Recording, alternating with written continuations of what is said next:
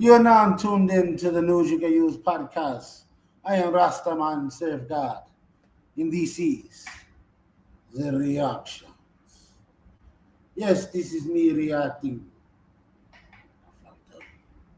I fucked up, y'all. I fucked up. Let's do it again. Okay. One more time. Welcome to the News You Can Use podcast. I am your host with the most, Big Serve God. This is me reacting. We have to find some good content. Before we do that, let's jump into one of these nice. To the roof, to the roof, to the roof. The world. To the roof, to the roof. When nobody believed, all I did was stick to my guns and stick to my dreams. Knew it would work for me. Knew I wouldn't have to work or go work for me. Now it's perfectly, it's all aligned. Got my own label, I ain't even signed. Talking to me like you seen it from the blind. When you talk, please look me in my eyes. Know you niggas be the master of disguise. Am I turtly enough to join your turtle club? How would I come up in that bitch and really turn it up? Break down hella backwoods, now we burning up baseball bats. Fatties all over the pad. Told that bitch to back it up and give me cash. Yo. You are now tuned in to the News You Can Use podcast. And we are going live, you know what I'm saying? This is Bumbleclaw Rastaman Self God. And I will be reacting to Suge Knight going in on Reggie, Wright, and WACK100. So let's get into the content and let's go crazy, people. Wow. Turn it up a little bit. Why they got WACK100 looking like he's Big Worm or someone? This is crazy.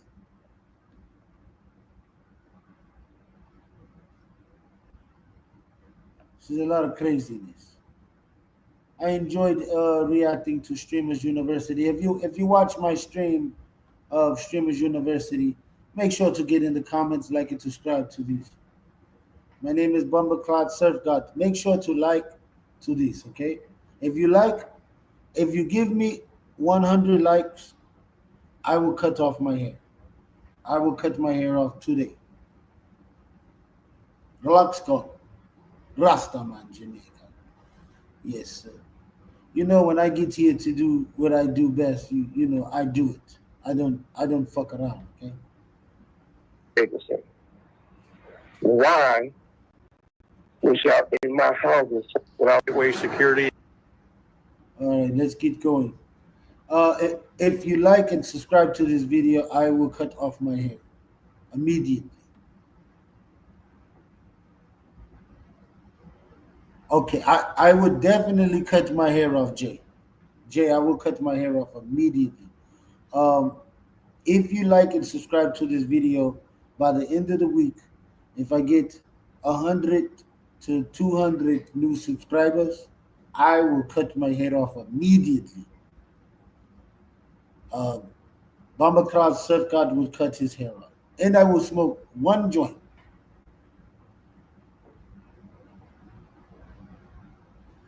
All right, shout out to Jay Edits. Jay, you are the coolest I ever met in my life. You are the best. I wish you nothing but great blessings your way. I pray for you and your family. Okay, I'll see you later. You come back, okay? Make sure you come back. If you are watching right now, we're gonna watch some ignorant niggas, old niggas. They're gonna talk about each other like dog. So if you want to sit around and hear them talk crazy, or you want to just watch me just react to you guys' comments, tell me what you want me to react to, because these old dudes are fucking idiots. They just sit around and talk crazy and do a lot of snitching. And they made WACK100 look like Big Worm. And he didn't even have Reggie. Reggie's not right. I don't care what anyone says. He's not right. Reggie is wrong. Reggie wrong. That's his name. And Suge daytime, not night. We call him Suge daytime. Okay. If you agree, jump in the comments. Tell me something. Because Jay edits. He subscribed to the channel, to YouTube. If you're watching from Twitch, this is a little raunchy for little kids. So we're gonna put parental advisory because these niggas are very ignorant and you might not want to engage in the conversation of old men. Old men talk crazy. Young men, we have a little sense nowadays. Old man, huh, out the window. Pond River. In death row, organize the personnel to plan the hit, and I believe police officers were a big part of the hit. And sometimes you find out stuff, and I ain't trying to take the things away from all what we're talking about, but sometimes you find out things later on that is so bad to you, it just makes your blood boil. I found out recently that allegedly one of my attorneys, David Kenner, was involved in the assassination of Tupac and me getting shot, and witnesses, but that's another story. Told you, Mr. Knight, you don't want Reggie Wright as an enemy.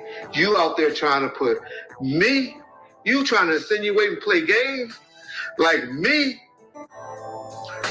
You're better off with me being a friend than an enemy. Stop coming on YouTube saying one thing and then running back when you get on the phone and call me saying another thing. I'm not playing with you no more. Cause you playing with my freedom. Cause you playing with my freedom. Cause you playing with my freedom. Why is it that no one still can explain why people tell somebody they can't carry guns? Welcome back to Scandalous Los Angeles TV, where we expose the exposers. The day we've all been waiting for has finally arrived. Marion Knight did an exclusive interview on Discretion TV, and he's not holding back this time. The other day, Reggie and John dropped a video on Bomb First, featuring a secret recording of a private conversation between Reggie and Marion Knight. Sure thing. Okay, we will definitely get back to these, but right now I want to do like prank caller. Let's do prank calls. Let's call people and see who wants to, engage, who wants to talk to us. So we'll call random people from Instagram and Facebook, and we'll see who answers.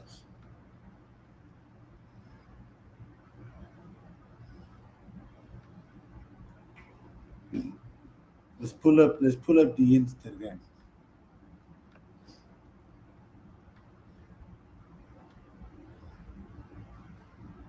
Facebook probably more fun. I don't know. Let's see. Let's call Jack Conway. We call the Conway dude. Young Conway. We'll call him.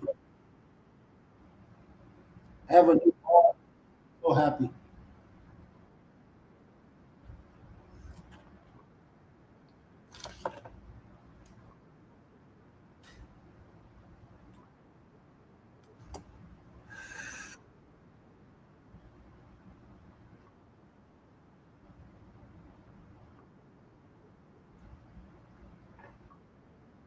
This nigga no answer. Fuck nigga. That's why I don't like calling niggas too much. You call niggas no answer. Let's see Mercedes answer. She may show titties or something.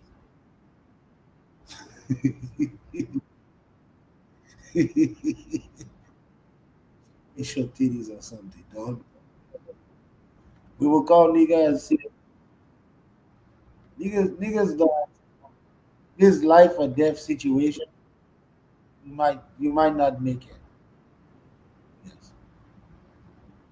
She no answer. So fuck her. Let's see who answers phone.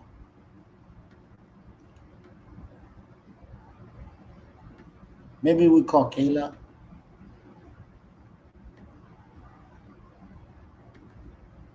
This will be prank caller version. Then we talk about Reggie and Old Man and WACK100 and niggas. Nigga stuff. Niggas. Nigga, Negros, you know? Same thing.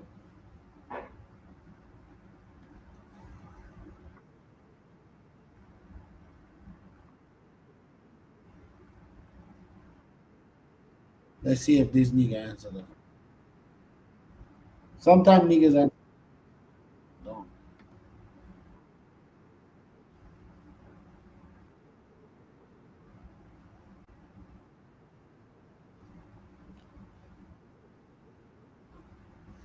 Yeah, I smoke e-cigarette. This is not real cigarette.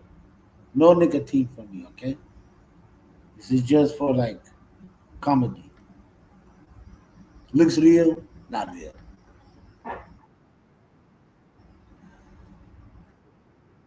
Rechargeable, chargeable. E-cigarette.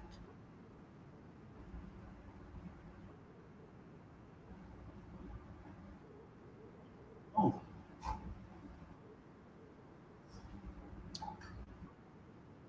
this is always niggas. You never can count on a nigga. I'm telling you. You depend on nigga, you fuck around bad position. You be dead. Niggas are very cruel.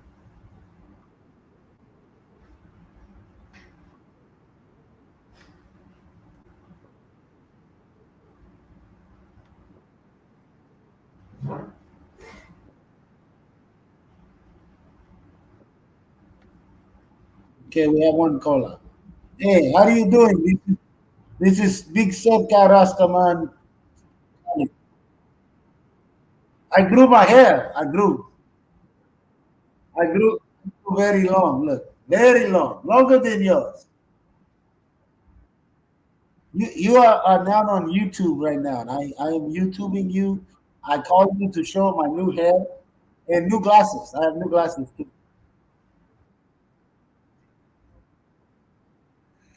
How are you doing today? Tell Renee I said hello. Okay, she's got sleepy. What time of day is it there where you are? Oh shit, same time here. We are the same. See, we are brothers. We are brothers. This is my one of my best friends. If you guys don't know, look, nigga answer the phone for me. Somebody see, look, if life or death situation, I can call Marcus because he's gonna answer the phone and then he can help me some type of way. See, this is good friend. Yeah. How do Oh, you nigga, do? think about staying, nigga. So I got new wine carts, so I'm drinking cocktail. Okay, you drinking a wine cocktail, huh? Yeah, I have a wine cart, but I drink Crown Royal and Coca Cola. Very good, very good, very good. And I smoke e-cigarette. This is not real cigarette, people. This is e-cigarette. So don't think I smoke tobacco. This is non-tobacco. I got fucking punch for my one. No more pork. Not for me. I don't do that shit. Not my forte, Marcus. What now? So my thing is, if I get 1,000 Twitch follower, and if they take me to 4,000 subscribers on YouTube, I will cut off my hair. Same day. Would you join me if I cut my hair? Would you cut your hair if I get 1,000 subscribers? You know, I was thinking about cutting my hair. Be real with you though, cause ain't nobody out here braid, my nigga. It's like every time I ask somebody about that shit, they either ain't got nobody to braid or they want too much fucking money. They want like 100 something dollars. They get that shit. But you know They what? like they got the homegirls down the street or something doing for $20. When you live in a place where no one has hair, you stand out to ladies. That's very good. Very good, very good, very good, very good. If you are my new Twitch subscriber, make sure to subscribe. Let me pull up my Twitch. I want everyone from Twitch to come and say hello to everyone.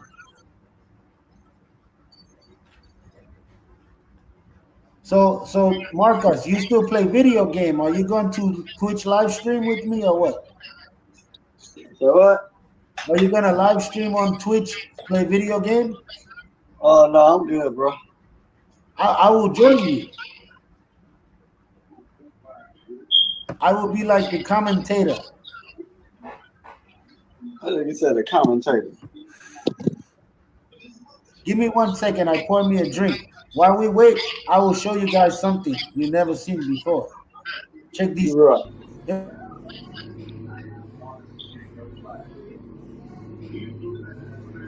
Crack is where the people dwell, and I cast all the demons right That's back how to you go, hell. huh? Yeah, catalyst, hold a tight fist. I don't care about the demons that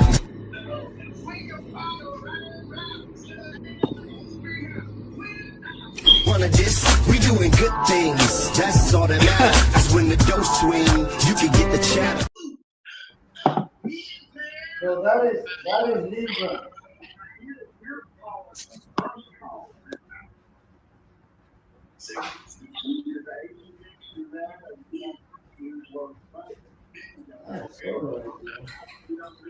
So that one right there, that was Lindrum Productions, guys. If you need beats, go holler at Lindrum. Give him a call on Instagram, or you can call me, and I will charge you an extra $100.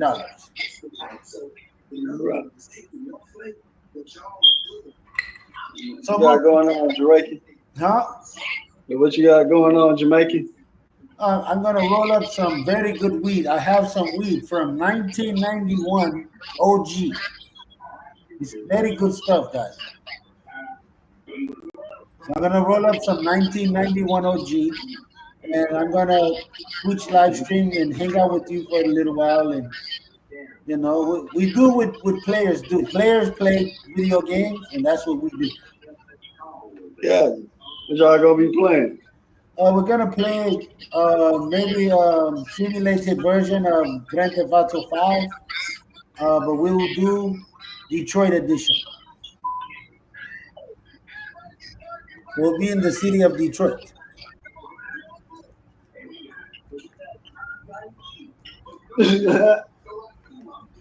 These motherfuckers stupid. They clowning Deion Sanders. Oh man! So we have 6 Surf Gang people here with us today. Shout out to the Surf Gang, everyone watching. Make sure to like and subscribe to this video. For Marcus, we could get him more Black and Miles. We will buy Black and Miles with the money. There we go. Get some more message. We need W's in the chat. Hey, Marcus, can you tell them to put W's in the chat for us? Put W's in the chat, please. We appreciate it. Marcus, I'm gonna go get me a little Coke to go with my drink. I'll be right back. You talk to them, you tell them whatever you want to tell them. They like to talk. Who is they? 1 second.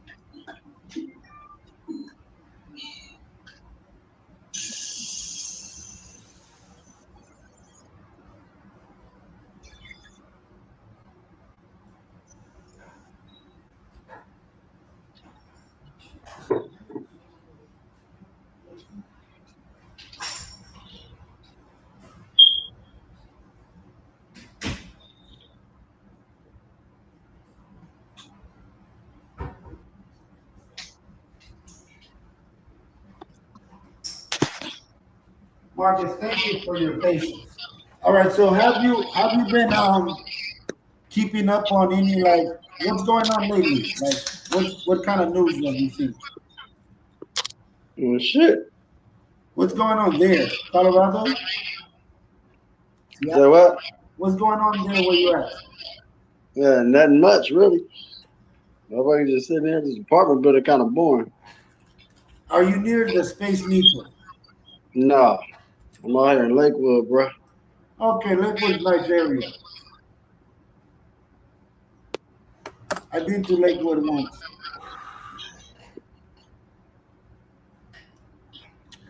So yeah, man, you should game with me one day. We'll have some fun, kill some people, you know, Hmm. that type of vibe.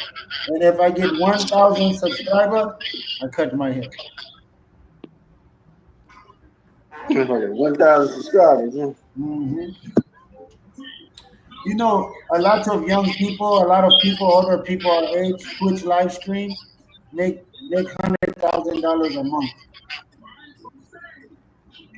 just to sit on a computer and talk. Hmm. Get that money. Yep. This is very better than my last job. I drove cabs in New York. It was horrible. Somebody said I drove cabs, nigga. You know I was making nobody, nigga. He's probably getting stuck up. Yeah, they come with Uber and all these electrical cars and shit. I don't know. It put me out of business. To be out of business, nigga, with the EV. So no more cab driver. I am YouTube streamer. Ah, 1,000 subscriber. I cut my hair. Same day. And throw away the glasses. oh, get my water real quick. Go ahead, take your time. I will talk to the people. So people, jump in the comments and have a conversation like a normal human being. And unless you're a robot, if you are a cop, you have to leave my page immediately. No pig allowed. No swine.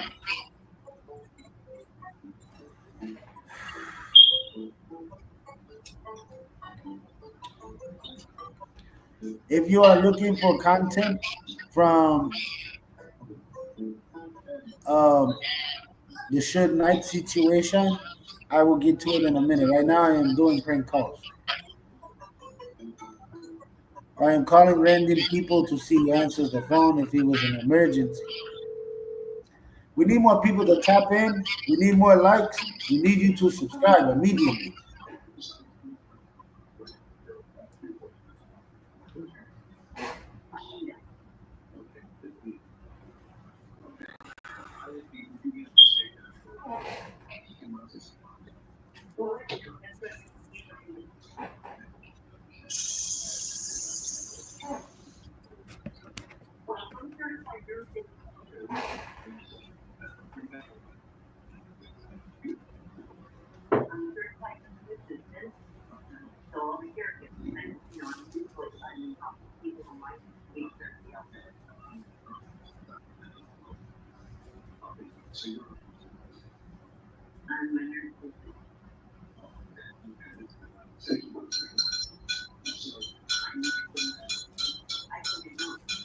Marcus, would you make us some tea?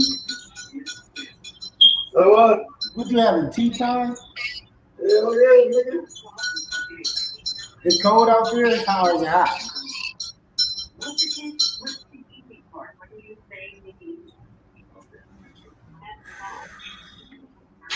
Yes, sir. Yes, sir. Yes, sir. Hello, back again. Let me see here. Before I got on the phone with you, I was watching Suge Knight goes nuclear on Reggie Wright and WACK100 on Discretion TV. It was pretty good. It was very niggerish, old man style. What the fuck you say? He called him a bunch of Punjab. What? Yes, he called him Punjab. Something of the sort. I don't remember. No. Yeah, 1 minute they're friends, then 1 minute they're into me. I don't get it. 1 minute they're cool, next minute Suge Knight say Reggie Wright set up Tupac to get assassinated. Oh shit. So very, very bad friendship. Well, like I said, that nigga still like he locked up. That nigga still got some power. The man has nothing to lose. He's in jail. Shit. Like Diddy ass about to be in jail for the rest of his life. Diddy has too much money. I don't think he's.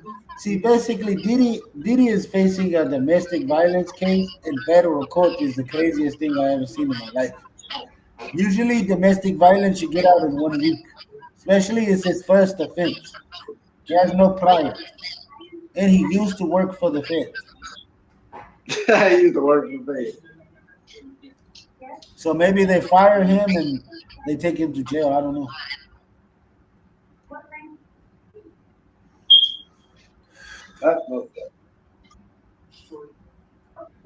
Very interesting character. They say So what now? to me, look, if you've been to a party 10, 20 times and the same thing happens, you like my party.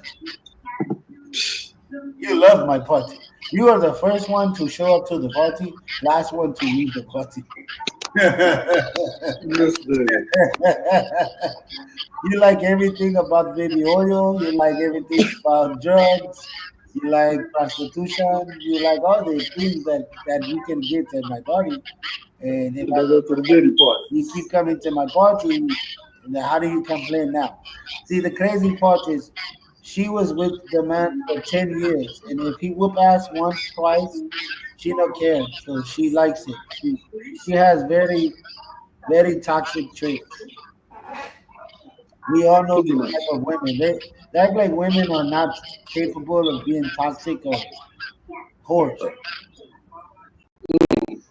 We know a lot of whores. Oh, many. Drunk, on drug whores. We feel no sorry for them bitches. If she like to have sex with different people, that's her business. No one needs to know. But she put it in court for everyone to know. She take 14, 15-inch strokes Damn. by five Taking it like that. by Diddy watch It claps. and applaud.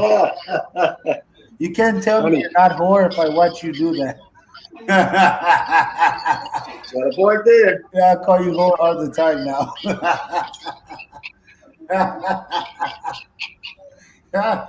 That is so funny. The whole case is hilarious. It's like watching a comedy. That's pretty much what it is. The whole situation is hilarious.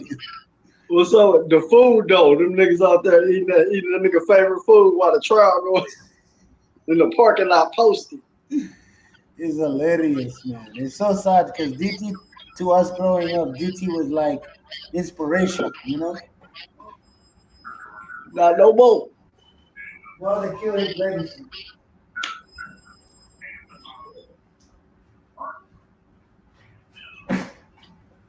Hello?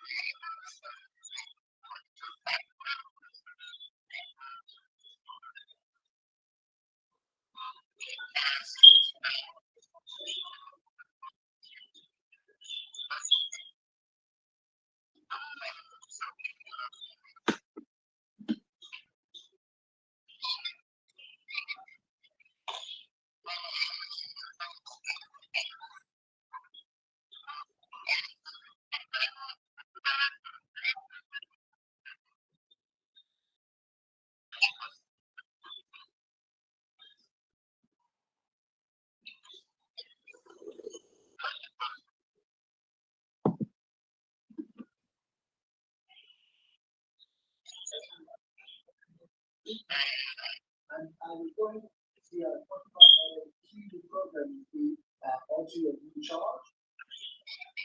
From they can send it, you can pay cash. There's no fee involved here. This is a complimentary is a hotel to charge you near $25. No, there is no program fee. It does not matter if you broke the law. I can break a law for anything. And what are you talking about? This is it, and it's a practice association. It's my pleasure to serve you today. Thank you. And it's the end of my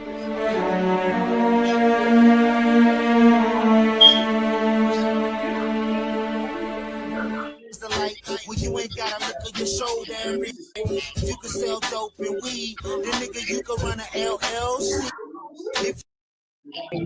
Since we doing unreleased, since we come on, you can't take my turn up. I don't need you talking no more. Don't take my turn up. Ladies and gentlemen, they love the N, but they fear the R. They hit the gas and we the car. Go to South, we became stars. Same old script, we just play our part.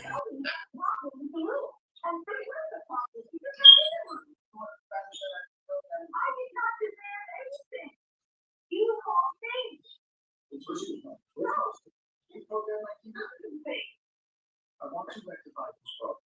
There is no rectifying problem. This is bull.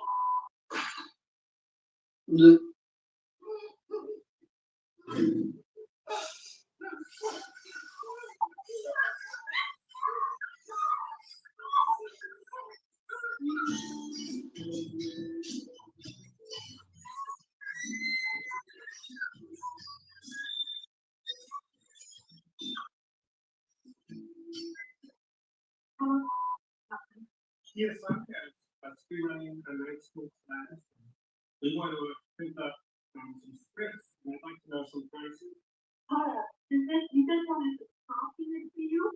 It's going to help me in two ways. I'm going to price in copies, but also I'm stuck with the scene. So I asked you about there's nudity in it. Do you know I can put it in that will do the nudity, but also the expressive, and then there's a scene where there's a robbery and she runs out, and the guy didn't do the robbery. What would be a good idea for him to say where he was for the robbery? He was in the alibi.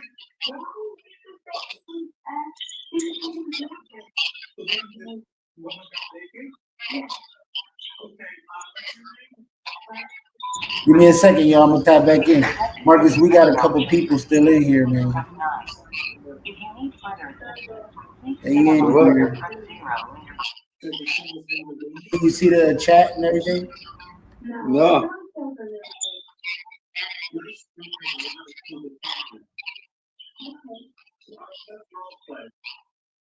You know what's cheating on me? Because I saw Ross and I saw Cuban on the street, blind man houses. You were cheating on me today.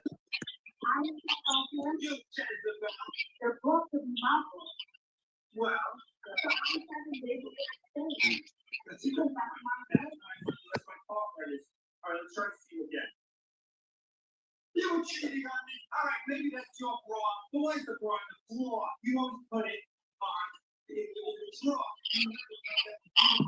Where is it? You hiding it out? There's blood in the bra. Why is there blood in the bra? I'm sorry at the national. no, I'm not. I'm the next one.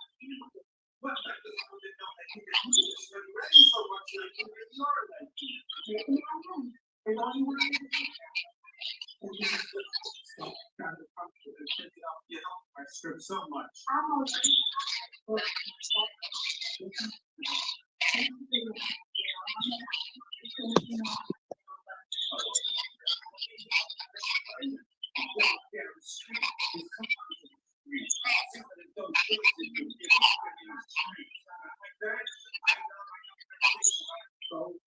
To the roof, to the roof, to the roof. The world. To the roof, to the roof. When did was stick to my guns and stick to my dreams. Knew it would work for me. Knew I wouldn't have to work. The work could go work for me. Now it's perfectly, it's all aligned. Got my own label, I ain't even signed. Talking to me like you seen it from the blind.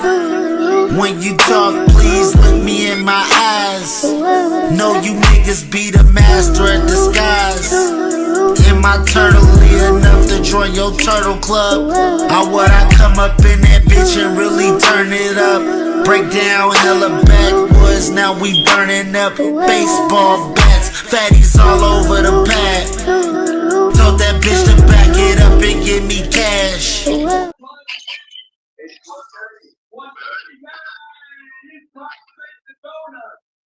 Thank you. How much is a strawberry donut? 69 cents. Yay!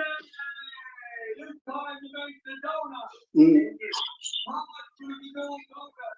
10 prices, 69 cents. Yay!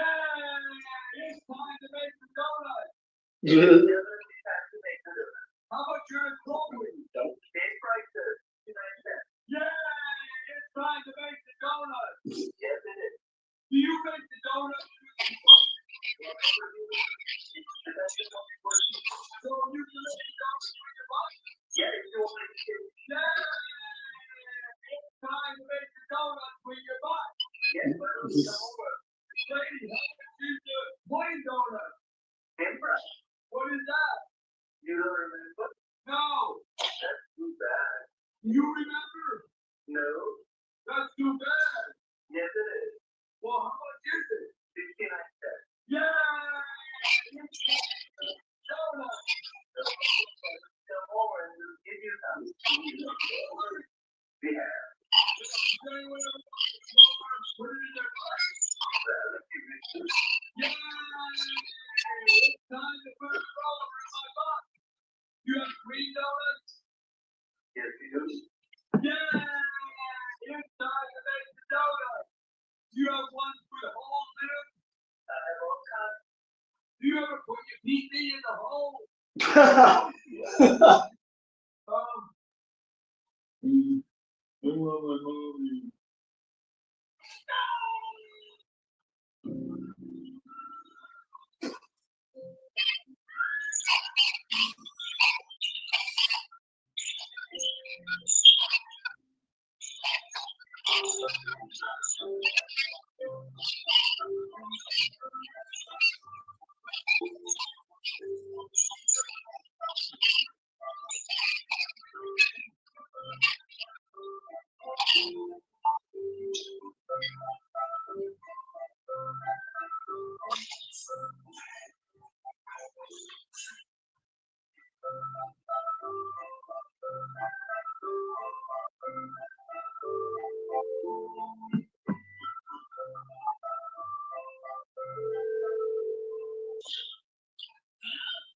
Hello?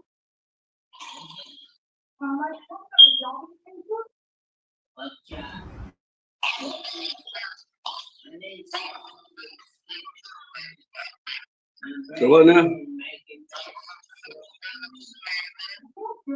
These people entertain nigga shit. I'm watching TV. Look, crank anchors. Remember crank anchors? When them niggas sit there and prank call motherfuckers? Yeah, this is call me motherfucker.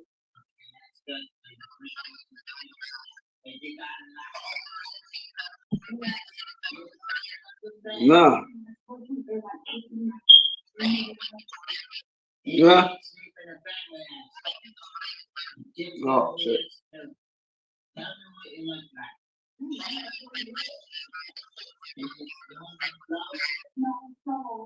don't know why my mic is muted. It just muted itself.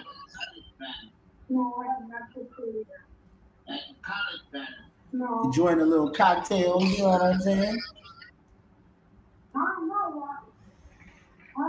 I'm gonna get into this content though. I'm gonna let them watch this Suge Knight shit. I'm gonna call you later, Marcus. I'm gonna tap in with you. You know, show my lady. All right. All right.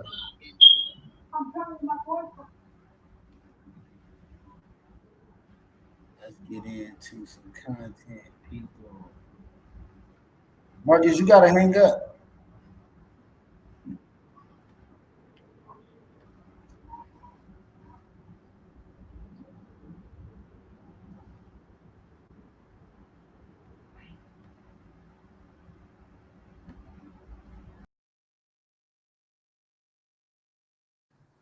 An incarcerated individual at the Andre Donovan Correctional Facility, San Diego, California. This call and your telephone number will be monitored and recorded. You have a prepaid call. You will not be charged for this call. Thank you for using Global Tel Link. Hey. What up, Big Sean? We're good with you. Oh shit, hey. Nah. Hey. Make sure you talk to who? Riley, little homie. Okay. Homie, you know? I know you're talking about. Okay. Him, yeah. At the end of the day, you know, anything I got to deal with him or have a conversation with him, or I had a conversation with him, but that fool he's been on just came on, right? The rat. Okay. You know that dude? Yeah, I know what you're talking about. All right. Uh-huh. You know there's a couple of dudes over there where WACK100 from, right? Okay, I know what you're talking about. Yeah. All right. They fuck with that dude. They always fuck with that dude. Some of them did time behind that dude, you know? Okay. Okay. Gotcha. They been trying to talk to a lot of those dudes. Some of those dudes, while you playing both sides, they trying to put something together, you know? Okay. You know he don't fuck with the rat, though. You know him and the rat done fell out majorly, though. Which rat you talking about? Yeah, the one he been on, right? Huh? The one that came on? Yeah. You know. No, not that rat. Okay. You know, the DMS. Got you. Okay. I didn't catch that. Okay. Got you. Okay. Yeah, who give a fuck about that rat? Oh, okay. I thought. Okay. Okay. Yeah. But so look. Hey. Some of those dudes, right? Okay. When they all went to, when they was all doing their time, they all got caught, you know, saying the shit. They was all, even though they from over there, they was claiming the other shit. You know? Yeah. Okay. I hear you. So, and you know, I know a lot of them dudes. They be talking. So they was all, they had their name in his mouth, you know? Okay. Like trying to, you know. I got you. Tell him, just watch it. Don't trust none of them. Got you. Okay. Yeah, man. Okay. That show you still got love for that nigga. Okay.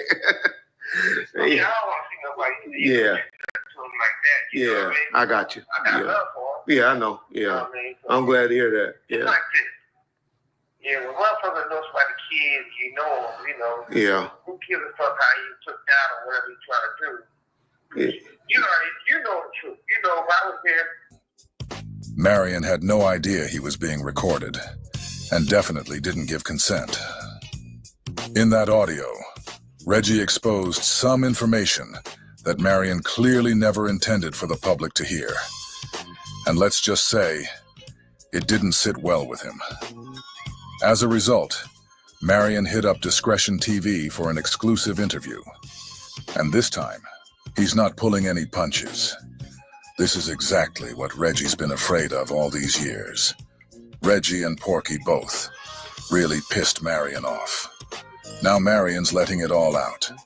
He's questioning how Reggie Wright was able to afford the lifestyle he had while supposedly living off a cop's salary. He's asking the real questions. Like, what was Reggie really doing before Marion gave him a shot as a security guard? Marion also calls out the irony. If he's the one known as Simon, then why is Reggie running a company called Simon Says Publishing? He doesn't stop there, though. Marion's going in on the whole industry, asking how people with zero talent, who can't sing, rap, or dance, and couldn't find real talent if it smacked them in the face, somehow became the gatekeepers of the culture. People with no credentials and no legacy, yet they're the loudest voices in the room. So look, man, you gotta look at it like this. The people who have something to do with the culture of hip-hop and want to do something hip-hop. It's all the same ones, you know what I mean? Regardless of who it is, regardless, we don't always see the eye to eye, but regardless if it's the West Coast, East Coast, Midwest, down South, everybody added brought something to the table to make hip-hop what it was. Right. Now, you get motherfuckers who never had nothing to do with hip-hop for no one, but they want to attack, they want to attack, they want to attack. I guess his phone call. No, Wack always had a head on the shoulder for business, and not just, we used to have a term, it's a derogatory term, and me and Suge used to call, it actually was stunt dummies. We used to call, and he wasn't a stunt dummy. And that was a word that Suge, take the stunt dummies to this, take the stunt dummies to this. And okay. Now, when you listen to Reggie, or what Pac calls him, pork butt, this stupid motherfucker put his foot in his mouth. Yeah, it's true. One of the people just told me, let me hear what he said about me letting him know to tell Wack that they was on his head, somebody close to him. And he was like, oh man, you don't want to see him dead, huh? I'm a man of God. I don't want to see no one dead. I believe somebody can get their ass whipped, but I don't believe. This call and your telephone number will be monitored and recorded. You have the power to call those shots and see who lives and die. Only God should be able to do that. So I don't play those games. So yeah, I gave him a heads up, even though Wack did a whole bunch of lying and said a lot of shit to try to make himself look famous. At the end of the day, I did give his fat pork butt a heads up and tell him, don't get crossed up. Number one. Number two, whatever I say once, I can say twice. When he should play the whole audio, or did you erase that part back, where you said, well, I said, even though that motherfucker lied, Wack lied and said he had to pay for my mother's funeral, and I came and asked him, which is a lie. Did he throw some change? Okay, yeah, but nobody needed his shit. He said, well, you never said nothing about his mother being a crackhead. I said, I leave people's mothers out of this. Even though he crossed the line, Wack crossed the line and mentioned my mother, I'm not going to go and say Wack's mother's a crackhead. And Pork Butt, the one was like, yeah, we all know she's a crackhead. She was put in baskets. I said, I'm not going to talk about people's mother. Right. I'm not going to get to the point and say where his name come from or who acts like who. I ain't shooting no shots at this dude, but I know he's going to be mad anyway, say something. Whatever the fuck you say, Wack say. Because we know, I put the context with you, a lot of motherfuckers to be behind bars. But I'm already in prison. Hey, Pork Butt. Hey, Pork Butt. Hey, Pork Butt. We got the recordings of what you said in your grand jury and tell me you want to make sure you go PC. Ain't nobody never ran me up for yours, nobody never will. And I guarantee you this. People can talk to lawyers and say weird comments about me, but I don't know you. People can turn and say, I lost $300 million. If you believe that, that's on you.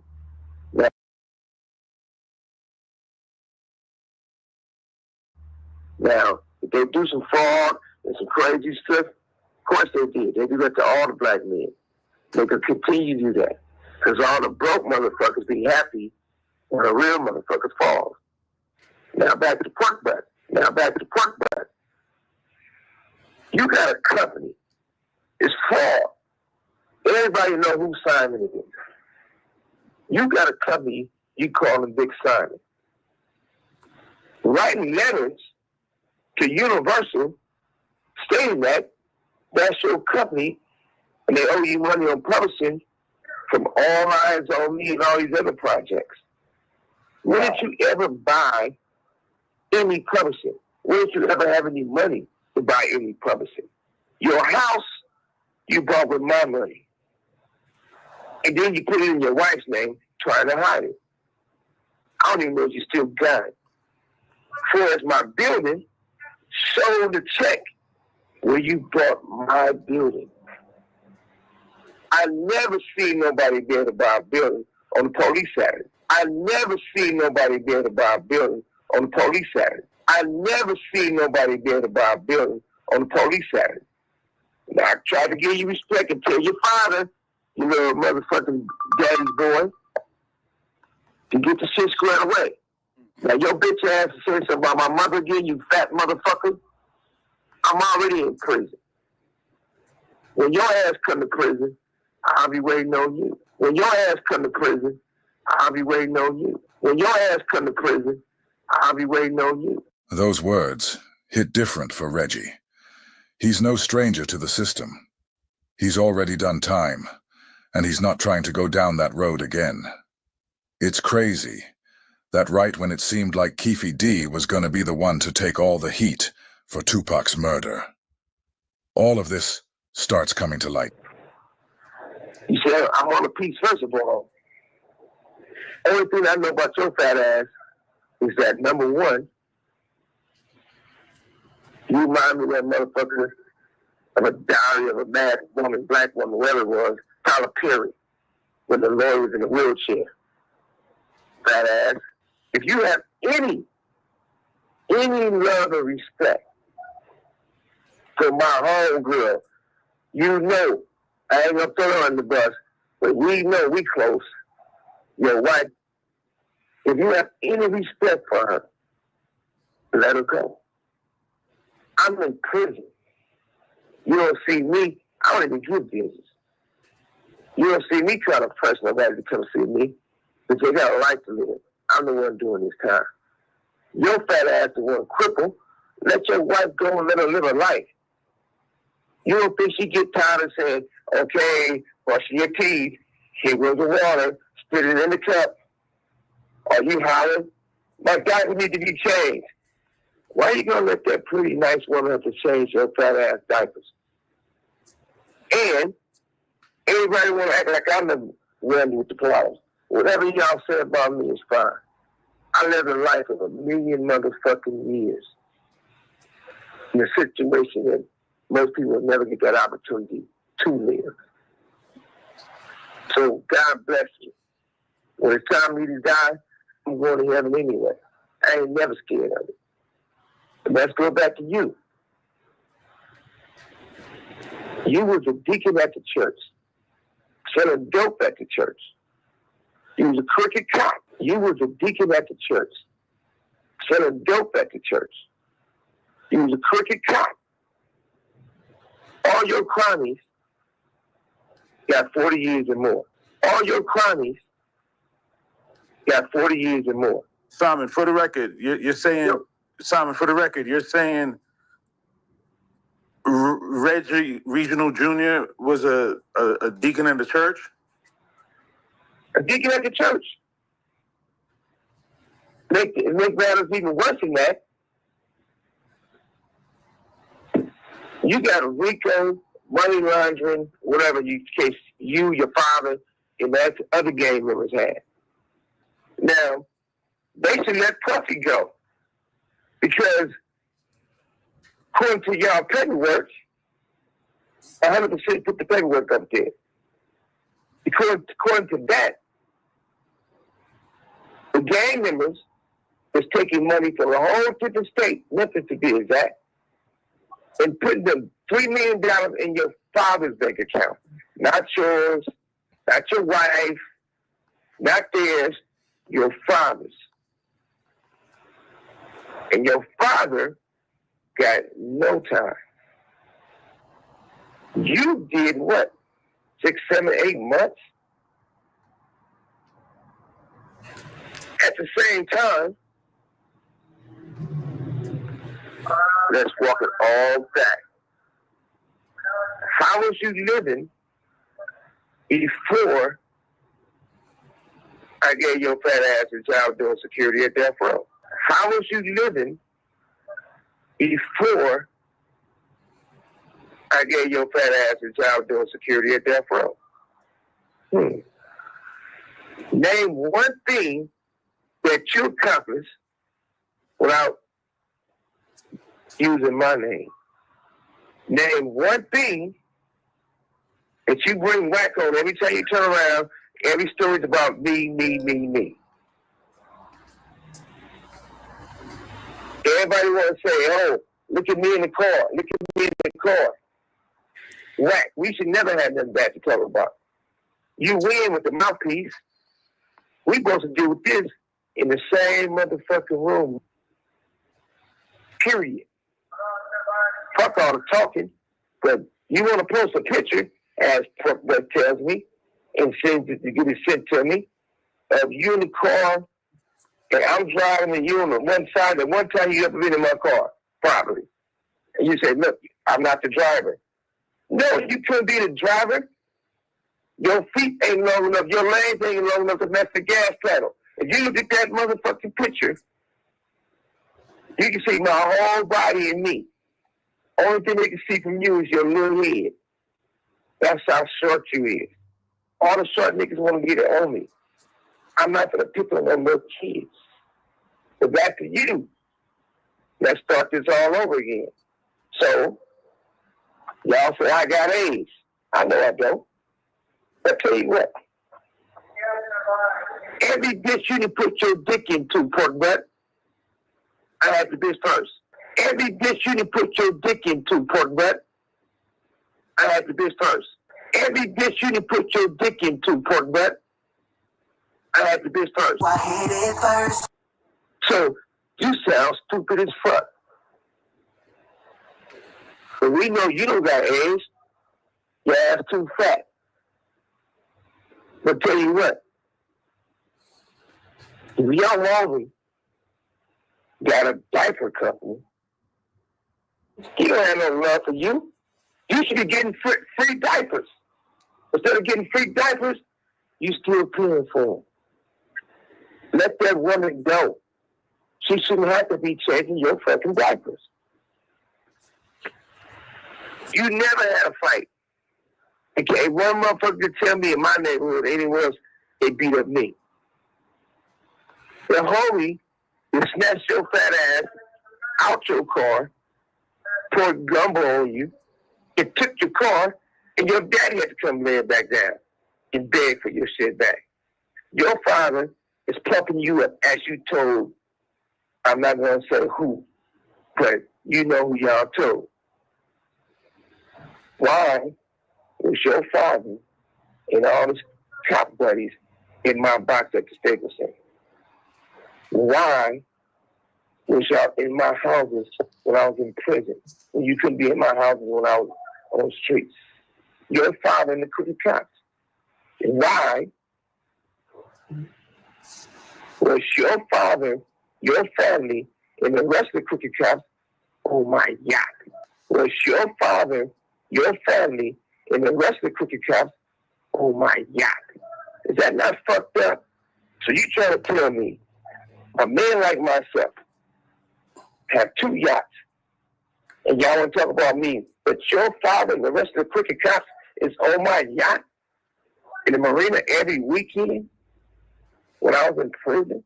So you trying to tell me a man like myself have 2 yachts, and y'all want to talk about me, but your father and the rest of the crooked cops is on my yacht in the marina every weekend when I was in prison? Simon, I heard a recording that Reggie said that he's going to share audio with you discussing about women that is in your life and it's going to make it difficult for the rest of your 9 years. He's trying to like say he has something on you about your relationships with women. Check this out. Whatever crook butt can tell a bitch I know and then stop fucking with me, that's the wrong bitch for me. She shouldn't be fucking with me. And she can listen to a motherfucker who got lots of claws, who can't fucking walk, who shits on herself, and she can listen to him, don't listen to me. But I do know this. Any woman that really know me, and really love me, is definitely not going nowhere. As a matter of fact, I don't have to say any woman. Only one. I had them all. I only choose to have one as I am today. Me at 60 years old, was not the same when I was in my teens and my 20s and my 30s and my 40s. Earlier, we heard Marion Knight say he found out that David Kenner allegedly had something to do with the murder of Tupac. So now, with that in mind, listen closely to what Reggie says right here. And I'm going to pat myself on the back now because I'm cocky now, but David Kenner, to be honest, and that's who I give credit to Suge for teaching me the game and all of that, but Suge was good too, you know, as far as dealing with marketing and stuff like that. But David Kenner, man, David Kenner took care of that company and took care of him and gave us a lot of good advice. And even when I was told not to talk to him and communicate with him about business stuff, only thing, just let him concentrate on getting me out of prison and stuff like that, I will still make calls to David and like, how would you deal with this situation, David? Suge was telling me to do this. How would you deal with Jimmy and Brian Turner with this? Suge was telling me to do this. How would you deal with Jimmy and Brian Turner with this? And we'll always be right on to the advice he gave me.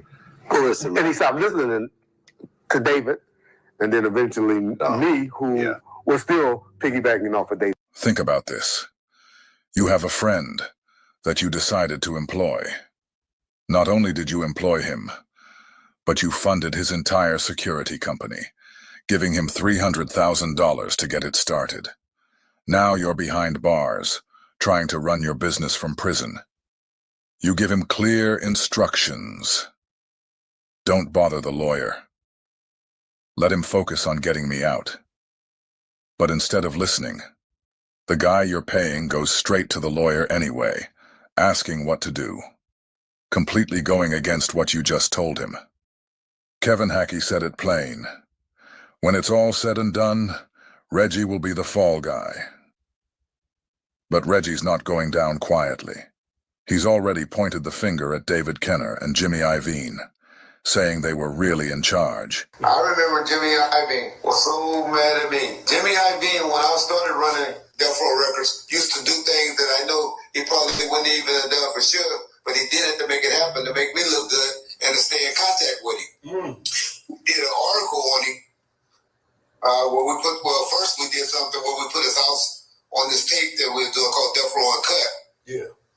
And then we put the address and the direction to his house there, you know, tapping at him. The second thing we did was we did an article about him in U.S. Newsweek, where we was pretty much talking about the Dolores Tucker situation and Bob Doyle and all of that.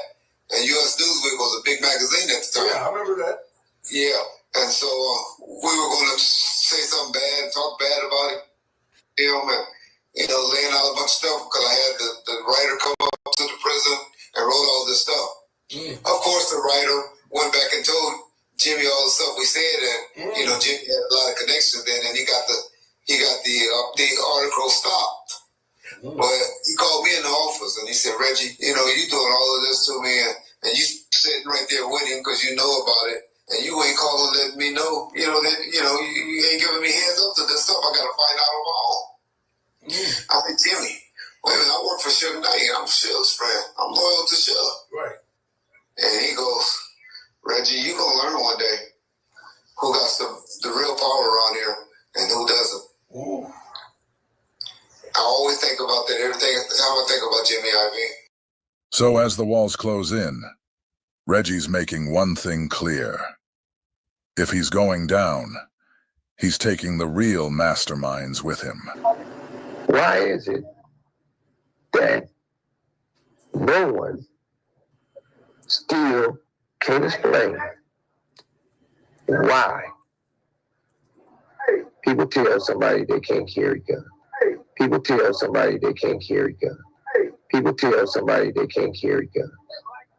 Why would I be paying $350 for the day if they can't carry guns?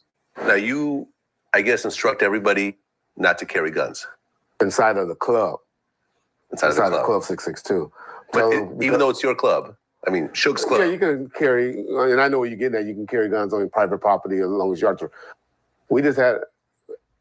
I don't believe everybody should have guns inside clubs. I just think it's bad. I want to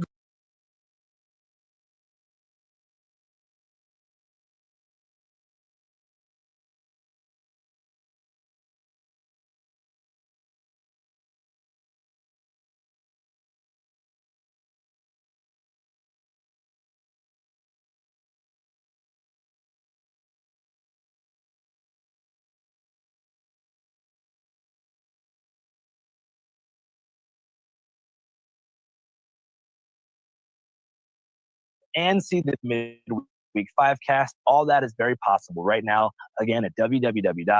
And you can put out a new song every other day, right? So he's selling royalties to his music to the fans. And then instead of charging them what Apple Music charged them to listen to every month, he goes on an app like Evenbase and just say, hey, how much are you willing to pay for this song? Send your dollar amount. You can send me $1, you can say $2, you can say $10, right? Now you're selling your music direct to consumer, song for song. Not only are you making money off each song that you sell for people to listen to, but you're selling royalties to the fans. So your fans are eating with you. So yeah, that's the game right there. Evenbiz.com is where you can do that at right now. You can sell merch there like that, where you offer, where basically it's like offer up, and you can sell everything there. You can use offer up to do that. I'm already a part of it. I went in and got my profile, so I'm working on that too. Can you play that video where Tory Lanez was talking about because it sounds so much like Even what he was talking about. Did you hear that video I'm talking about? Like a little snippet. Tory Lanez.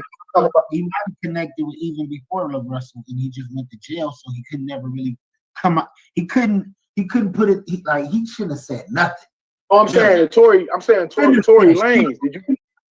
Yeah, I'm talking about Tory Lanez. Tory Lanez shouldn't have said nothing. What he should have did was came out with the app and sold it, made the money, and then I think he did though. I think he did make the money. And he was like, "Oh shit! I just cracked the video. He made a couple million." He was like, "What the fuck?"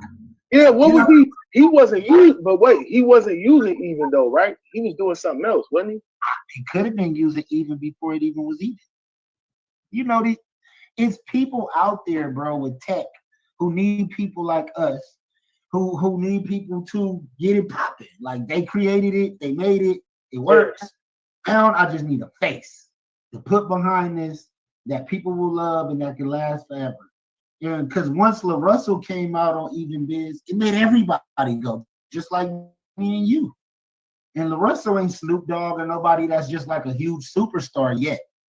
But he has enough influence as an independent artist that all independent artists are following and watching his steps because he's doing it. He's showing niggas how to get up. Yeah, when I heard him talk about it, I said, man, this is intelligent, brother. It shit sounds good, man. It sounds better than a lot of shit out here. So I was on that shit.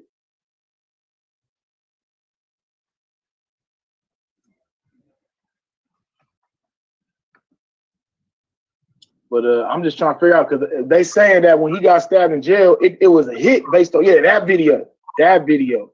So are you thinking the play the first one? No, go up. No, go up. Play that one first, where he was talking. No, the first one. Play the first one. It's only like 15 seconds, ain't it? Oh, woo! Yes!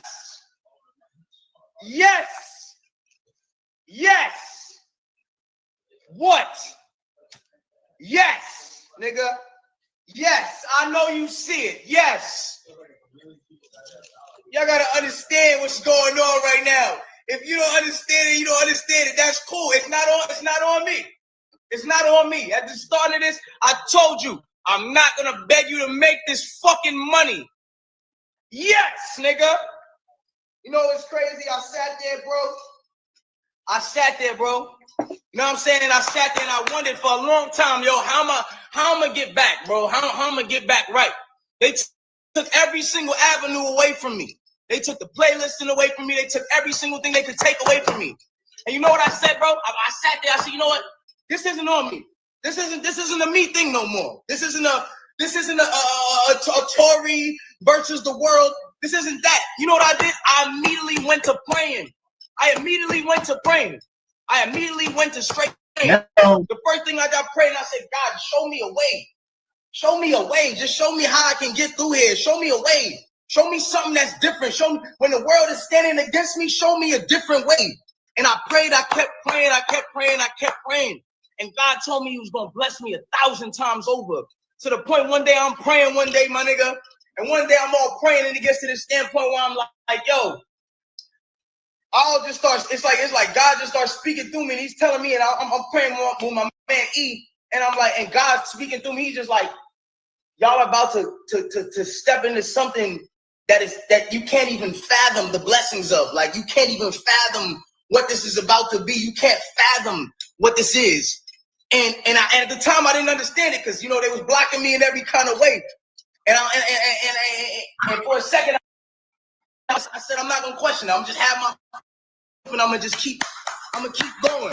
You know what I'm saying? And every time they try to stop me, I just kept praying. I just kept going.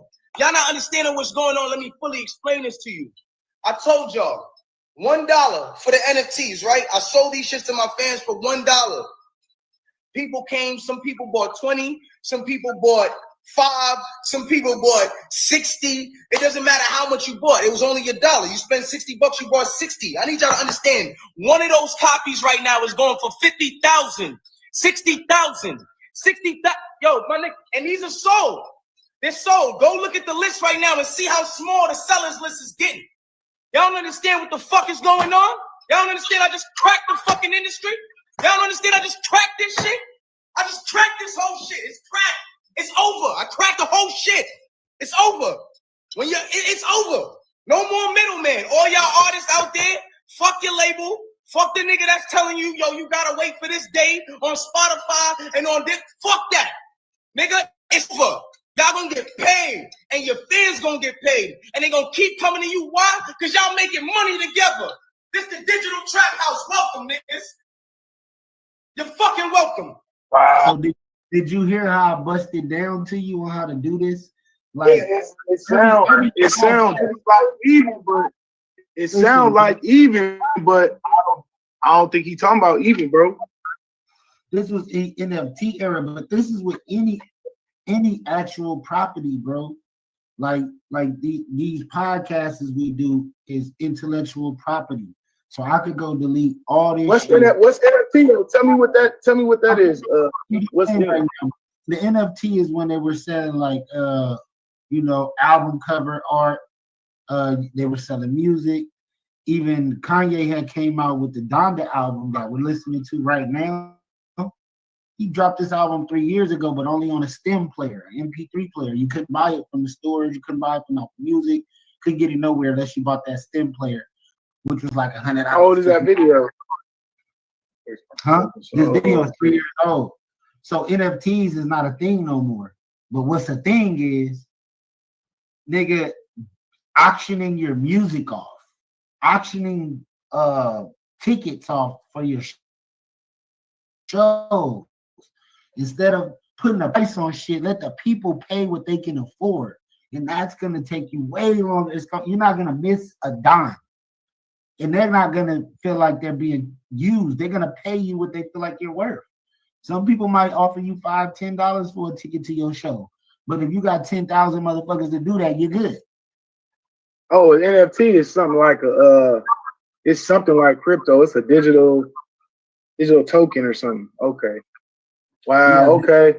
But so do you think that's why he got stabbed in prison? Because the story is all about what's going on. It's weird, bro. They talk about he said something to somebody's wife, and then like WACK100, like hell no, he wouldn't even do that. He's not that type of person to just sit up and just some random guy he don't know, some random Mexican. Oh, your wife, like it don't sound like his character either, bro. Like who does that? You gotta think he on a 50 yard or like a PC yard. So he on there with pedophiles and all the worst people, snitches, everybody. So you don't think that was a hit? You don't. That's why I brought him up. You don't think that's a hit? It was just like I think with this new evidence that he did not shoot Megan Thee Stallion in her feet, and that his homegirl, that her best friend shot her in the foot. But the reason I've been felt like that, and she didn't want to get her friend in trouble. Yep, that's how I've been felt about that. She ain't gonna do it behind a nigga. That's what it was. Like fuck that nigga. We're gonna say he did it because he was fucking both of them. My thing is, if that's your friend, she don't gotta press charges. You didn't have to get the nigga locked up. She fucked up. I don't understand that, but because they feel like this would have happened if this nigga would have probably been honest from the jump. If you liked the Megan, Tory, you should have just fucked with Megan, bro. Like Megan, you fucked with her homegirl to get to her. But that Megan bad, bro. I mean, if he fucking that ain't worth shooting no nigga though. That ain't worth a nigga life though. If you come back from that, you know what I'm saying? A bitch got many bodies anyway. She done fucked a million niggas. Tell me you ain't never heard this type of shit, though. It's a wrongfully imprisonment. It's a wrongfully imprisonment, nigga. I ain't with the wrongful imprisonment because you fucked your friend. Like, I'm not with that shit. You feel me? Like, dump the nigga, don't fuck with him. You fucking with the nigga. You knew he had bitches. He's Tory Lanez. Like, I don't know. Man, you know, that's just my opinion on it. Like, you know, this nigga had women, you know. What the fuck? Mm-hmm. You know Megan ain't loyal. You probably fucking some niggas with some cash too, bitch. Like, I don't know. Shit ain't right. It ain't fair. It don't sound fair to me, but you know. Yep. But yeah, man, you know. But I don't know, you know. Yeah. I don't know everything. I don't know the whole story, so we don't know everything. God know everything, so we don't know what Tory did. But I do believe that was her friend that shot her, and she blamed bro though, for sure. Yeah, it's crazy. That's exactly what happened, bro. It's a crazy situation. That's exactly what happened, man. You feel me? And we not new to seeing this type of shit happen. Like, you feel me? We ain't new to hearing these type of stories and niggas ain't getting tricked out of their life. Niggas been killed behind the feet. It used to happen in the hood. Like, weird shit like that happen in the hood all the time. And don't think that's crazy, man. But people be, man, you gotta be careful. Cover yourself. Cover yourself properly out here, man.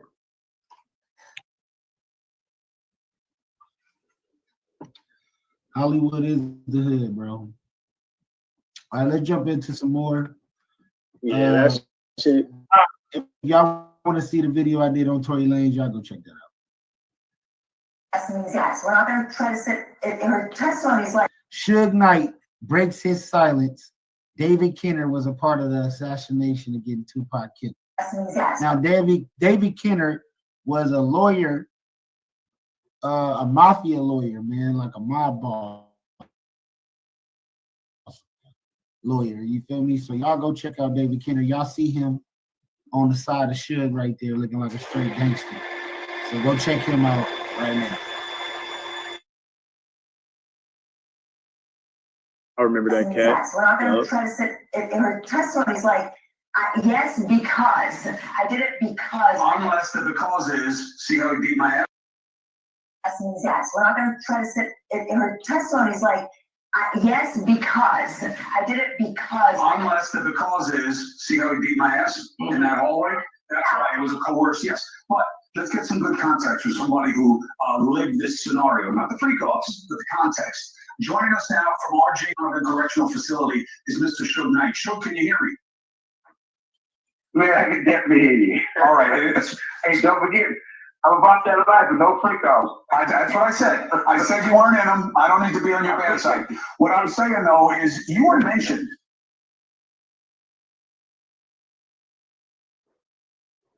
And is it interesting to you that Cassie mentioned you and that the context was that Combs once had him, one of his guys, both armed, and gave her a weapon to go to a diner where they thought you were going to be, Mel's Diner. Were you aware of this, and what does it mean to you?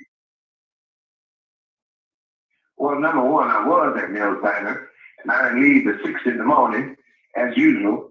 But I think part of the situation is, it's a good thing they didn't show up because it would have put a big dent in hip-hop, in the culture of hip-hop, because somebody would have got hurt, and I'm quite sure it wouldn't have been me. But it's sort of a situation where you think about how lives can change and so many people can be put in danger. But before we answer that, I wanted to say that it's always a pleasure talking to you, but I also want to say that I feel bad that his daughters have to be in the courtroom to hear all that type of stuff. I wish they can maybe put them outside and mention a lot of that, because it's always about the kids versus the women. most important thing in this world, you know? Listen, I hear you, but from his perspective, he wants people to see on that jury that he is a father, that he has daughters. I mean, you know, they're in there because he wants them in there. But I get your understanding of the calculus. It's certainly making a lot of people uncomfortable.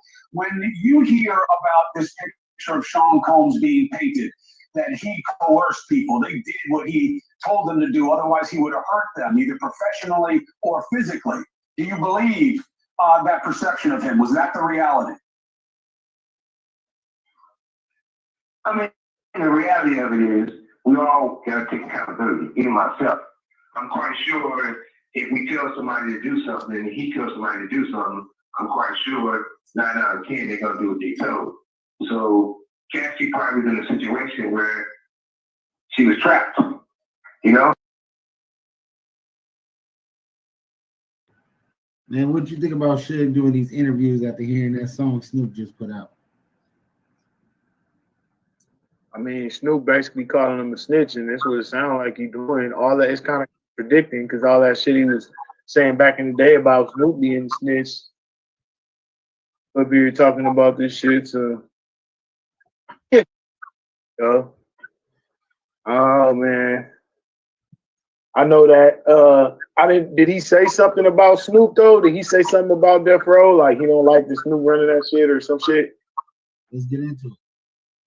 You know, and sometimes you find out stuff, and I ain't trying to take the things away from all what we're talking about, but sometimes you find out things later on that is so bad to you, it just makes your blood boil. I found out recently that allegedly one of my attorneys, David Kenner, was involved in the assassination of Tupac and me getting shot, and witnesses, but that's another story. But the main thing is that chances are, This call and your telephone number will be monitored and recorded.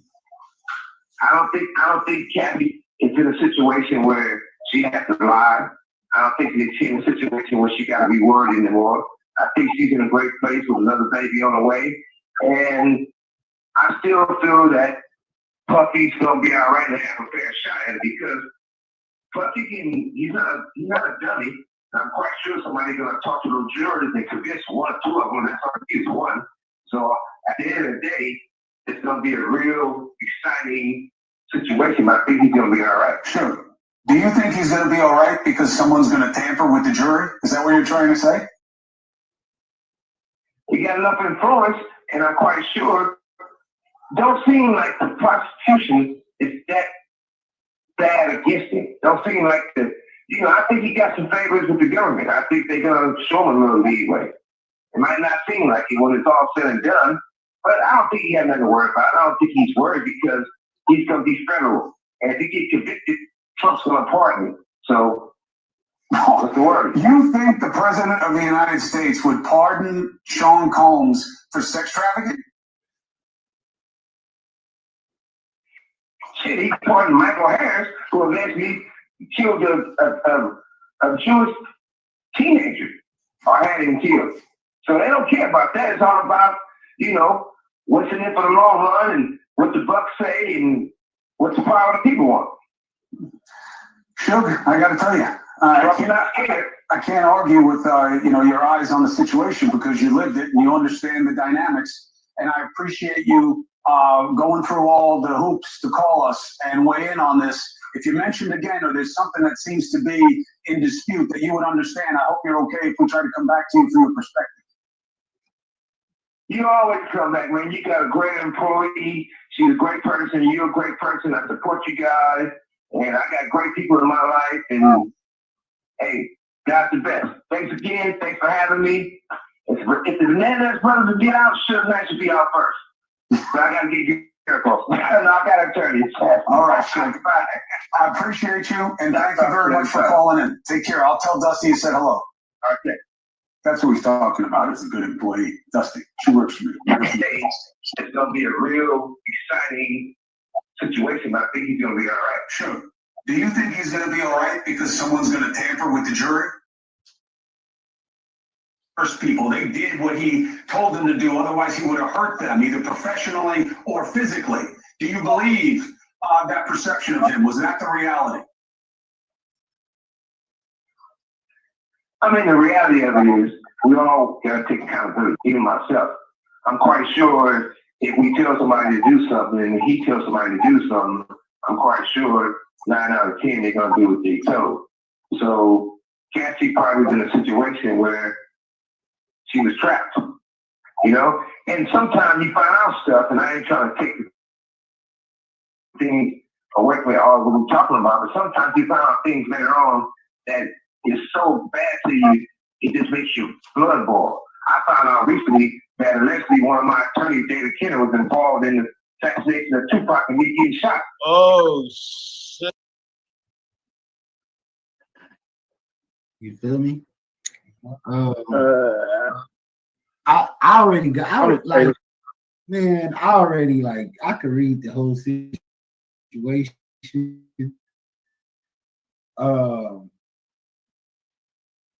It's crazy. It's crazy. I love this podcast. This shit is fun. I don't get on here and try to solve people cases and shit, but like, a lot of this was obvious. It was a takeover, hostile takeover, man. I'm gonna just say that, man. And if you follow the money and who was in charge and who, you know, how things ended up the way they were, then that just tell you exactly who was a part of it. Everybody watching right now, make sure to like and subscribe to this video. We going crazy today. Make sure to go follow my boy, Big Time Ben Bay. Go follow I'm a Brand Podcast. Go tap in with Capo 118. Go tap in with Lindrum and get some beats. Yeah, we about to get into some more, man. We're gonna get into the Big U Rico, some Brick Baby, No Jumper beat. We're gonna get into everything right now. We just going down the timeline. That's how we do it. I'm skipping past the clip. Follow me on Instagram. That's Big Time _ Ben Bay. There we go. NBEY. My first BIGTIME _ Hey. Yes, sir. You see me pop up in the green tag. You watch? Check my music out. You watch Joe Rogan? Sometimes. I gotta say this about Suge though. When he's real fast and he bringing up that lawyer right about Pop, trying to tie that to Pop. Let's be honest. Who was that on the beginning of Pop album on Machiavelli that said Suge shot you? I don't think that is what's the word, a coincidence that Pac and Puffy, that Puffy and Suge is both in jail right now. I think that shit karma. You know what I'm saying? Because you don't tell a nigga that you his brother and all of that. You know, and without me going into too much, all I'm gonna say is, like I said, pointing fingers at the lawyer now. But for all we know, they was all in cahoots. Now he just turning them. Don't know that. You know? He fired them all. Death Row. Listen to this. He was leaving Death Row. He fired Reggie Wright as a security, and he fired David Kenner as his lawyer, and he had them all audited. And he wanted to know where about Sugar Pop. And he died broke. Pop had fired David Kenner. Reggie did a whole Reggie did a whole documentary talking about how Suge and them told them not to bring their guns to Vegas. And one of the guards was like, hell no, nigga, all this shit going on, Crip blood, I'm bringing my heater. So that lets you know right there, that's some funny shit. Because why the fuck would Suge allow the security not to bring their guns, nigga, if he know what's going on? That right there, that whole shit, even if you in the car, bro. Now, I'm smart. I know a lot of mafia shit because I studied it. I don't really get in too much, but I know if you aiming diagonal at a car and you aiming at the passenger side, the driver probably not going to get hit because you aiming diagonal from a certain angle. Hey, look, I got an apartment. You know what I'm saying? So I got an apartment a couple blocks. Look, listen. I got an apartment a couple blocks away from where Pop got killed out, bro, on Pecos and Flamingo. Right there. On Cobalt and Flamingo, right down the street. The way that the car looked like somebody had tried to cut them off. Like somebody pulled in front of the car and was shooting. And somebody was on the side of the car shooting. So the stories we've been told was all a good cover up. All right. And you That see makes what's going sense. on with Keefy D. Keefy D got a private investigator. He going and saying that Russell Poole is the one that made him say what he had to say for the proffer agreement, that he had nothing to really, he wasn't even in town. He said he wasn't even in Las Vegas when this shit happened. Oh no, bro. Why would you put yourself in a position to go to prison like that? Unless, you know, we know niggas from the hood that they want the glory, so they forget about their freedom. You know what I'm saying? They get to telling on themselves. He sound like one of them type of dumb niggas to me. Like, why would you then they talk about some shit years ago to go to? If Puffy paid the $1 million, who did he give the money to? That's all we need to know. Because once we think, if you got to follow the money, if he gave the money to Keefy,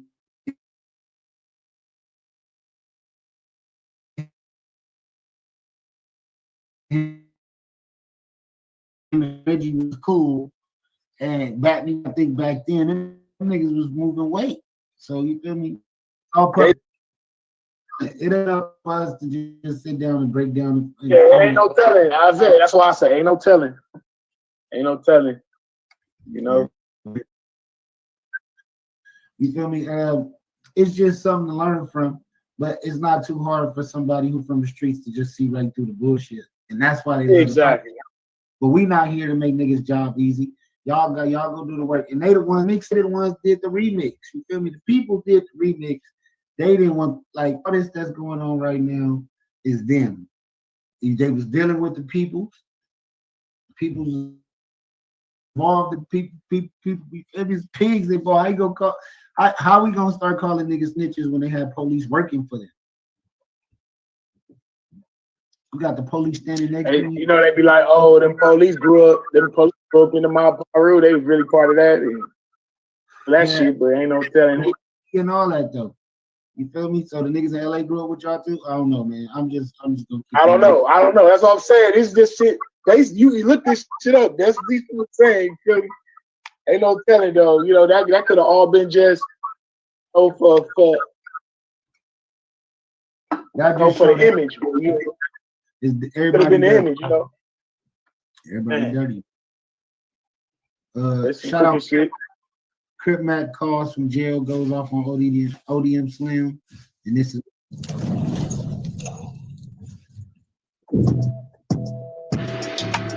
shout out Compton Rick Rock TV.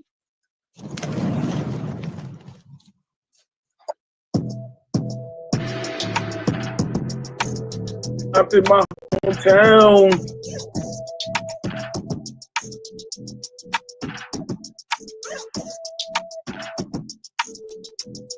Oh.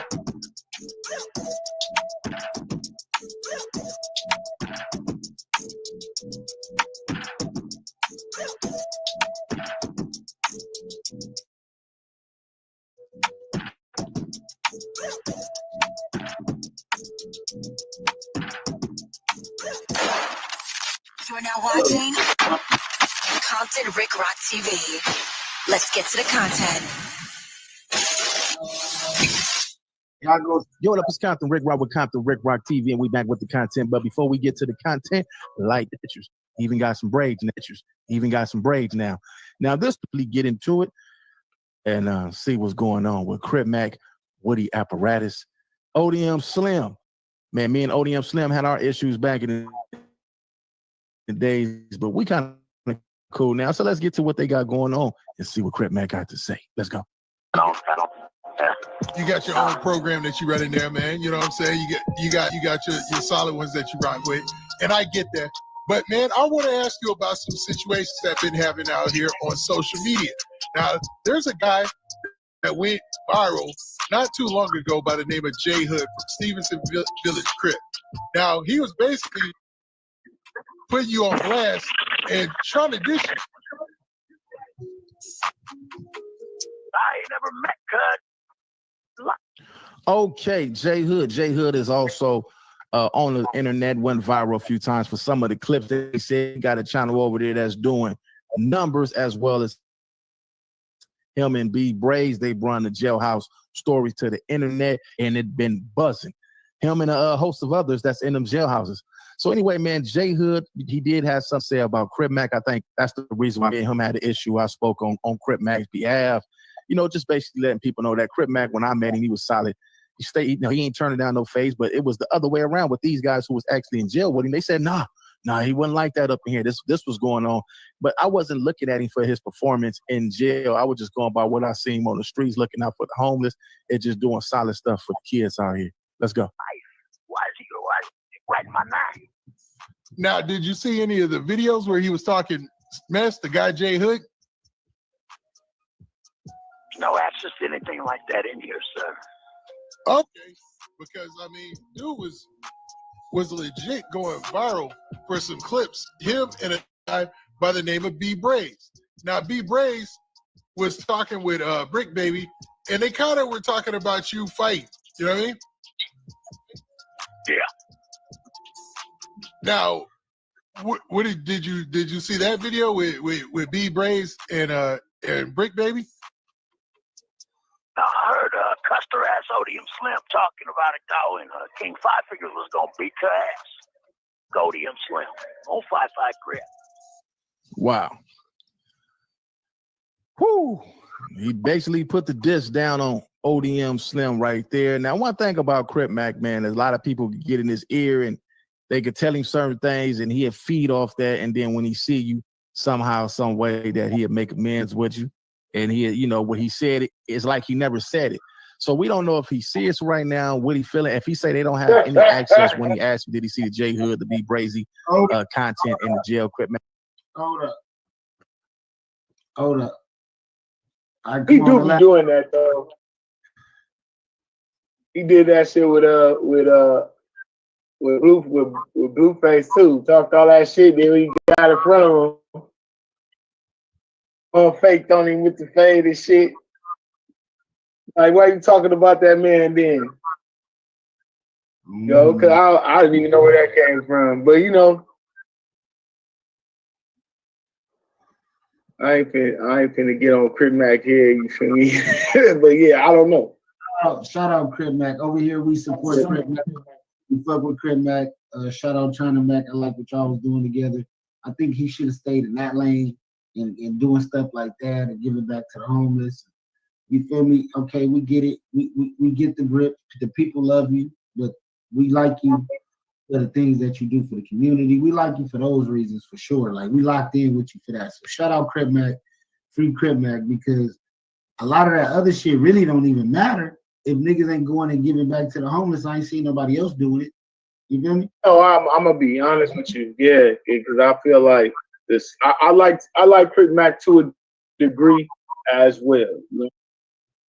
I'm not really into pushing no type of, like how he got Hoover Killer on his head. Okay, that's where you from. That's how you got to get down. That's your shit. But it's like, I'm not into black people killing each other. Also, you know, and he do seem like he may have been somebody who had other opportunities.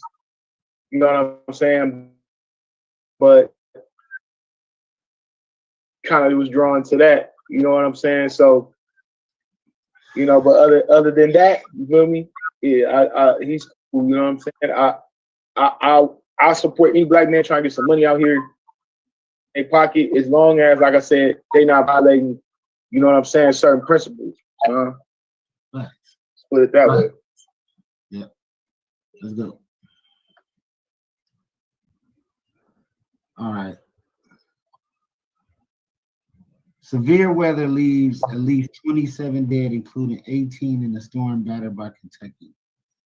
Man, let's see what's going on with that. Shout out to the people in Kentucky that's going through bad weather. At least 26 people across the Midwest and Mid-Atlantic regions. Christian Benavides is. Hey, we going through a polar shift right now, man, where the South and the North Pole is moving. So it's gonna be a lot of this, and it's gonna get worse, bro.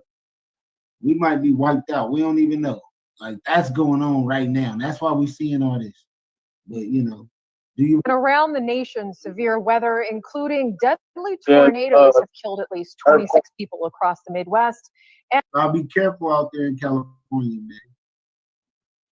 And around the nation, severe weather, including deadly tornadoes, have killed at least 26 people across the Midwest and mid-Atlantic regions. Christian Benavides is reporting that do y'all research on earthquakes that have been going on nonstop for the last year, all from all the way up north, all the way to LA.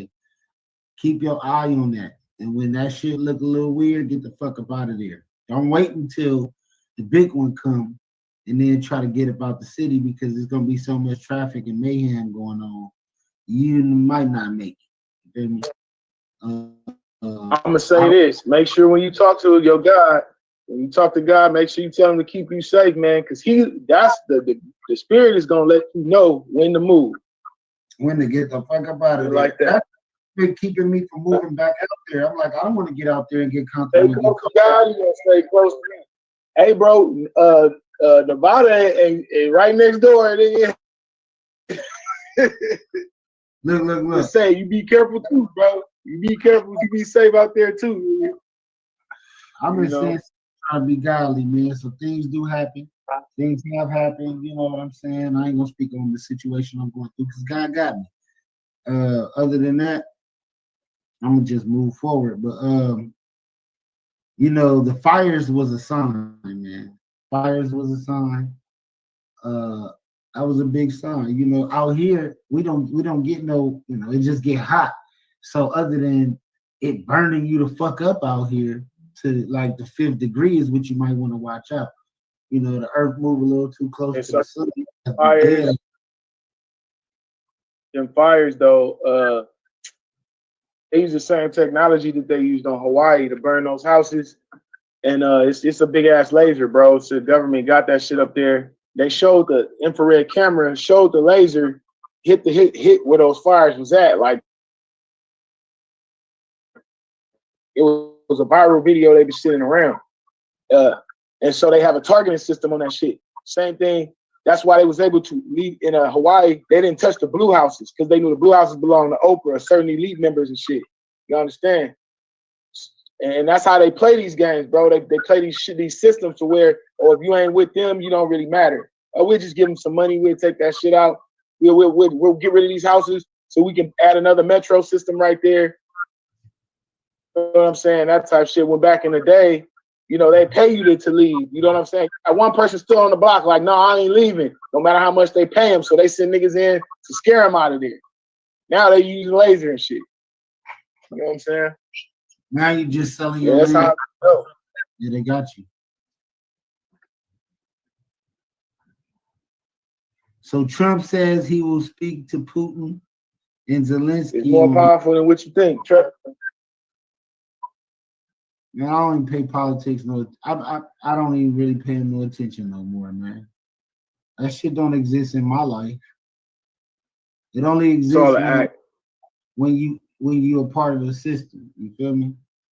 And when you get caught up in some bullshit, that's what you feel me. As long as you ain't getting caught up in the matrix of the bullshit and jail system and all that type of shit, that's only when you're like, all right, I need to pay attention to what the fuck going on. Because that shit matter. But as long as you ain't doing nothing illegal and you living your life righteously and you just enjoying it, you on autopilot, it don't really exist to you. So you feel me? Yeah, I'm gonna do like 10 more minutes with you, D. Run. We got a pilot. CIA exposed how drug smuggling really works. So I'll watch that later on my own time. That's about an hour video. The DJ Vlad Spider Looks React. I guess we'll get on that in a minute. 607 Ankh exposed Diddy, Nelly, Obama, MLK, and talk crazy with Azalea. Azalea, whatever her name is, Azzy. Driving with my White Rose Gold Fleet Trackhawk 300 GT 63S. Okay, that's for the car people.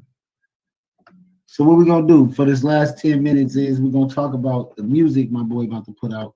because we've been working. And let's talk about the project, man. Let's get into it because I'm gonna be on here for a little bit.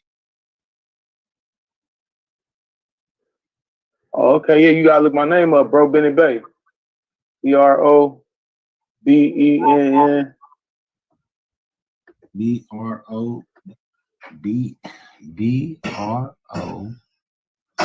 B who? Bro Bennett. That's my last name. BENETT. Bro Bennett Bay. So it's separate though, but it should still pop up. BROBENNETT Bay. BEY. Well, you gotta change your fucking YouTube name, man.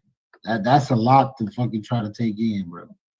So is it one word or what, bro?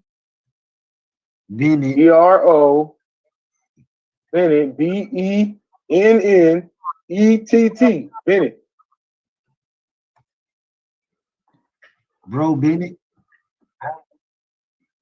Bro Bennett Bay. BE and then it's BEY. Ain't that hard to find. We are.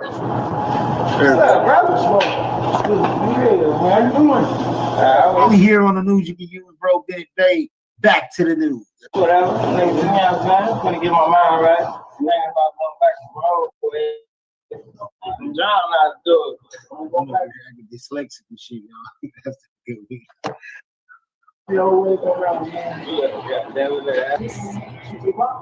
For pass, I seen that. Get back to my old ways, show me love, getting paid, found my way up out the maze, no more poor present days, back to the old way, like back in the old days, back to my old ways, old so found my way up out the maze, no more poor present ways, back to the old way. First shot glass, that's before they call the slave. In the last shot first. Remember the time like Michael J. New paradigm, Aquarian age. New state of mind, water, barren stage. Still nothing new under that sun rays. Zodiac signs, 30 degrees, active 5 mil, got planted to seed against the prophet now. Or 1,000 years ago, you get vanished from greed. I handle the speed, gave the thought. That mercury's feeding me. Waking up, collective conscious like thought from peace whenever I speak. Old time soul, old time religion.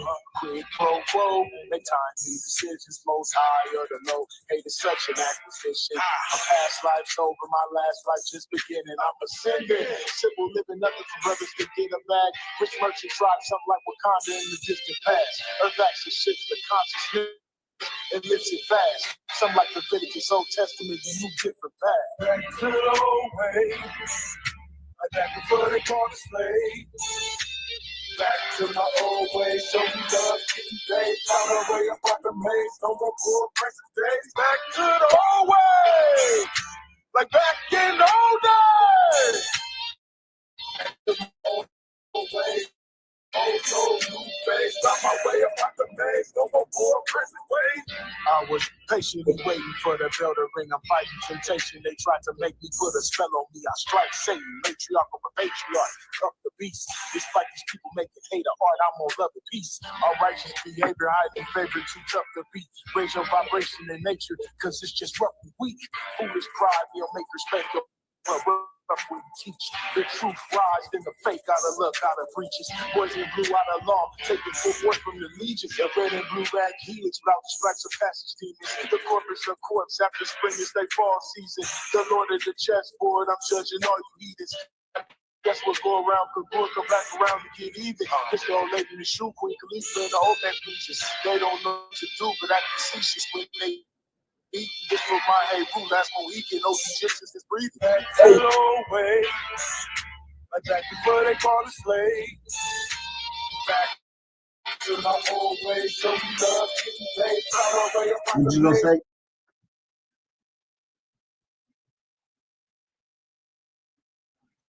Hey, this one right here, it's a brain banger. It's a conscious brain banger. Hey, but ladies, if you want to bounce your ass to it, you can bounce your ass to it too.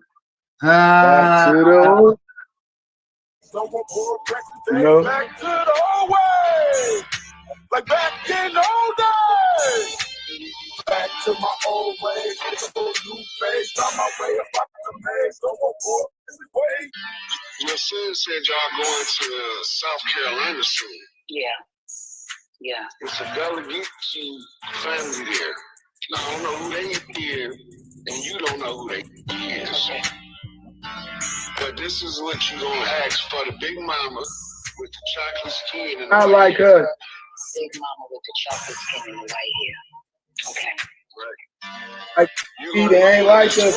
Compton is cutting. She's not gonna look old, but her hair is gonna be snow white. Makes sense. Right? And she's gonna give you your mission, your purpose. You're gonna be restoring the matriarch. Oh boy, the one thing you got some music. Now, she might not talk straight English to you. She might talk coded to you. Make it like this. Kalbalia so pudia the kantazo mayo. Mobia the Hatsata Kotobia the Shakoto. Amia to Uvasa Kadiata. That's a sacred. That's a language the slaves used to speak. Talk to her like that, she will talk to you. It ain't known like that. Because she'll know that you remember the old ways. Yes. Yes. And then she gonna know who said. This is gonna make everything exactly worth being back in this round. Dope, man. Super dope, man. Shout out my boy, man. When you get out of here, man. I'll tell y'all go stream that. That's on all platforms. That's on all platforms. Spotify. I'm finna drop another single with the homegirl real soon. She a conscious rapper too from Compton. You know, gotta work on mixing and mastering that. And I'm gonna be putting that out with a video as well. You know what I'm saying? Which is also gonna be shot in Compton. You feel me? So yeah, we're just gonna keep working and trying to make it, put it together. You know, you're gonna see me on here with D more on and off, and we coming back. You know, chopping it up with him, supporting him and stuff. You know what I mean? And hopefully we can get some music together too, bro. You know what I'm saying? We can do some real shit, and put it out too. You know. For sure. Shoot half your video in Vegas. I'll shoot mine here, and then we just edit it all together. You know what I mean? Yeah, that's gonna be dope. Yeah. We got AI, so we're gonna be there together in the AI, nigga. Hey, we can do all that. I'm telling you, it's all possible. It's all We're possible. gonna do it. So whenever you're ready, Yeah. man, let's get some shit. This is the News You Can Use podcast. Make sure to like and subscribe to this video. It will continue. I'm gonna keep going, you guys. I'll be over here for about 3-4 hours a day. So y'all tap in. Make sure y'all hit that like and subscribe button. I know y'all here to hear about certain things, and I got that cooking for y'all. So just, you know, chill, wait a little second. I got a couple hours of exactly what y'all want, what y'all looking for. So we're gonna get into that in a second. All right, I'm gonna go and head out, man. Peace and love to the audience. You know what I'm saying? Peace, love, and light, y'all. Make sure y'all stay vigilant. Like he said, the polar shifts is moving. Yes, sir. All right.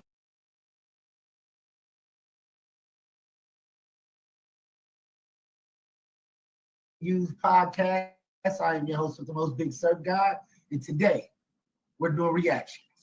I'm gonna jump into some Brick Baby content, some No Jumper content here in Lush One. I think they got Conrad on the No Jumper today. Let's just do some reviews. Let's talk about whatever's going on. I'm gonna give people some time to jump in before I start. Shout out to everybody who's watching right now. Make sure to like and subscribe to this video. I hope y'all like the new setup. You feel me? I'm going with the DDG style, man. I got y'all in my bedroom. You know what I'm saying? Podcasting out the room. But super dope. I like the setup. Podcast room is coming together, putting it together as y'all can see. I want to get a News You Can Use banner. So if anybody can make a News You Can Use banner for me or something like that I can put in my background, holla at me. I'm gonna apply some more, vintage Jordans on the fucking wall and shit, just to give y'all something to look at in my background. If you have any products that you want me to put in the background that you have for sale, tap in with your boy. Shout out my boy D-Class. He ain't in today, but I guess he will be in this week. Haven't really talked to anybody lately. My phone been down, man. Still trying to locate my phone from the last situation. I'll give you guys an update on that next month, and we'll keep pushing. Capo, we supposed to be doing the show soon. I don't know what we're gonna do. We will be doing Sound Wars again very soon. We will be doing a couple episodes of that, so y'all stay tuned for that. Shit, everything is everything, man. We chilling. Shout out to Lindrum. Shout out to my boy Drummer. But yeah, we big chilling, man. We in the building. I'm gonna try to get my boy Trap on here. Trap been, it's lit. I do have some interviews coming up soon. I will be starting back doing interviews. Seems like soon as I get ready to start it, something happens. So that's why I haven't started the interviews yet. Just been lifing, you know what I'm saying? So once I get everything in order and everything back right, once I start doing interviews again, I don't want to stop. So make sure I push hard on that. Let's get into some no jumper reactions. Let's get crazy.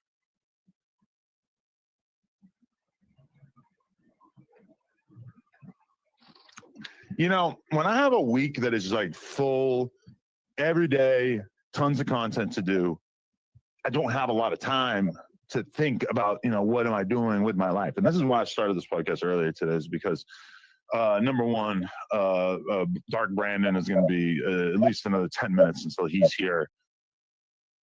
Conrad, I actually have no idea. He agreed to yesterday. Who knows? He could be here at any given time. But today, had 2 podcasts on the books. First one basically was just acting like a goddamn space cadet. Didn't show up. Whatever. I mean, I just don't even give a fuck. But still, you know, it was like a nice chunk of my day that I was planning on doing something, being productive. Person didn't come. Is what it is. Whatever. The next one was supposed to be Brian Pumper.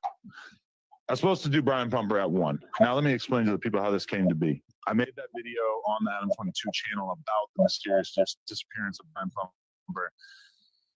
Somebody gets in touch through Rockstar. Yo, we got my boy Trap in the building, man. I'm over here doing some no jumper reaction. Going, What's the dealio, man?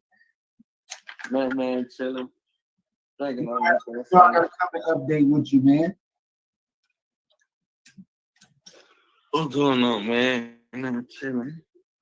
Taking care of these kids. I heard that. Shit, I don't know up to nothing over here doing some reactions.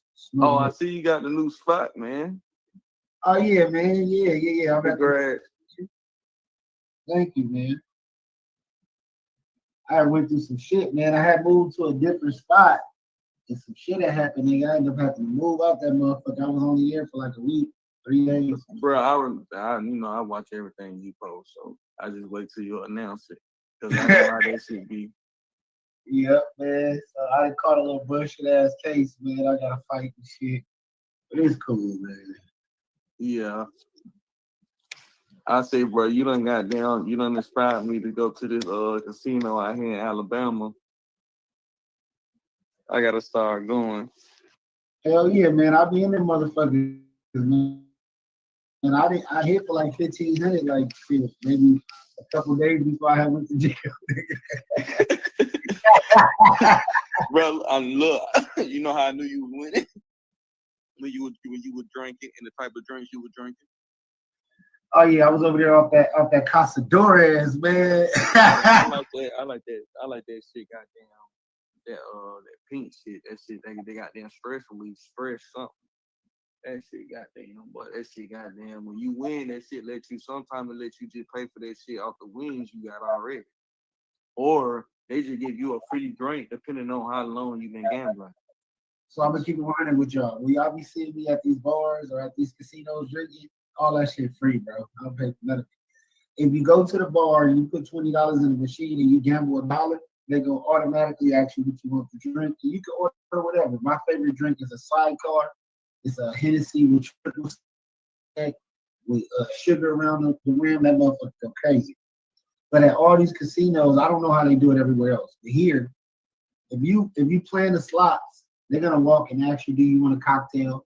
So you can get drinks that way, or you go to the bar and just pop 20 in the machine, and they're gonna come ask you, you feel me? You good. Yeah. That's just a cheap way to get drunk out here in Vegas, man. And you know, this shit stay open 24 hours, so I'll wake up sometime 2 or 3 in the morning, nigga can't sleep. Like, fuck it, I'm gonna go to the casino, have me a couple drinks. You know what I mean? Already know. Man, you motivate me, man. I'm like, man, I'm starting to do 4 and 5 hour lives and shit. I said, this boy going crazy. I remember when you first started, when we first connected, where you was at right now, my nigga. I gotta give you your flowers. You doing it. Appreciate it. Appreciate it. Shit, it's time. Like, I remember you saying, like, I'm gonna wait until I get into this point to start doing this and that. And I'm like, nah, you at that point right now where you should start really like your editing, your everything, nigga. Just I started listening what you said, like maybe you need to fall back from that rap, and that's what I've been trying to do. But you know, I mean, I'm just trying to get my business together, bro, because I don't want no artist to fuck me over.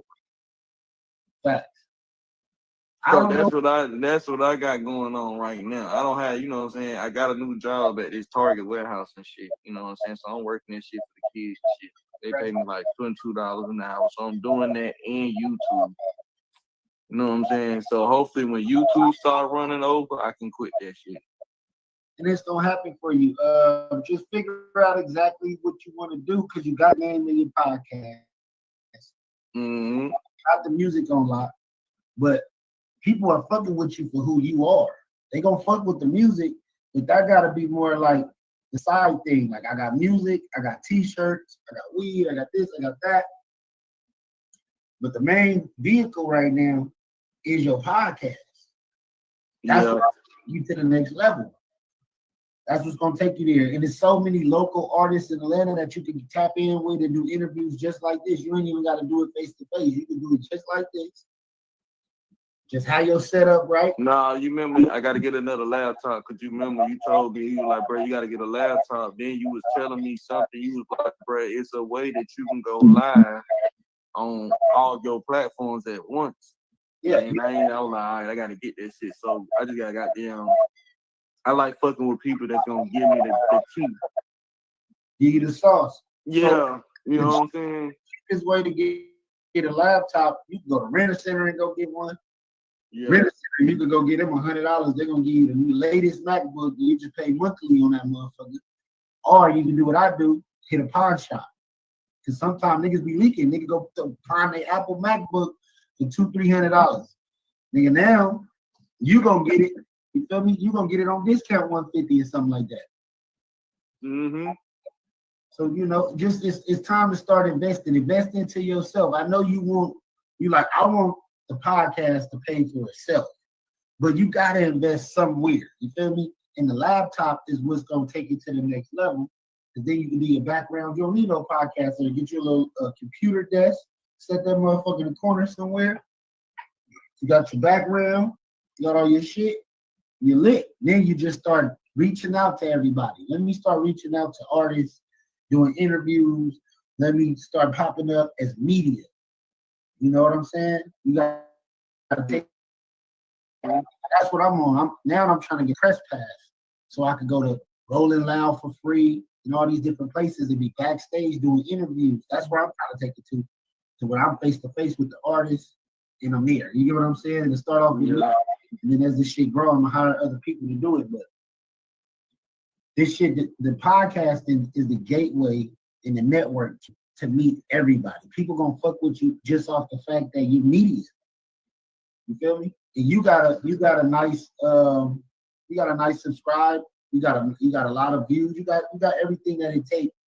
Now you just got putting out A1 content, dope content, like fire ass content. And the views and the money gonna come. Facts. You get what you put into it. You know what I'm saying? Energy in, energy out. Yeah, and I gotta shout out to Country Wayne too, man, because I make a lot of money off that nigga content. And the really flag, but he don't do it. That's love. Yeah, that's love. Like, bro, I make a lot. Like the majority, I just went viral. I just did like I'm off a short, bro. I did like 350K. You know what I'm saying? Kill it. I'm easy 100 off that one post. The most I got off a video is like 20,000, 22,000. So if you reaching those type of numbers, that should ring a bell. Like, I gotta start putting out dope content, and don't be scared to talk about the popular subjects. Jump on there and talk about this shit. I just started like, fuck it, and talk about everything. I ain't leaving nothing off the table. If that shit hit my timeline, I'm reacting to it. Thanks. Views going up too.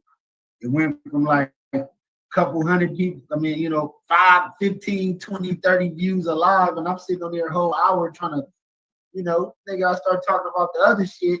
I'm getting 300-400 views per live. So it grow different. You feel me? Thanks.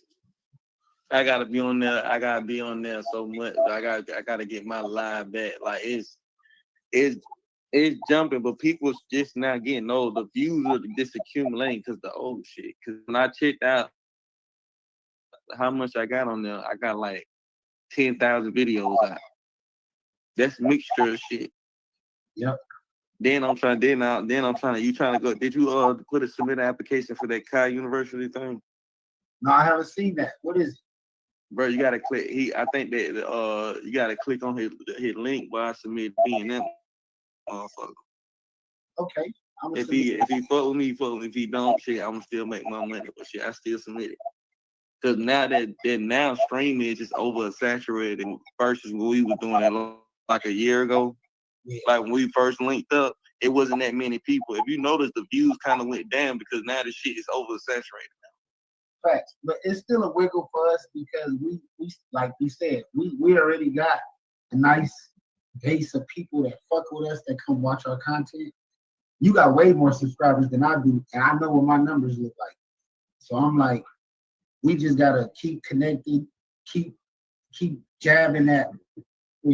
Like we gotta be on Instagram, TikTok, Twitch, Twitter, like Facebook, all the app, like how you said, nigga going live on everything at all times to really get the content out there because everybody don't watch YouTube, everybody don't watch Facebook, everybody don't watch. Everybody don't like that shit. I don't start going live on TikTok.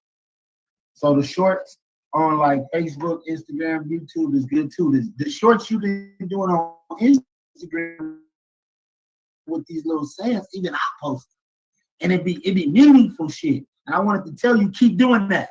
Yeah. I know you've been like, damn, I'm getting way more traction just dropping these little music in the background. So when a motherfucker play it, your music is getting played. It's marketing. That was marketing genius right there. Yeah, I appreciate that, bro. Hard move. I don't know what made you do it, but you know what's crazy? My fans ain't even in. The reason why I don't do interviews in Atlanta. Like Young Rap reached out, and I went in a rush to do it because when I check my fan base, it's not in Atlanta at all. It's everywhere. It's everywhere else. It's Houston, LA, Chicago, and Los Angeles. That's where so I rather New York. I forgot about New York. That's like the main one. That's why I posted that shit on my page so people can see like that shit real. People that do this shit know like I don't know what he doing. You know what I'm saying? So I'd rather go out to New York and be around real people that's gonna fuck with me and respect what I do versus in Atlanta where everybody feel like a star. You know what I mean? Man, I'm down to take a trip. I got some people out in New York, like my boy Perk that used to be on the podcast. One of my boys that live out here. He's from New York, uptown Manhattan, and we just was talking about going to New York. So whenever you're ready, I know some people, so you're not out there. You feel me? You don't know nobody. You feel me? Exactly. That's what I want to do. I want to go when I don't know nobody. And I can be like, hey, how you doing, bro? I do YouTube. You know what I'm saying? I'm looking to do movies and shit. I'm down here for 2 days. Shit, I gotta go back. I gotta be back in Atlanta and go back to work. Straight up. Niggas in other states, bro, they respect that shit. They'll be like, all right, bro, you know what I'm saying? Then I might fucking link up with that person when I ain't even gotta go back to work. You see what I'm saying? Shout out to my Dominicans out there in New York, me and my boy Rico and all that, man. Yeah.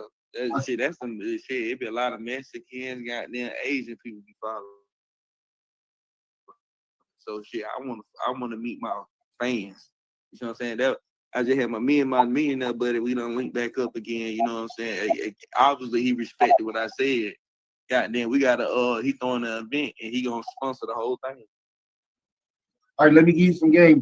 Look on Google and look up free podcasting space. They got free podcasting space where you can rent for free and go use their space, nigga, and go get you some content out there. They got it in Atlanta. You know how I know they got it in Atlanta? Because they got it here in Vegas and they got it in LA.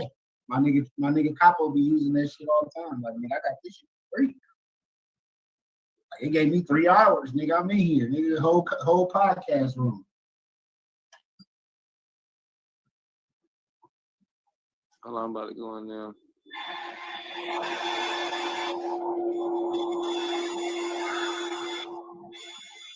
Let's jump into some of this Adam 22. Oh, what the hell? That's what I'm about to say. I say I can get him. I know him. I see him all the time. Doesn't have a phone, which is weird, but I can make it happen. They put us in touch. We end up sending him a deposit for the interview. I'm also agreeing to pay a finder's fee to the person who put us in touch or whatever.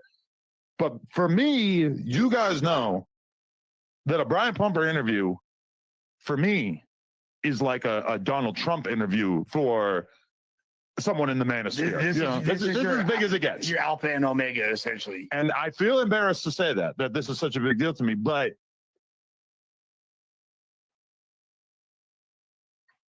having done that documentary about him, like, to put it in perspective, I consider this to probably be one of the biggest interviews I'll ever do, but I didn't write down a single.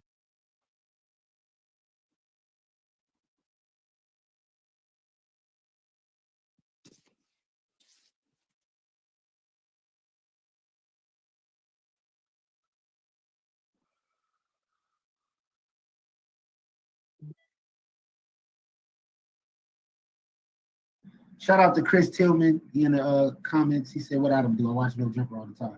Yeah, man, I've been a long-term No Jumper fan, man, since he was with the Sting team and all the original people, Cam Girl, House Phone, Blasi, the original team. So I still try to, like, watch it sometime, but I'm not a fan like I used to be. I used to really fuck with No Jumper. It changed so much. Y'all know Adam is really deep off into the porn shit, right? So his idea of the biggest interview he ever can do is with Brian Pumper. I don't know if a lot of y'all young people remember Brian Pumper. Do you remember Brian Pumper trap? Oh, the dude with the egg. He got egged and watched over there. Yeah. So like he was like a super famous porn star back in the day. Like the nigga was the shit back in the early 2000s. I kind of remember, you feel me, but I guess that's what he's talking about right now. Let's go. No question. I didn't do any research. It's all up here. You don't have to. I know everything. I've dug into his story so much that there's just nothing that needs to be written down. It's all up here. My obsession with Brian Pumper is so strong that it just felt like we could just go off the cuff. I knew, though, that there was a good chance that wasn't going to happen. And then, of course, as today plays out, and I'm starting to realize, Laura's not really getting the text back that she might necessarily expect. And then all of a sudden they get in touch with him, and then all of a sudden. So Adam whole thing is he want to do content. He want to do a threesome with him and his wife and Brian Pumper. Oh, he get in like that. You didn't know that, Trap? I did, bro. It did. That's it. That's crazy, bro. I just can't. I can't entertain. I can't entertain when he be doing shit like that. That's why his shit just don't fell off, bro. It's just his shit don't fell off. He going broke. Goddamn, everybody he got cut some niggas off. He done put too many niggas on this ship. You know, when everybody leave you like that, it starts to say something about you. But it is business. Like that shit's sick. But like, this ain't the first time. Like he did a gangbang with his wife. Then he let his wife fuck the one dude. Everybody was talking about it. So this ain't like something new, bro. That just means she don't fuck. That just means his shit. That just means she don't really fuck with him like that. She either got money or they probably just married and she just like fucking we stuff. She really like black men, bro. If they ever break up, I bet you she gonna be with a nigga. She love black dick, bro. That shit crazy. And I know and they probably be paying them niggas too. Of course he gonna pay him. Because he gonna put the content on OnlyFans. Yeah. That's crazy. It's a little deep. That shit deep. It's a little deep. That shit deep, bro. I don't know, man. He got the heart of a pimp, if you ask me.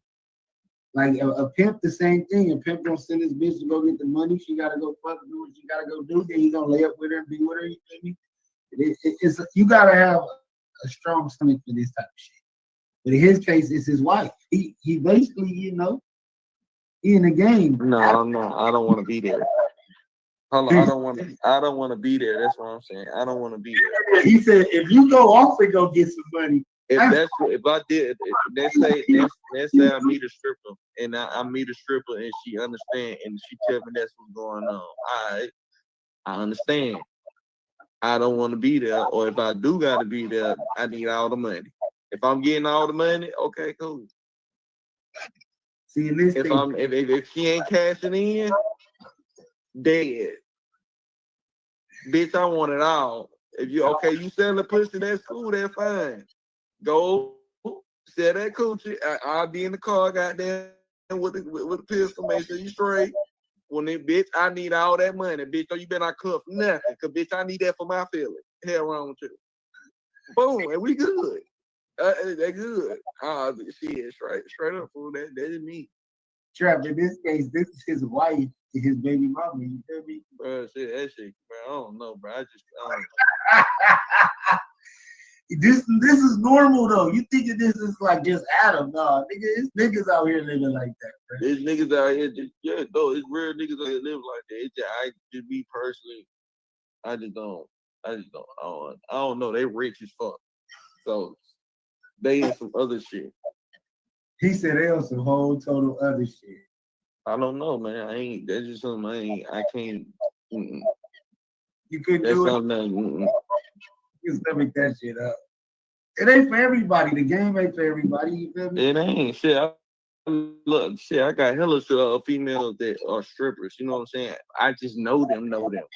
So if a man marry them, let me put it like this: when you marry a hoe, you got to make sure that hoe don't want to be a hoe no more. That's all I'm saying. They not bad. They not bad females at all. I got plenty of female strippers and I fuck with them. You know what I'm saying? But guess what? You got to make sure that they don't want to be no hoe no more. You can't wipe up the hoe. You can't wipe up no hoe. I don't give a damn what you say, how good she say, what the hell she say. She's good with painting pictures. See, in Adam's position, I think he cool with his wife being a hoe because she get paid to be a hoe, first of all. But he not tripping like, I don't know what the bedroom, you feel me? He like girls. She must have know what she's doing. That's what it is. She must have some good pussy. And he's selling the hell out of that shit. That makes some sense. So he said, if I like it, I like that shit too. Huh? Nigga said, boy, this a money maker right here. She got that bomb.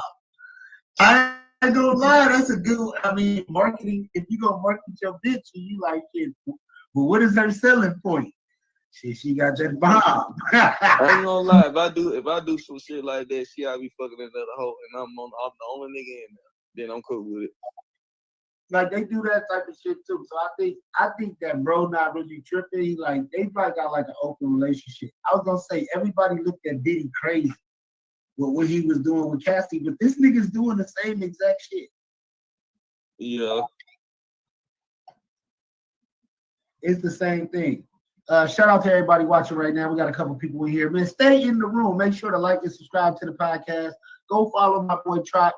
Jump on his podcast and check it out, man. I'm gonna come over there, man. Whenever you ready,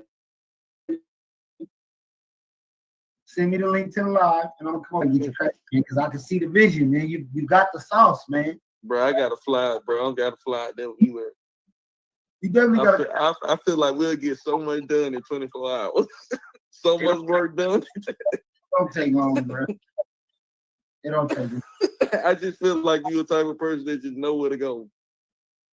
Yeah, I do. You always got something to do. You know what needs to be done and what needs to do. Hell yeah, man. I mean, hella content to post back to back to back to back to back. I just want to post some hella content. I treat the content game like music. I want to drop as more content than everybody else, so I can on Saturday to go crazy. I had an app hit me up from China. When I told them folks, I said, shit, I gotta move. I said, y'all folks gonna move me down there? Shit, but I need that bag. I'm open to anything. I'm gonna be humble. I'm open to anything. Cause they app that Chinese app food, you gotta have a damn Chinese number. Okay. I think I posted on my damn Instagram, bro. I'm gonna send you a picture of that shit, fool. They most of my fans, fool, they not from Atlanta. Atlanta don't support this shit at all. I don't know, you see what I'm saying? But my money don't, you feel me? Now I just posted a show. You feel me? When I posted the show, I had about 20 tickets. They bought like 20 tickets. I ain't checked what's the name, because it's the nigga event. You know what I'm saying? I got 250. I'm just gonna goddamn charge them 250. You feel me? I mean, not 250, but like about 500. I'm gonna lace you on one song, and leave that bitch. I'm gonna lace you how to get Atlanta to fuck with you. You gotta fuck with them. So the way that I got the city to fuck with me is that I start doing interviews with local artists, not the big ones, just the local artists. Tap in with local artists, give them an interview. If they got music, they got videos, they got something they're trying to sell, they don't gotta be the biggest. They got a following, they got an Instagram account with a little people following and fucking with them. Tap in with them, do the interview, edit it, put it out on all platforms, do a joint fucking thing on them with Instagram and shit. We all both share it together, and then that's how people gonna find out about what you're doing. So once I did 50 of those, then I started doing the bigger interviews. It just popped off like that. It's like, okay, now he locked in the city for sure. It was simple. It just was a little work. Yeah. It was me tapping in with them. I wasn't waiting on them to hit me up and wait till my shit blow up. No, I'm tapping in with the little people and the big people at the same time to do a mixture of the gap. You get what I'm saying? Because you might be trying to get a hold of this person that I already might know. So now I could be the middleman, make me a little money, and put y'all together. Here we go. Now we're doing this. You get what I'm saying? We building that diamond like Jay-Z did. You feel me? I just found out, if you look at a dollar bill, one side represents the Moroccan government and the other side represents the U.S. government. The Moroccan government is the Illuminati and the people that run this shit and that run the world, bro. Look into the Moroccan government, y'all. Do your fucking research. Homework. Look at the fucking symbol it's a 5-point star, bro. Do your research. Just going off subject real quick, but just to throw some knowledge out there. What's going on, Trap? We got to get cracking, bro. No, yeah, I'm just listening. We got to get cracking, man. We got too much content. The content is right here. So, like, when you come out here to Vegas, everywhere you go, like Fremont, the Strip, and all that, you're gonna see all kind of shit. I'm trying to see what the whole time. I'm trying to see what the hell going on. I heard that shit going on 24 hours. It's 24 hours. You're going to come out here and see the opportunity, see how cheap the rent is, see how easy it is to survive and make it out here. All you got to do is work. It's not a lot of government assistance here because we don't pay any federal taxes. We only pay state taxes. So everything is a lot cheaper, a whole lot cheaper. You get what I'm saying? And the quality of life, it's a big mixture. It's really no predominantly neighborhood of just those kind of people. It's all mixed. Everywhere you go, it's going to be mixed. If you're in the hood, it's mixed. There's going to be white, black, Chinese, all kind of motherfuckers in the hood. And then there's going to be all kind of motherfuckers in a beautiful neighborhood.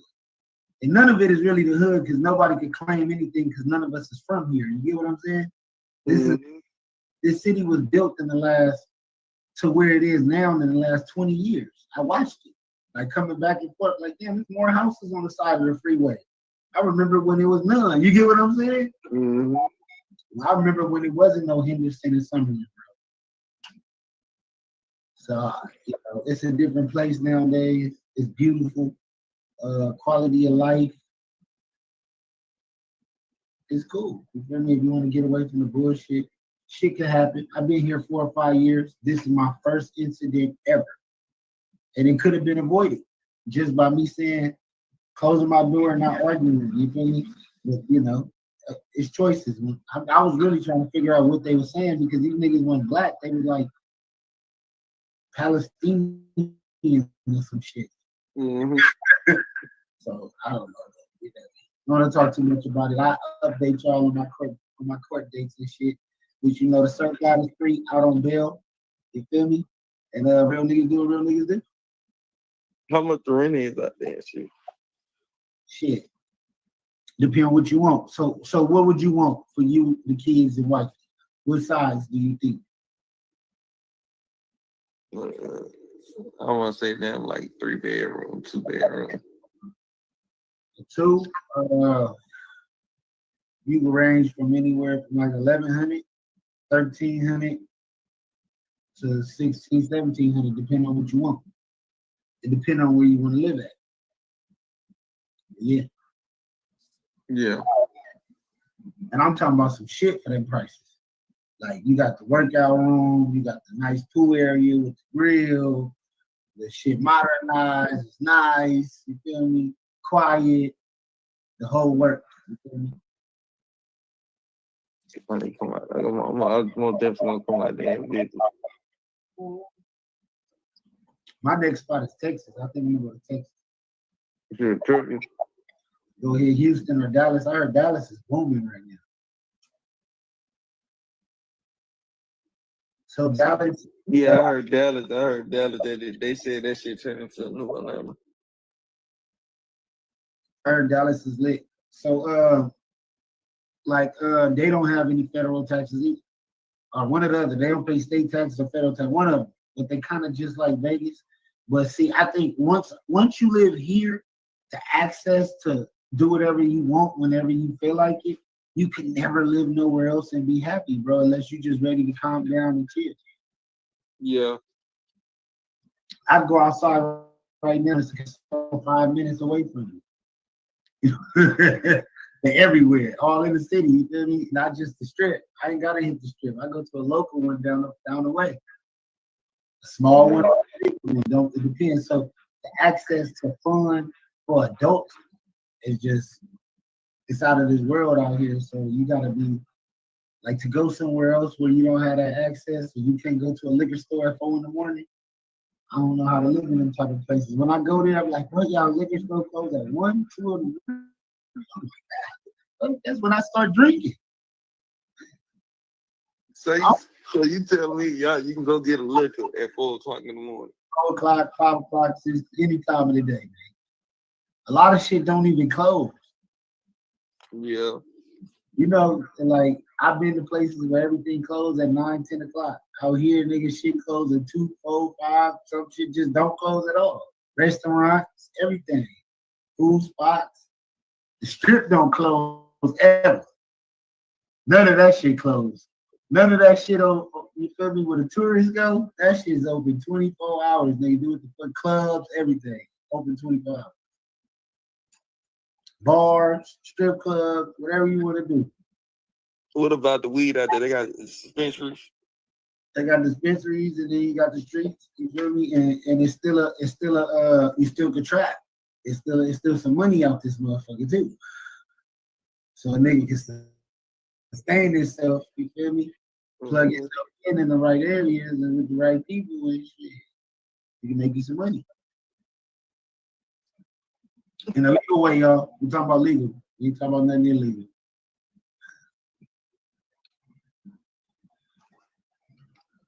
Yeah. It's the element is here. It's just you gotta have some self-control because it's a lot of fun for adults. You don't want to get out here and just change your patterns of what you normally do, but you do want to, widen your horizons, but you don't want to get caught up in it. When I first came, I got caught up in it.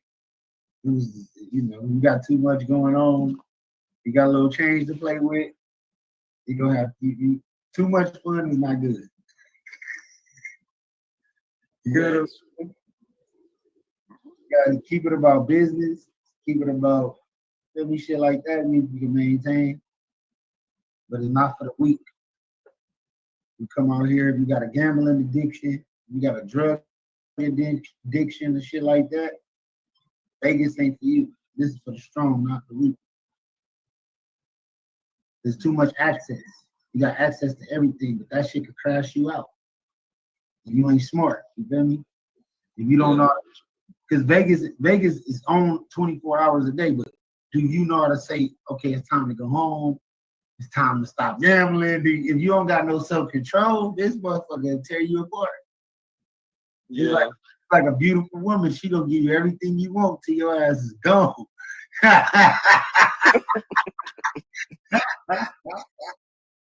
Yeah, you don't want to get out here acting ignorant and catch no cases or nothing. Maybe you want to come out here and do your ducky and keep it pushing. Yeah. Hell no, I'm gonna go out there and spend one. I mean, once I start spending money, I'm gonna give them like hell out. I gotta get back to the city. I gotta make me some money. I don't spend too much, but I gotta hit that casino. So you hit it. Because I always been told I'm a lucky person since I was young. Trap, I hit that shit with caution, man. I hit that shit with a certain amount of money. If that's gone, I'm out. I like going on the monkey machine. That's my shit. Okay. That's my shit. I'll be on that bitch for hours. And niggas, you be amazed how much money I done spent on that bitch. But while everybody want to be all bit ballers, I'm gonna sit there and be chilling for a whole hour, chilling with white old ladies. They got plenty more money than me. Which one is yours? Which one you like to fuck with? Huh? The one in Alabama. What machine? The monkey machine. It's like you pay. It's like every quarter $1 or some shit. It's like every dollar you win off of it, you pay like every quarter or some shit like that. How does the game work? Like, I can't explain it to you, bro. I gotta see it. It's me. I don't even. It's not even about winning. It's like I enjoy losing or some shit like that. It's weird. I play like the dice shit, so it's like it's the same as getting on the crab tables, but it's virtual and they got the big ass dice and they bounce the motherfuckers up and down and shit. And that's what I've been hitting on lately. I was watching Bridge Baby play that shit, and he had hit for 10K. So I was like, bro, I watch an old lady, bro. It was this big ass machine, bro. It was like 4,000 on that machine, bro. And she just started doing that shit. And I was I'm drunk and I watched her for like an hour, bro. And she was steady winning money and she did not leave that fucking machine to the point everybody was watching her. Shout out Yappy Boy, shout out Destiny Mansfield. What's going on? What you mad about? It's against your nature to get money. My nigga. God damn. What's wrong with him? I'm gonna tell you something. We got 15 motherfuckers watching this right now, right? But when you start getting negative comments, you made it. Mm-hmm.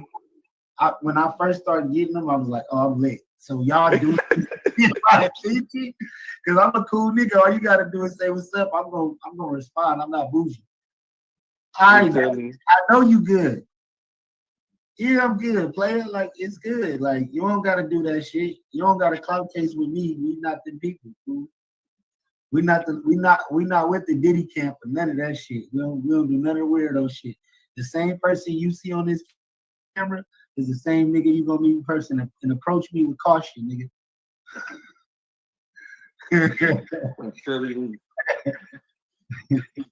Tell him. All right, let's see what this nigga talking about, because this nigga Adam is freaky, bro. That shit deep. That nigga freaky. Getting the finder's fee is hitting me up asking for the finder's fee in advance. And I'm like, no, I will give you the. So he get middleman with the porn star dude because he don't got a direct connect to bro. So this is what he talking about. Finder's fee once it happens. Once he's found. Yes, once he comes and does the interview, I will send it to you, and you have no room to accuse me of scamming because nobody has ever accused me of scamming in the past. None of any consequence. You know, you have no reason to think that I might not pay you, and also obviously, like what I'm giving you would be a very small percentage of what that interview might then earn. You know. Anyway, they asked me for gas money. Now, I don't want to reveal where Brian Pumper is currently laying his head. Trav, what you gonna do if you try to get a podcast from nigga? But it's through a nigga who know a nigga, right? Mm-hmm. Really want this interview. And then they start hitting you up, well, nigga, I need some gas money to get up there with this nigga. I have to pick him up and do all this shit. How far are you willing to go to get this done? Hell no, I ain't doing all that. I ain't doing all that. You talking about if I was in that situation there, or you talking about any type of situation, like if I was doing my own party and I'm trying to book an artist? Like you doing your own podcast and you trying to book a good podcast. It could be somebody that, you feel me? Somebody like, I feel like I gotta go straight to, I need a straight connect. I need one person. I need one person that can just go to that person. I can't do the person that know a person that know a person. What if the person that you're trying to get this interview from probably don't want to do it, but the person that you're talking to can convince them to get it done, or at least that's what they're telling you? I'm gonna pray about it, wait for like a couple of days, and then hit them back up. That's the best I can do, but I ain't trying to get finesse for no money. All right, we got some more comments from Destiny. Destiny, I'm not approaching any man. I get that. Adam is a Jew boy that likes this shit. I don't disagree. Where you think all this weird shit came from? I'm gonna be honest, like out of the blue, this nigga just became a weirdo. I don't know, like maybe this was him the whole time behind the scenes. And bro, now, you know, bro, they been saying something was wrong with Adam though. A lot of the things that people said, and me knowing LA culture was kind of like the norm, but this shit a little bit. Adam being on drugs in the beginning and all that type of shit. There's a lot of niggas who do that. For sure. It wasn't pills or lean or coke or all three. Niggas was on some drugs, right? But yeah. So a lot of the things that I heard wasn't like outlandish. That's why when I listened to the Diddy shit and people acting like, oh, he beat up Cassie. I'm like, I just seen a nigga beat a bitch up on Figueroa so bad, nigga. Nobody came to help her. Nigga, this shit daily. Niggas is chasing bitches down the block. Nigga, what are y'all talking about? Y'all motherfuckers are squares. Talking about some gangster shit is crazy. I don't think squares should be allowed to even talk about real shit, bro. Y'all would never fathom or understand because you probably never seen this shit in real life. You've been living in the motherfucking suburbs so long, you think that this shit don't exist. Take your ass on the blade and you gonna see some shit. You feel me? Go to the local Motel 6 in the hood and you gonna see some shit. Tell them Motel. They said Motel. Go to the local Motel 6 in the roughest neighborhood wherever you from, and if you want some action, you gonna get it right there. All kind of action. It's gonna be so much Well, going I on. woke up in the morning. I mean, one time I woke up in the morning, but I seen a butt nigga bitch, but she was fucked up on them. Somebody drugged down, but she was so fucked up, but she was walking around butt ass nigga. Yeah. So y'all acting like this shit is shocking. Oh, I've never seen this before. I'm just like, where the fuck are you from? To some of us, this shit is normal. Like, we seen this. So for y'all to be putting this man life on trial for domestic violence is crazy to me. And whatever his sexual preferences was. And some of these bitches like that shit. She had to like it because she did it for 8 or 9 years. Nobody's sticking around that long with a nigga who like to see you get fucked by other people and do all kind of crazy shit to you that long and not like it. Yeah. You know what kind of makeup sex they was having? Yeah. Crazy. You know when you get into it with your girl and she finally let you hit it again, nigga, it'd be way better than it was when she was cool with you. Yeah. Tell me I'm capping. Yeah, Like like, they living no life. So people who ain't living life, of course they don't understand. Hey, look. That nigga said, where do you think all this shit came from, man? Weirdo. And the money doesn't make sense. Like facts. Like 22 is the feds. Like, I'm gonna be honest. Now this, no, I'm gonna say this in his defense. He gonna ask you the question. You don't have to answer it. That's fact. But I think the closer this nigga got to Vlad TV, he's shit. Like, not even Vlad TV is connected to a RICO case, bro. How do your podcast become connected to it? Where the niggas catch the RICO? But when you I'm not gonna lie, when you got a case and shit, when you got a big case, you can't do no interview. Like, I wouldn't do no interview with Adam 22 because he's gonna ask you about it. As a podcaster myself, if you said some incriminating shit, I'm gonna edit that shit out, bro. I'm gonna delete that video. It's not that important to get the content for me. I don't know how important it is for him, but the shit that they said when he started having loose cannon on there with WACK100, I would have never put that out. Soon as niggas would have started saying snitch shit, it just wouldn't have got put out. Because majority of the world is squares. They do not understand the lifestyle. They don't live by the code. They ain't got no moral compass. And you feel me? It ain't a moral code to their lifestyle. It's square, bro. Like, if you a square, for you to call the police, it's cool. For people like me and you to do it, we a snitch. All right. So that's the difference. So we'll never be the same as them folks. You feel me? And don't want to be. I don't want to put my nose in other people's business that much. I do podcasting. We talk about different subjects, but the perspective that I come at it with is a balanced mind of a person who should be minding their motherfucking business at all times and standing on the code. If y'all out here just trying to be the police and crack open cases and all that type of shit, that's because you're a square. Yeah. You feel me? So, yeah. You feel me? I'm not knocking Adam on like how he living his lifestyle with his bitch. That's some player shit. Low key niggas probably wish they could do that shit. Like with their wife, be that comfortable. Some niggas is tender dick and can't even think that kind of way. Like nigga, he looking at the bitch as a bag. And it's my bitch at the same time, and I'm popping so at any time I can get a new one. Feel me? Mm-hmm. Shit, she done ran up millions. Yeah. They've been doing this for a while, so you feel me? She bringing shit to the table. She bringing all the action. She a real porn star. She like a legit porn star.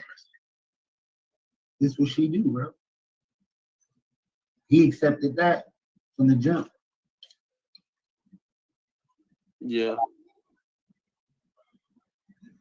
Cause I told you, boy, that pussy gotta be good, boy. Before watching that shit, that making money, that's why he doing it. You ever seen her before?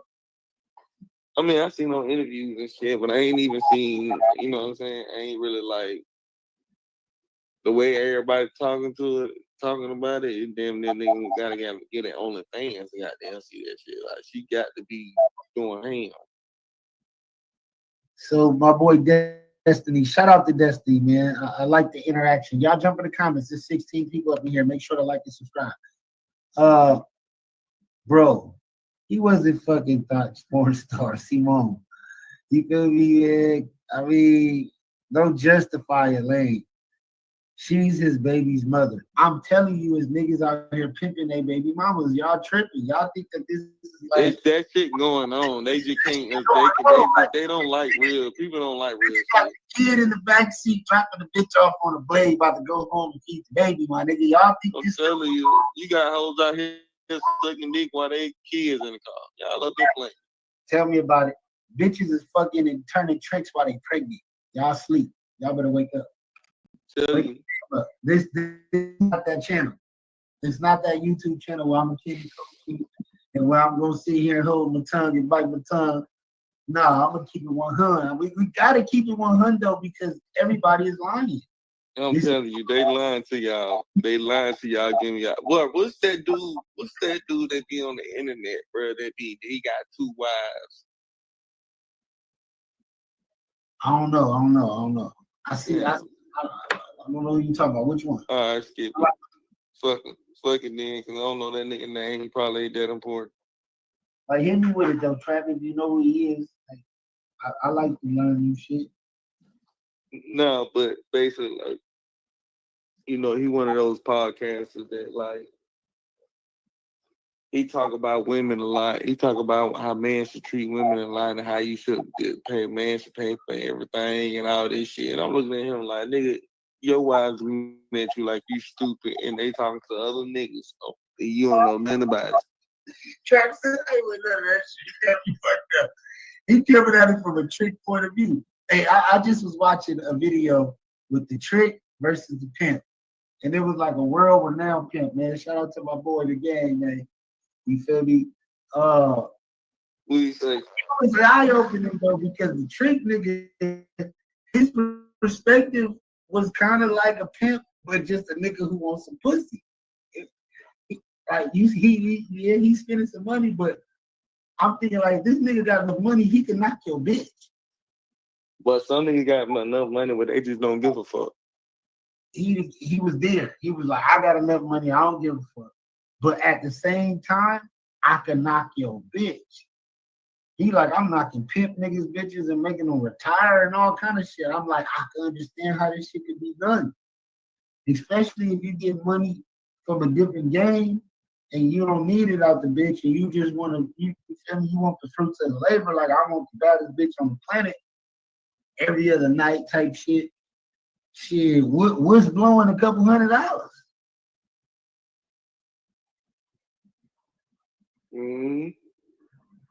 I mean, I don't see it that way. Like, everybody, you feel me? It depends on your aspect of the game. But if you ask me, if you live with your woman, you tricky.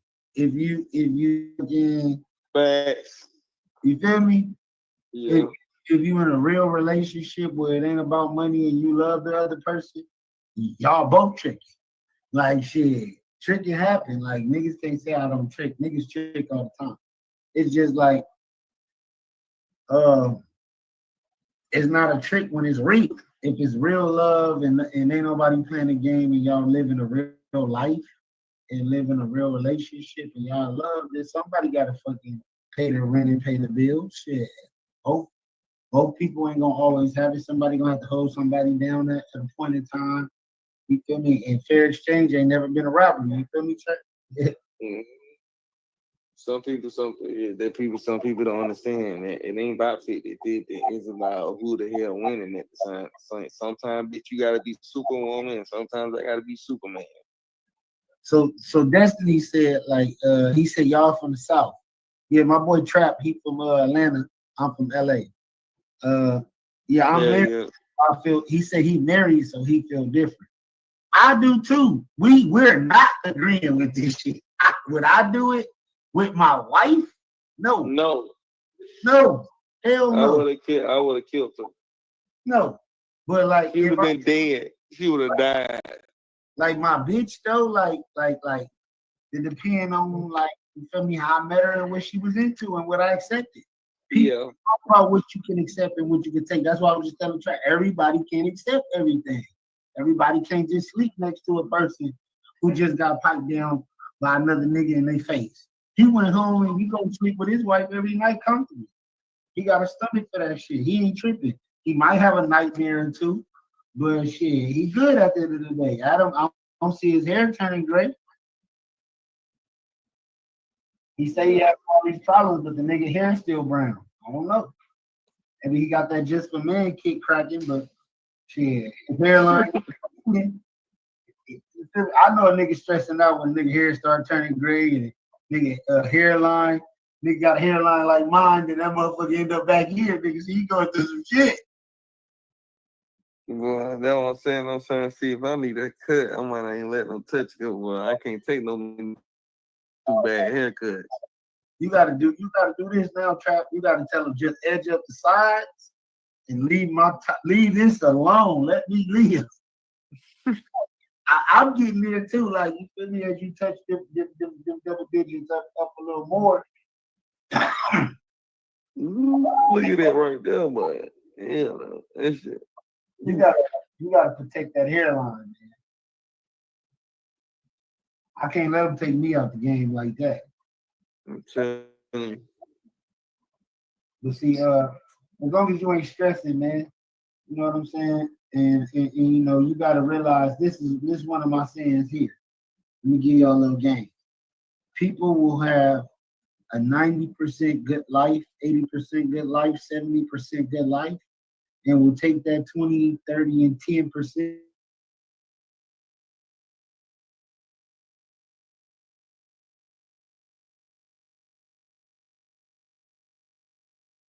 a book to get big problems because that shit won't even be on your motherfucking mind no more. And in things that you can't control, you gotta put a God's hands. If you can't control it, you know, and why stress over? So, you know, that's just some game for y'all. Let's jump back over here with Destiny. Yeah, I'm with you, Destiny. I believe in what you're saying. I mean, you on some shit. So he said, okay, whole different story, my bad. But nah, it's not your bad, it's your point of view, and you are entitled to a point of view of how you're thinking of it. And what you're saying is real because, like I said, only a certain type of man can stomach that. Do you think a hoe don't deserve somebody? Is you crazy? Somebody love a hoe. Everybody deserves love. Everybody deserves love, Destiny. So you can't sit here and say that Adam don't deserve love or Lena don't deserve love. This is what Lena was doing way before. Lena fucked House Phone. Remember, House Phone and Adam was super cool. And they podcast together. You feel me? This Adam's wife, so he let her hit the homie. He not tripping like that. He knew what type of girl that happened before they got married. Yeah. And House Phone ain't the only person that hit it. Couple niggas that been on the podcast hit it.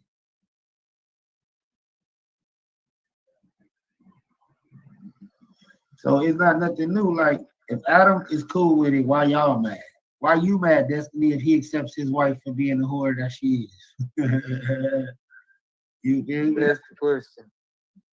And she's a nice whore. She's not like one of those disrespectful, mean, feisty. She happy as shit. Sound like she'll cook you a whole meal and everything. Right? She wholesome. She gonna fucking suck you and your friends off. Nigga. I mean, what other kind of broad do y'all want? Niggas just don't like sharing this shit. It's mine. Niggas be entitled, bruh. You gotta have a girl around that's gonna please everybody. You don't want to just be the only person happy all the time. Spread the joy. You know what Adam said? He said, man, this girl makes me feel amazing. I wonder what she would do to other people.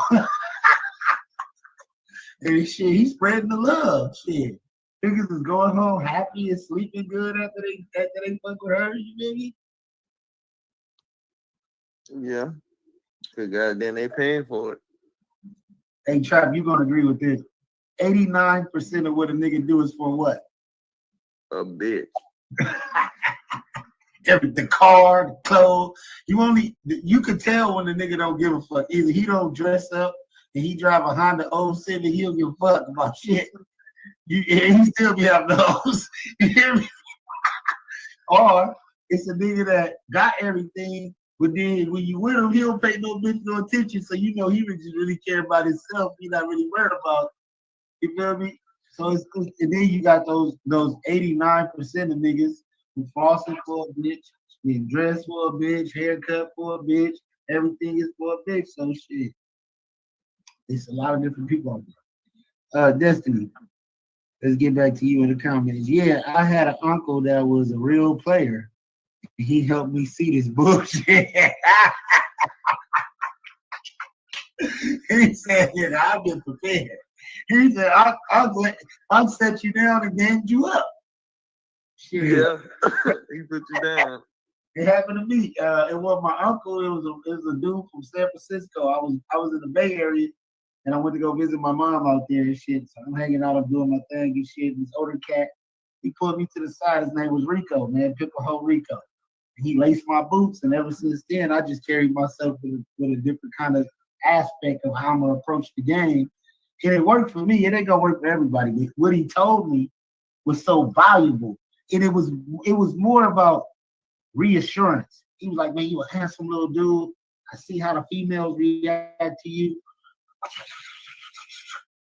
And then from that day on, shit, I ain't had no problems. And only real niggas can do that. So if you see a little young dude and you see the females gravitate to him, pull him to the side and say, "Look, man, you a fly dude, but you need to use this to blah, blah, blah, blah." So, get in the game, and you might create, a real player. A nigga that know his work. That nigga told me he's valuable. A lot of other black men don't tell each other like, "Man, you got it." You know what I'm saying? And it was something like that. You feel me? So, shout out to that nigga Rico. I don't know where he at in life. I was 14 and that nigga gave me the game, man. I ran with that. I was 14. I had a 27-year-old and some motion. Nowadays, nigga, that'd be some Diddy shit going on. See, that's not normal either. For a young 14-year-old young man to be dating a 27-year-old woman, that's crazy nowadays. They got that kind of shit on the news. But back when I was growing up, he was a true player for that type of shit. But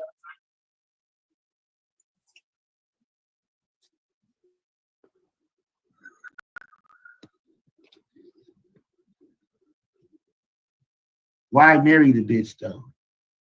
Like pushing the. Yeah, I mean, if young people is watching Adam 22 and they think that they should marry a girl that's a porn star, that's up to their decision. I don't think nobody is inspired to go marry a porn star because of Adam. What you think, Trap?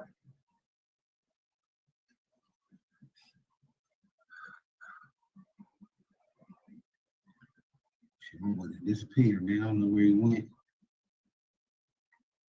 But yeah, I'm gonna ask my girl if she's a virgin. I don't know. Shit. Women used to lie and say that type of shit all the time, man. Who knows? And for all I know, he might be laying his head on a pile of leaves in the forest somewhere. Because the only thing I know is the city. It is in California, not in Los Angeles. So my whole theory of like, okay, maybe he's gone to like a nearby neighboring city, an hour and a half away. That has kind of panned out. My guess, gotta drive from Adelanto. I don't know what the hell that is, but I do know. Hey, Destiny said he's found a city in which he gets a lot less attention. Hey, somebody told me this. Ask me no questions, I'll tell you no lies, man. You might not want to ask your girl if she was a virgin when you met her, because the answer you might not be prepared for, especially if you're a Tinder dick. I don't even know if you can say Tinder dick on YouTube, but fuck it, I said. And then he was getting at a certain point in Venice Beach. the person who is going to give them a ride starts asking for gas money. All right, man. When y'all start going at each other in the comments, it's crazy. So my boy Alexander, he said, Destiny, you mad? You fucked the whole gang. Destiny is a dude, bro. Destiny Mansfield. Damn, Destiny, he thought you was a girl, bro. Destiny does sound like a girl's name, but I guess it's a bisexual. I don't know. I assume that you're a man, though. Because you said you had a wife. Destiny said, yeah, he on this girl shit, man. What the fuck? Yeah, Alexander, Destiny is a dude, bro. You thought that was a female. I get it. I had to correct you real quick, though. Shout out to everybody in the comments. Y'all be cool with each other, man. Don't be disrespecting each other in my comments, man. We're not here for that. We're here to disrespect. Even though we had already sent actual U.S. dollars for the deposit for this, my response at a certain point, I'm like, okay, no, it's not happening. And at this point, they were going to be late enough to the point where. All right, Alexander, that's good. Alexander said, my bad, bro. But yeah, I mean, what this man want to do with his wife? Right now, it's 4. They were probably. I don't want to share his wife with Brian Pumper, who allegedly had AIDS. That's on him. Get her like 2, which also I don't want to fuck with that. Like, I'm not pushing this show back so that I can do another interview, even if the interview is very important. We can reschedule, but missing out on that, at least for the time being, which I am going to keep fighting for it. Please believe that. But missing out on that, the first interview also not working out, even though I really don't give a fuck. And then, hold on, y'all. Let me go grab the Bible. 2 minutes.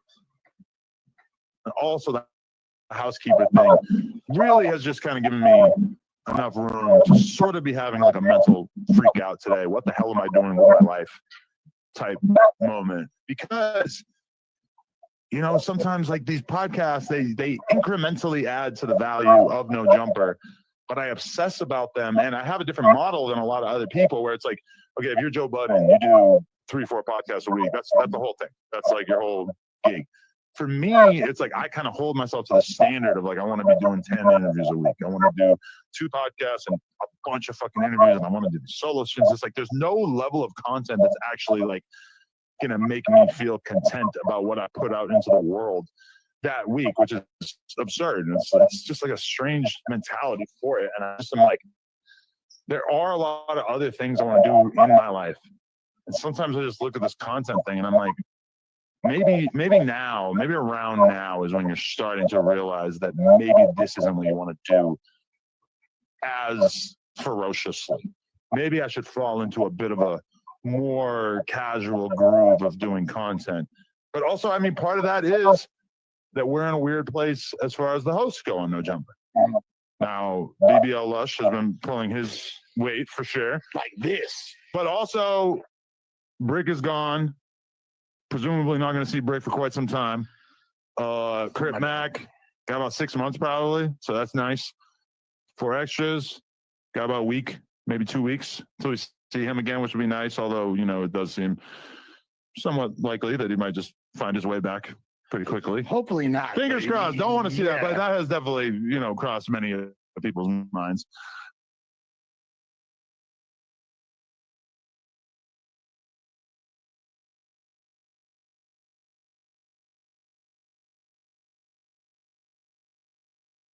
All right, let's get to the comments.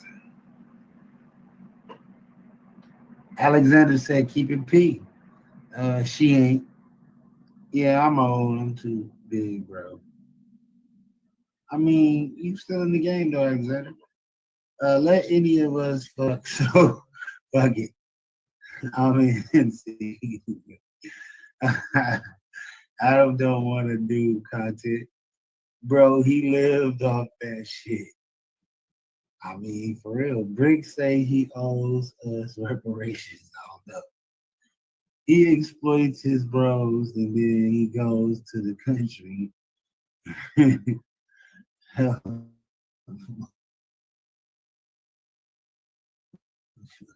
nigga Adam, but boy, it must be the police because the way this dude moves in the shit, he's a part of and that I be seeing going on, if y'all been following this shit for a while, it's crazy that he's able to wiggle himself out of this shit. And that's why he's at the spot he at now, because remember when he was with the dudes from Fig Unity and all that shit, they had like, you know, the cartel at the motherfucking door and shit. So I don't know. Do we get reparations?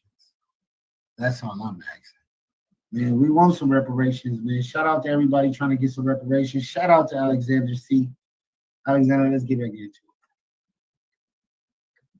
But, you know, we're in a little bit of a weird place with the hosts where we need some new energy. We got to get some more faces in here that the people really like and everything. I do have some ideas, even just talking to Josh about it a little bit today. I do think that there's like some other people that we could emphasize in terms of the non-Adam hosts. But I'm not gonna lie, like today has just kind of been like a weird one mentally for me, dealing with a bunch of bullshit. But like it's understandable being distraught about things like this, but it's also kind of reminds me of hearing like Jay-Z talk about, oh, it sucks being famous, you know what I mean? And these are super great problems to have. As difficult as it might be, and obviously that's frustrating. As far as the Brian thing, I'm curious. So you've had no direct communication with him. It's all through third parties for this particular thing. You know, honestly, like I put it in the hands of my booker, and she's the one who's been having the conversations. But you are right that maybe I should have hopped on FaceTime with bro. I mean, like honestly, the guy who connected us at first, he was like calling me or trying to, you know, my phone's on Do Not Disturb a large percentage of the day, so I didn't actually do that, but it seemed very believable. Obviously, Rockstar connecting us, that made it feel a little bit more believable and everything too, just because I would assume that Rockstar is not just part of an elaborate scam. If he thinks that this guy's all right, then he's probably all right. But yeah, I mean, I'm still gonna keep fighting for it. This is like, you know, he's in a city that's over an hour away, so I guess I have to be a little bit understanding. I also just feel like Brian Pumper at this point is like super standoffish to the point where, like, I don't know, it feels like he has like a hard time acting in his own best interest, because like if he is fucked up financially, doesn't the amount of money that we're offering you, doesn't that move the needle enough that you're just going to take it serious? I would think. One would assume. But, you know, a lot of people who are not doing well financially, it's like partially because they just don't have their shit together and they can't focus on the things that you would like to think that they would. So, well, mental stability and decision making are never Brian Pumper's strong suits. But is he aware of like the level of admiration you have for him, as far as like, has he ever referenced seeing the doc or anything like that?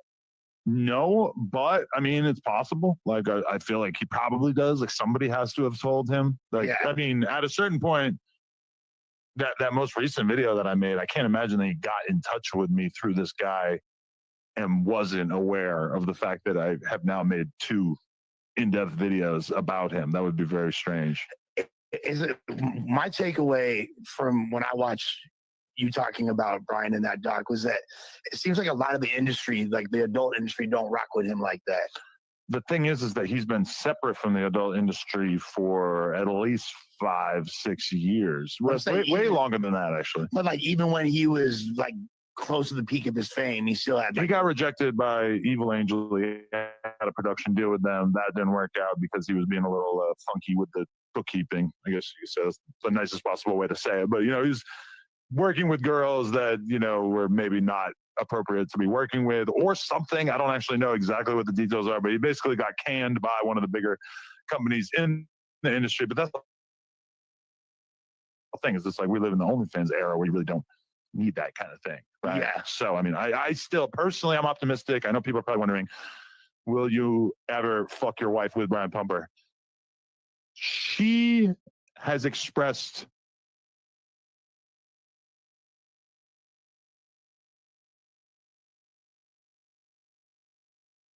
a lack of interest in that. Now, that being said, she's a woman, so sometimes she might need her partner to guide her in the direction that is best for her. So I'm not giving up hope. I do think maybe one day I would be able. Will I ever smash my wife with Brian Pumper is crazy. Hey, Destiny, I agree with you, bro. Adam looking for more than just seeing his wife get fucked up. It was to experience my wife in the truest way possible, which is with Brian Pumper. Sans eggs or with eggs? I mean, if he doesn't break at least one egg on her head, then I'm not going to feel like I really got the full experience. Yeah. How will I finish? Yeah. How are you going to come? Yeah, so that's the situation we're in. However, I would really like to bang a woman with him. Understand? And I'm sure I'll get an almost limitless hall pass from her in that regard. I think that she would let me bang any woman with Brian Pumper just because she knows how much it means to me. Yeah, she actually offered. She said this morning she actually made me laugh for upwards of 1 to 2 minutes by saying you should give him flowers to start the interview. Man, she said if you pull out a dozen roses from under the table, man, that would like really add a lot to it. I'm like, you know, that is a fucking brilliant idea. Each but rose symbolizes a different like memory you have of his, and you just break it down. It could be that's funny now. That was funny. Like, but you tag teaming someone with Brian Pumper, that'd be like me playing catch with Daryl Strawberry. You know what I mean? Like this is something I've always wanted to do. This is one of my heroes. I can only imagine. So, how could you compare the two? How could you compare the two, bro? Daryl Strawberry, you crazy, Lush. So I'm almost afraid of myself. Yeah, like what might happen? What if I turn my attention towards him? Yeah, you might. If you just lock eyes for a little bit too long, like she's sucking his dick, and I'm like, oh, what? No, baby, do it like this. Wait, what's the? Wait.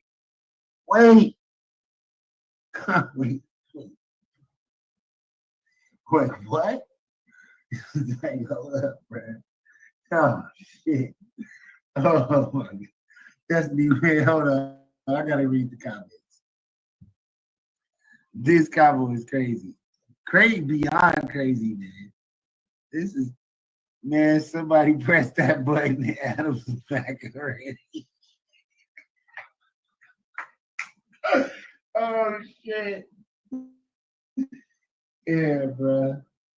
Yeah, we gotta replace No Jumper, bro. I gotta go get me a podcast space and take over this shit because it's not even about music or hip hop anymore. And that's what we started watching this for. Turned into game bang content. Well, literally game bang content. Oh man. All right, let's go. This is crazy. Brian Pumper, I know you've been locked up for a while. I'm just kidding. I'm a heterosexual man. I'm just kidding. What's like what are the other, because I know you've told me before and you said on this pod that like the female talent kind of defines how popular a lot of dudes are. Like if girls don't like working with you, you're not gonna. Was that part of why they was like Brian Pumper kind of a lot of stories, a lot of weird stories about things that he may or may not have done on set. I implore people to check out the original Brian Pumper documentary in which I highlighted a lot of this stuff. But that being said,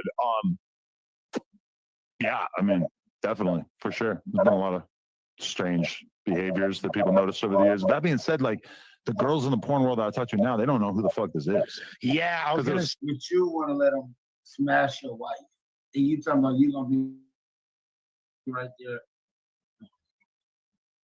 So long ago, because like when we say the pinnacle of Brian Pumper's like career was like 08, 09? Maybe like a little after that, like early 2010s, yeah. 2012. So these chicks in their early 20s have no clue who he is, essentially, which might actually work in his favor. I almost am so devoted to getting this content that I almost want to drive an hour and a half to wherever he's at and just make the content happen there. But I mean, I almost feel like him sitting in that chair right there, that's what it's all about. Like, I can't just go stand in a Walmart parking lot, you know? Remember that one time where you were like, hey, Lush, you know anybody that does window tinting? And I was like, yeah. And then you like, and then Gucci Bear. What's up, fool? Is that a huge boner? Or you have like a lot of stuff in your pockets? Oh, okay. He's excited to see me. We never potted with him in this room, have we? Not the fact that you're checking out my crotch. We've always relegated you to the other room, right next to Lush. Adam always says some weird shit. I see where this is going. Yeah. sit right here. Why not? This dude's been with everybody, glazing them. Been with See how everybody. he's touching me? Look how much higher his chair is. He looks like a totally like That's different because I got species. ass. I mean, like my cheeks, they elevate. Yeah, you guys can do whatever you want over there. It's gonna be like you almost can't. Can you see Lush? Is he like casting a shadow on him? You don't need to see him. Yeah, exactly. This is Where's the other black person who's supposed to be here? The other black person, who knows? He's on the way, I guess. We're all late. Black people are incredibly late to everything. Black people are amazing. We're on colored people time. Way to reinforce stereotypes. We're on Brandon. colored people time. I'm in glazer mode. Black people, what can they not do? Show up on time. Anyway, I was just expressing my sadness. I could give you a list. I expressed my sadness about not only losing my housekeeper, but also Rant probably not showing up today. Wait, your housekeeper died? No. But for all intents and purposes, Is she black? Did you work her to death? Black housekeeper? You ever heard of that? That Where? About 70 Down years south? ago. Yeah, About 70 years in LA, you don't have to say that your housekeeper is Hispanic. Oh, so they know that. Well, I just think like, doesn't everybody assume that?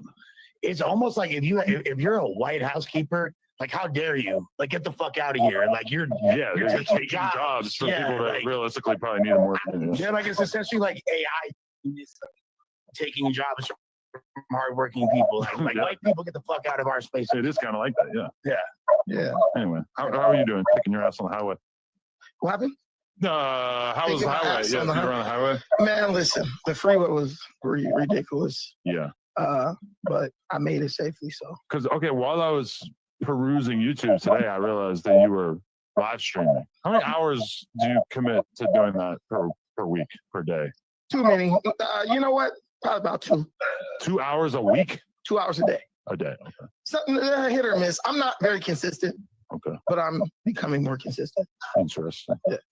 There's like your thumbnail today had like a picture of Rick Ross in the middle. That's not Rick Ross. That's Anton Daniels. Oh. You are racist. You think black people I look couldn't alike? tell if it was you or Rick Ross. Those were the two options that You guys all look so much alike. I'm not really saying that so much, but wait. That was nowhere near Rick Ross. That is a very famous YouTuber Oh, really? that you need to be on the lookout for, Anton Daniels. Yes, look at it right here. No, I ain't gonna lie to you, Brendan. Wait, sorry. I just seen it a second ago. That's Look at this right here. Come on, bro. So you're blaming? I'm racist for not knowing that this is not Rick Ross? No, that looks nothing like Rick Ross. It's on the that screen, looks right? nothing Okay. like Rick Ross. Nothing. Nothing. And that's me at the bottom right corner, so you know it's not me. In regards to like the average person, that guy is 99% of Rick Ross. Glasses, big bushy beard, he's got a hat on. I mean, honestly, the jacket looks kind of quaint. And there's no jewelry. Those are the main things that made me think it wasn't. No, he would for sure be like he could do Rick Ross for Halloween. So go ahead and say he was about 6'1", about 185 pounds.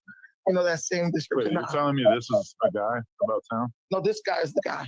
Okay. He looked different. He's the He guy. don't look like Rick Ross right there. There he looks like Mr. He's actually- Organic, Well, Bill, look at this picture right there. Tell me that's not Rick Ross. What are we talking about? He's highly intelligent. He's rich. Okay.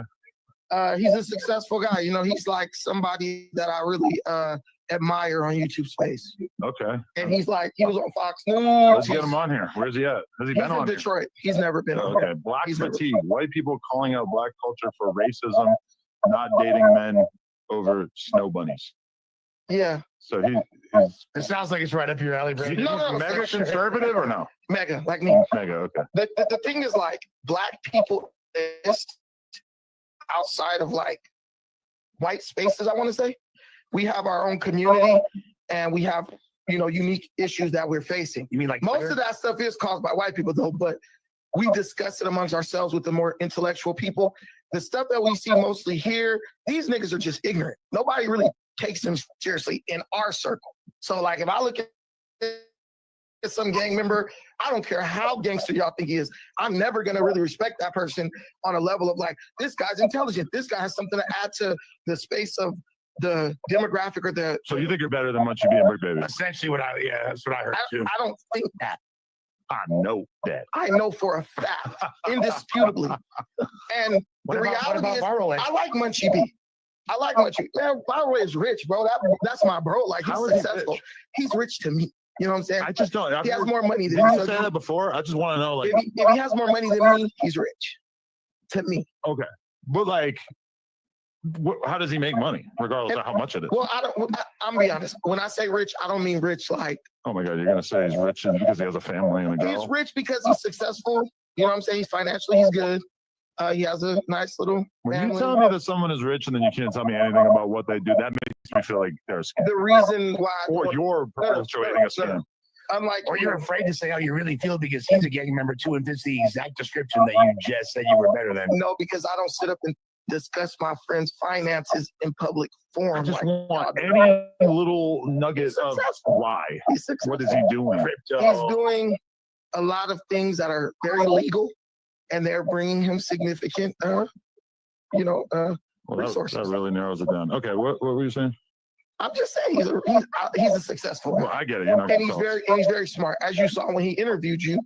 Should I ask him, or is how he's getting money so secretive that I shouldn't ask him? I don't think it's secretive. I think that he would be the best person to speak on his financials. Okay. Yeah, not me. I will ask him. But what I can do is big up my bro. Give a little acknowledgement to what he has been able to. What does this hat say right here? Everything420.com. Oh, that's not your hat. Okay. Well, it's funny that you mentioned that, Brandon, because let's pay some bills. Today's sponsor is Everything420.com. Big shout out to Everything420, basically the Amazon for smoking gear. They've got everything from vapes to grinders to glass to edibles to flour, even shrooms, if that's your vibe.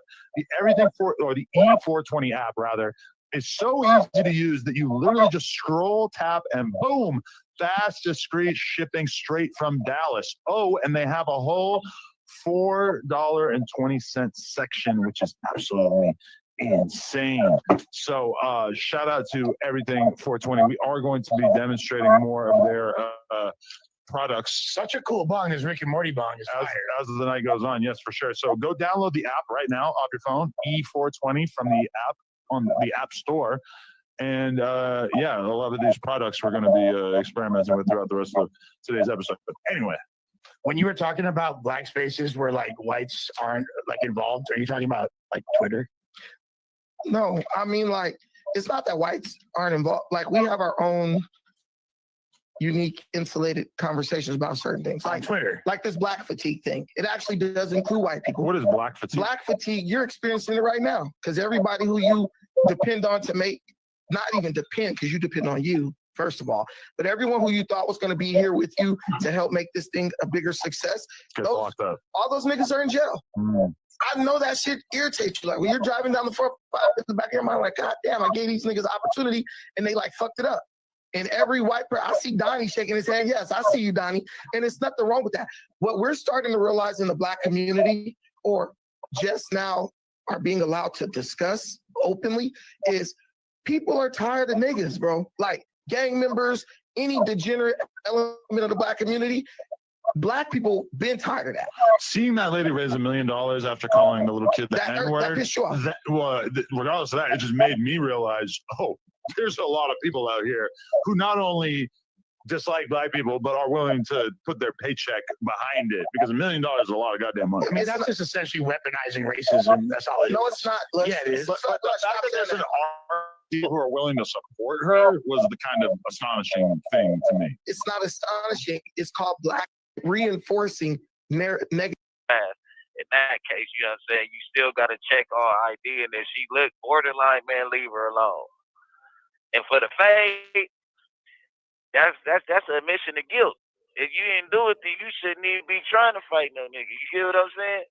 Yo, guess what though? He did say though, the only reason he spared No Jumper last time was because Brick was in the building. He said now because Brick not in the building, he finna turn up. Hey man, you know what I'm saying? Well, we can have Brick Baby back one day. He'll be back, but no, the only reason he spared No Jumper the first time because Brick Baby don't drop down that street without looking both ways and getting up on shit. I seen the motherfucker laying back in the car. I had to get all the way up on the car, and you know what I mean? I seen it with somebody. He seen it was me, and he pulled off. So you know what I'm saying? I appreciate him not making it.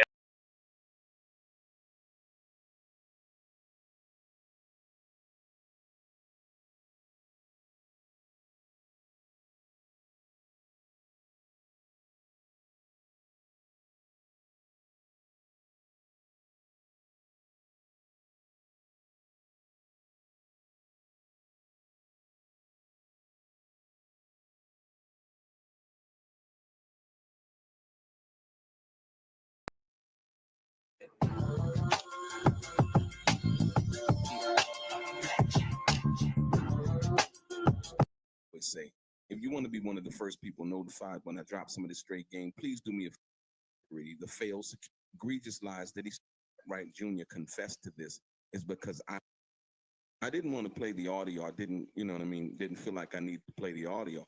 I don't mind sending you over there to look at what is the confession. The title says it all. I confess why I manipulated Frank Alexander to fabricate Orlando's theft of Tupac's chain. Ladies and gentlemen, I need you to understand something. The reason why Reggie the Rat Wright Jr. confessed to this is because I've been diligently exposing his lies. This is not the only lie that he's going to confess to.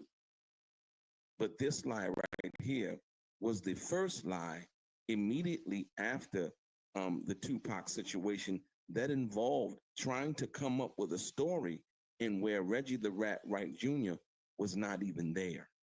Reggie the Rat Wright Jr. wasn't at the MGM Grand. He knows it. So he confessed because everything had already came out. And like I told you, he lied about the Suge situation and where he found out the information. That's also a lie. He just has not confessed to it yet, right? He lied about the subpoena situation involving Frank Alexander.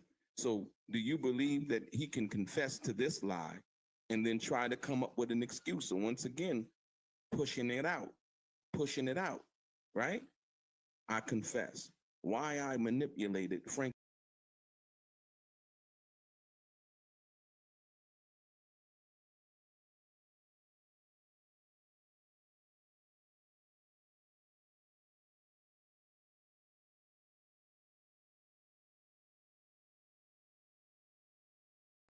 So the name of this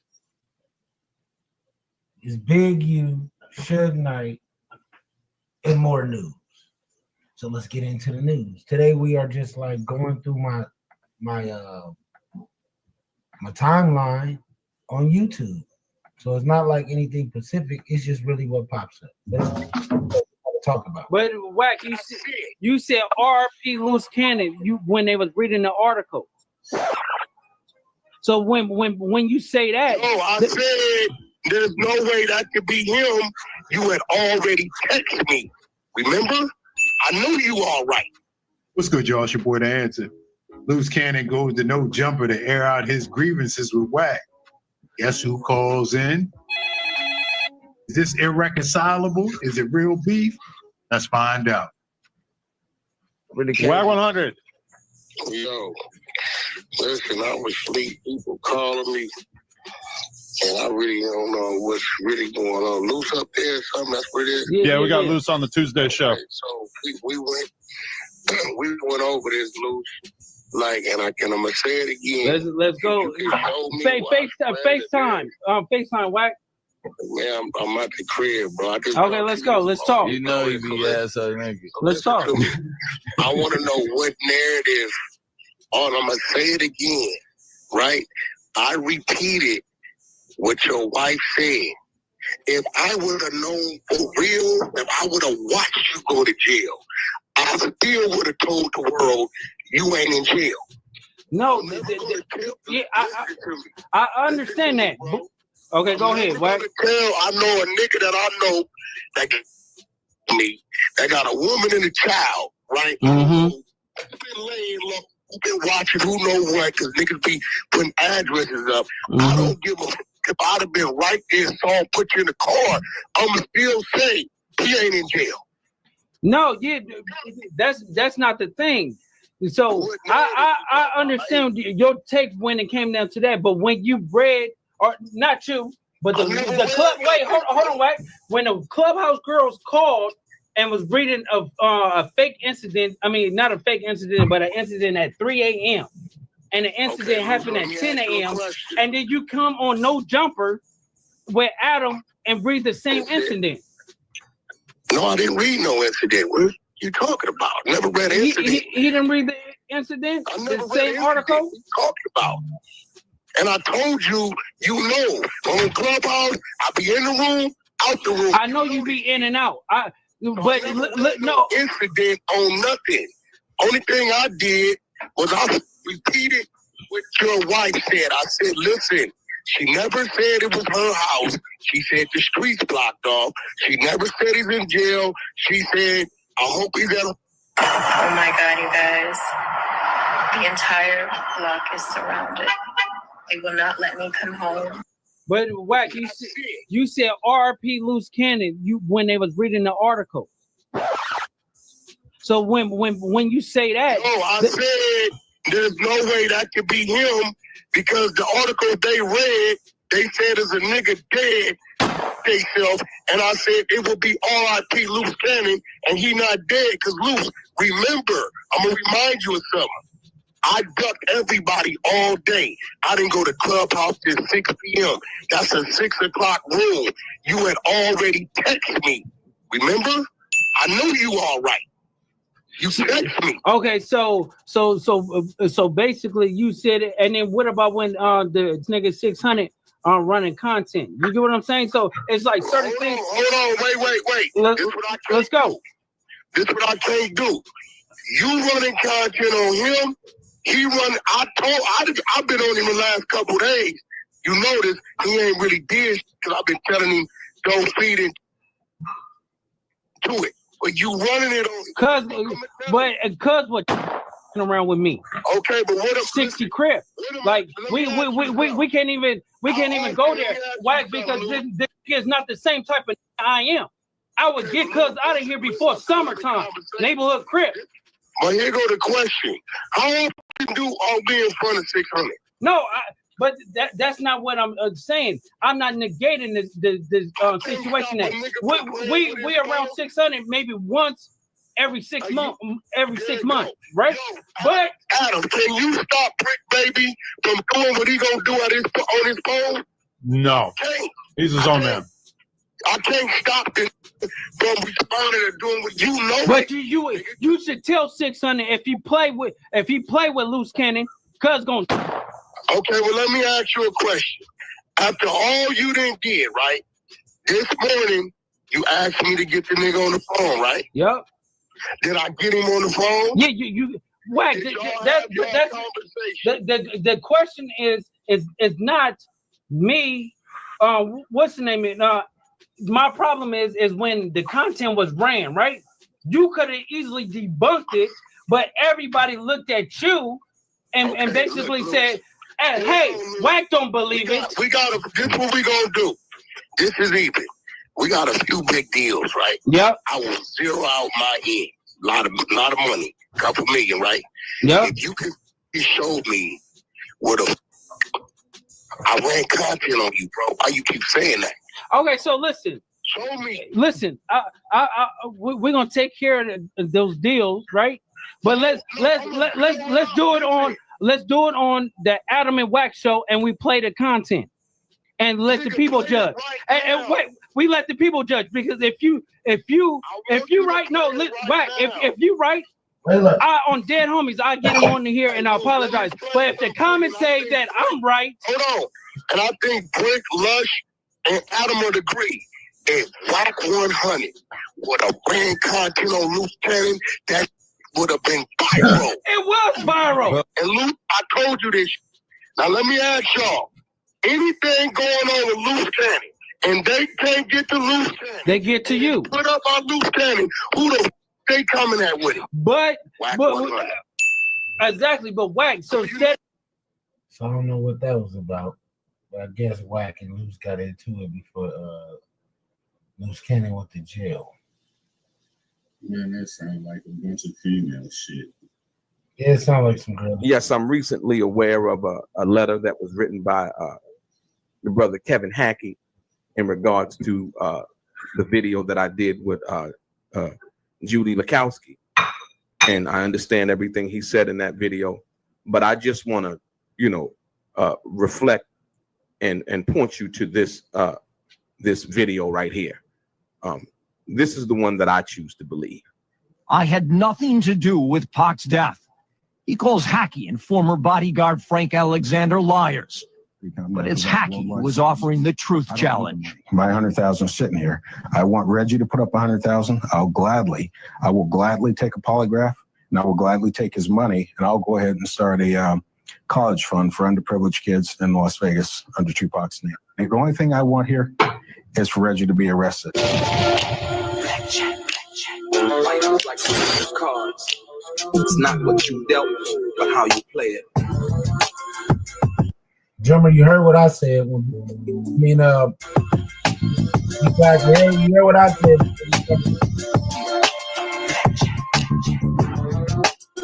Play each situation correctly. I remember they used to laugh at a brother. I gotta come to that info. Welcome back, guys. Welcome back. It's your boy Delray Richardson, platinum artist, platinum songwriter, Straight Game TV. Thank you for tuning in. I appreciate your time. Do me a favor and hit the thumbs up button. It's very much appreciated, and it helps the video get out to more potential subscribers as well as my current subscribers. Also, subscribe to the channel if you haven't already. Tell a friend. But most importantly, like I always say, if you're new to the channel and you would like to be one of the first people notified when I drop some of the Straight Game, please do me a favor and hit the bell notification. I'm going to get right into it, ladies and gentlemen. I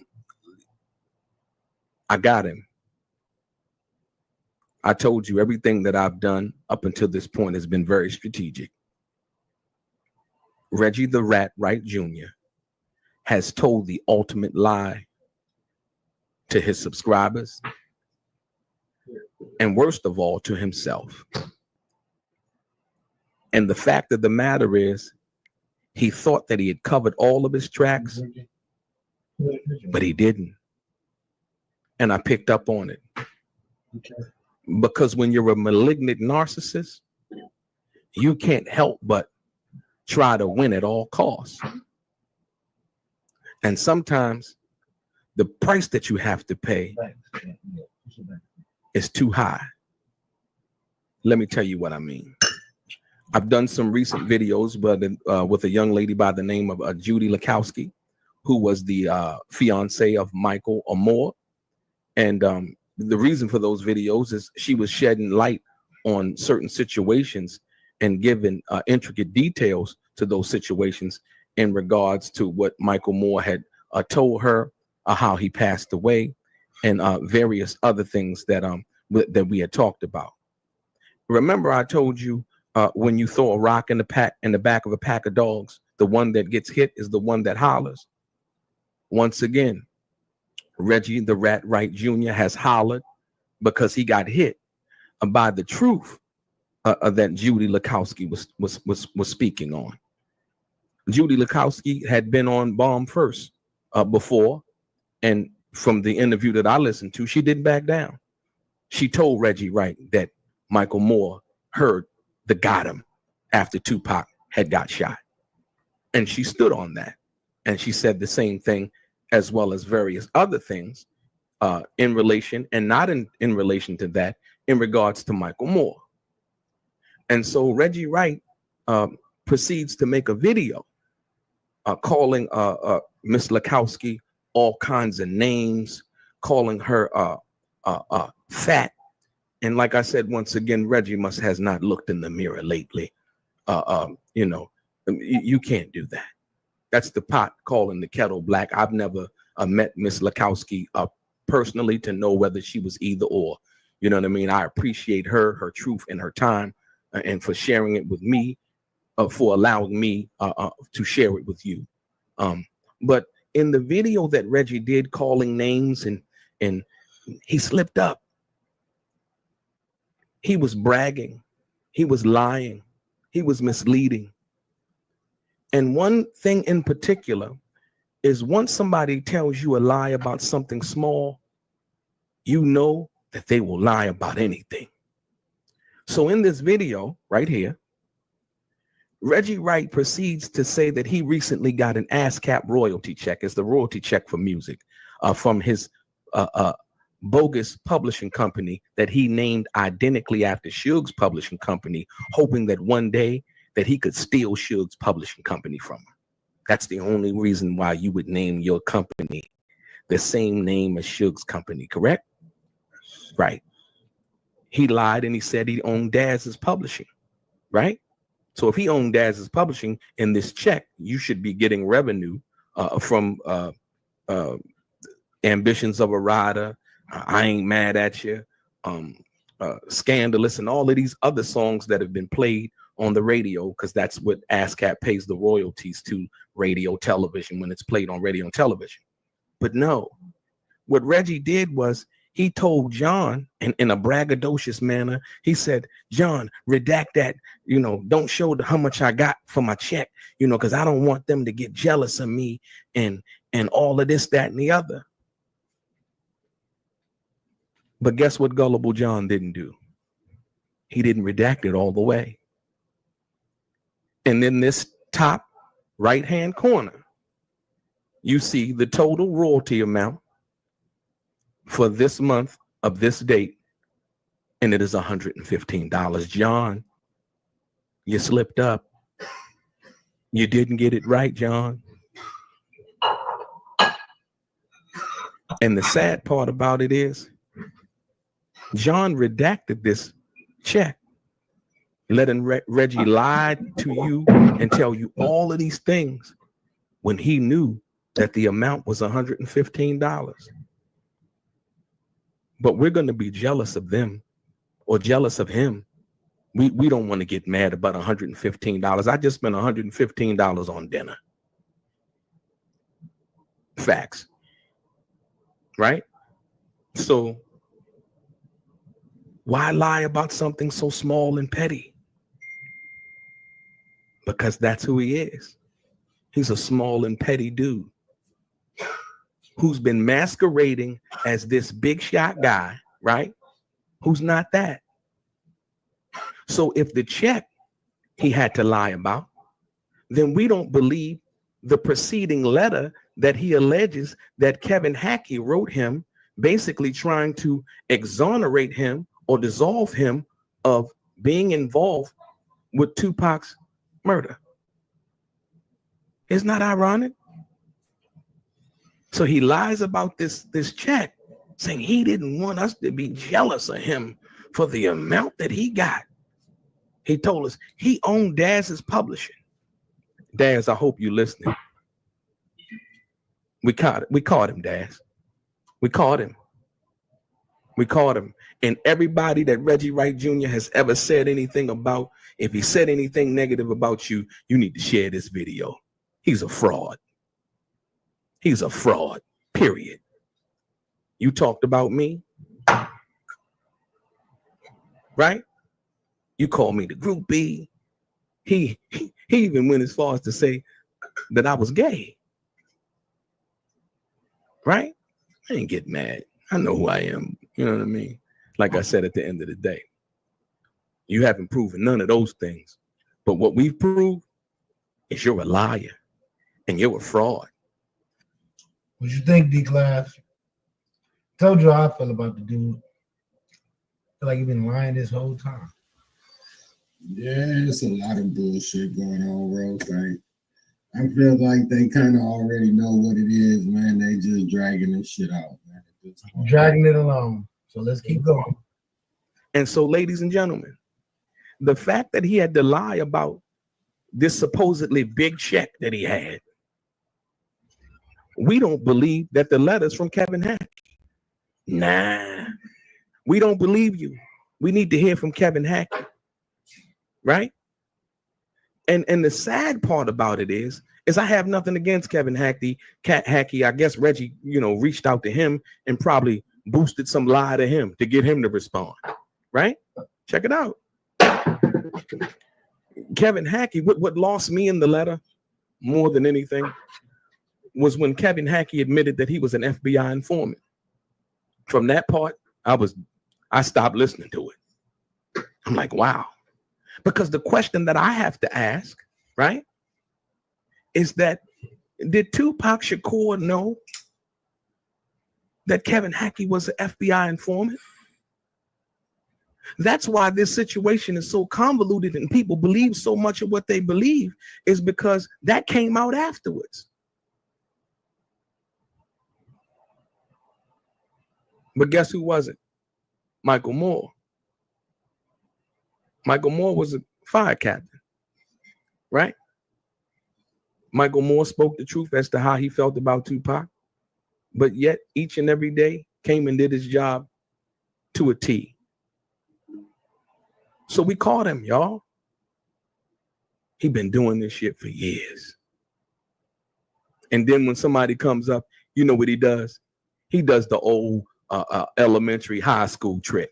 He starts name calling the groupie, the midget, Genie, and all of these other little elementary school diversion tactics to get you away from the facts that Reggie the Rat Wright Jr. was complicit in the death of Tupac Shakur. He did, in fact, pull the security off of Tupac that night. He did, in fact, say that they shouldn't have shouldn't carry guns that night. He did, in fact, did not send the 5 security guards that Suge Knight had requested that he send. Suge Knight said it out of his own mouth, y'all. There was a plan already to do something to him. Yeah. And that's why, like I said, I had 2 of the toughest guys for him, and Reggie pulled him off of me. And after that happened, I told him to send 5 guys from the club to there, and they never said nobody. So now, Reggie Wright Jr. is the same guy, or Reggie the Rat Wright Jr. is the same guy, right? Who would sit here and have you believe that he's taking up for Suge Knight and speaking on his behalf when Suge can't expose Reggie, and he can't because Reggie know too much.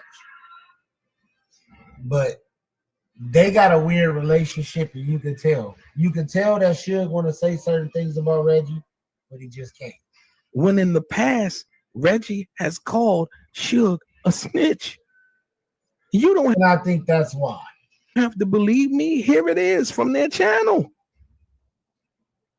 And then all of a sudden he'll come back again and be like, you know, me and Suge like brothers, and we go back. And no, come on now. You got to be kidding me. Once again, this is the manipulation, misinformation, lies, and erroneous garbage that he's been spewing out for years. Right. But we caught him. Everything that you've ever said about Snoop is a lie. We don't believe you. You lied about this check and said that we would be jealous of you. Everything that you said about Daz is a lie.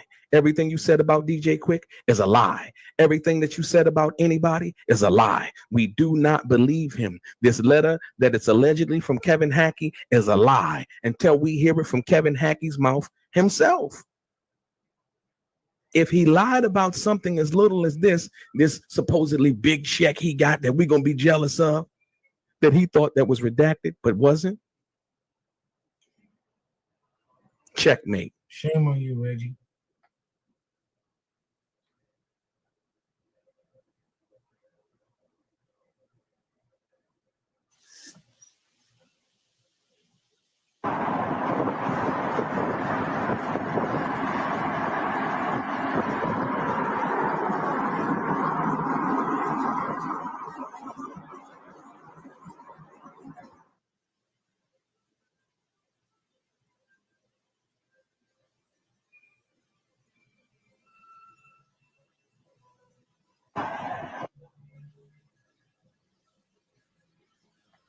Rolling loud. Bro,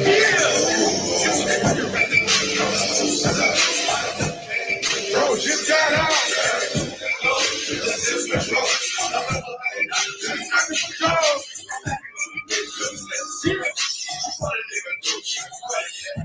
I'm trying to go to Boston, there's money in it.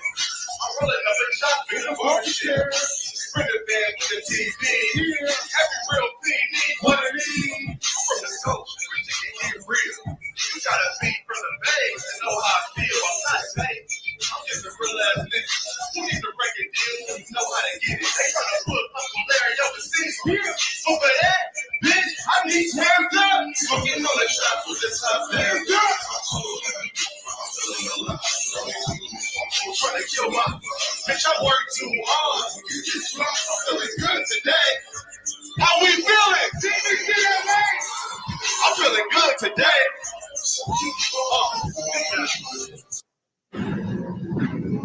Shout out to June, man, performing that Rolling Loud. That was pretty dope. I wanted to go to Rolling Loud back in the day, man, when like Wiz and Currency was taking over that shit, but I don't know, it don't look as fun as it used to. You ever thought about going, D-Class? Never had no interest in going. Really and truly, I didn't even know what that shit was till I was probably an adult, bro. That lets you know how far out of the loop I was with that shit. Facts. Like I would hear about like Coachella, all that shit. Like man, I thought Coachella was in like a whole nother area. Like I would have never thought that shit was in Cali. That's crazy. All right. This is bad.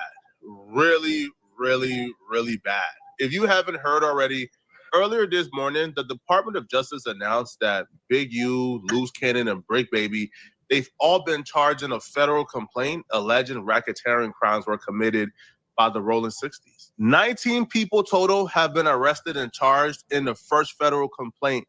Now, this federal complaint is surrounding Big U and Big U Enterprises, and the people you see on the screen are people the feds believe helped Big U commit crimes. Brick Baby is also the subject of another separate sealed indictment that we know nothing about until Brick Baby goes to court and the indictment gets unsealed. So there's a lot of components working here, and I'm going to try to simplify it as much as possible in this video. This came as a shock to a lot of us, but the people involved like Brick Baby and Loose Cannon, they've been expecting this for a very long time. It's been a countdown, to be honest.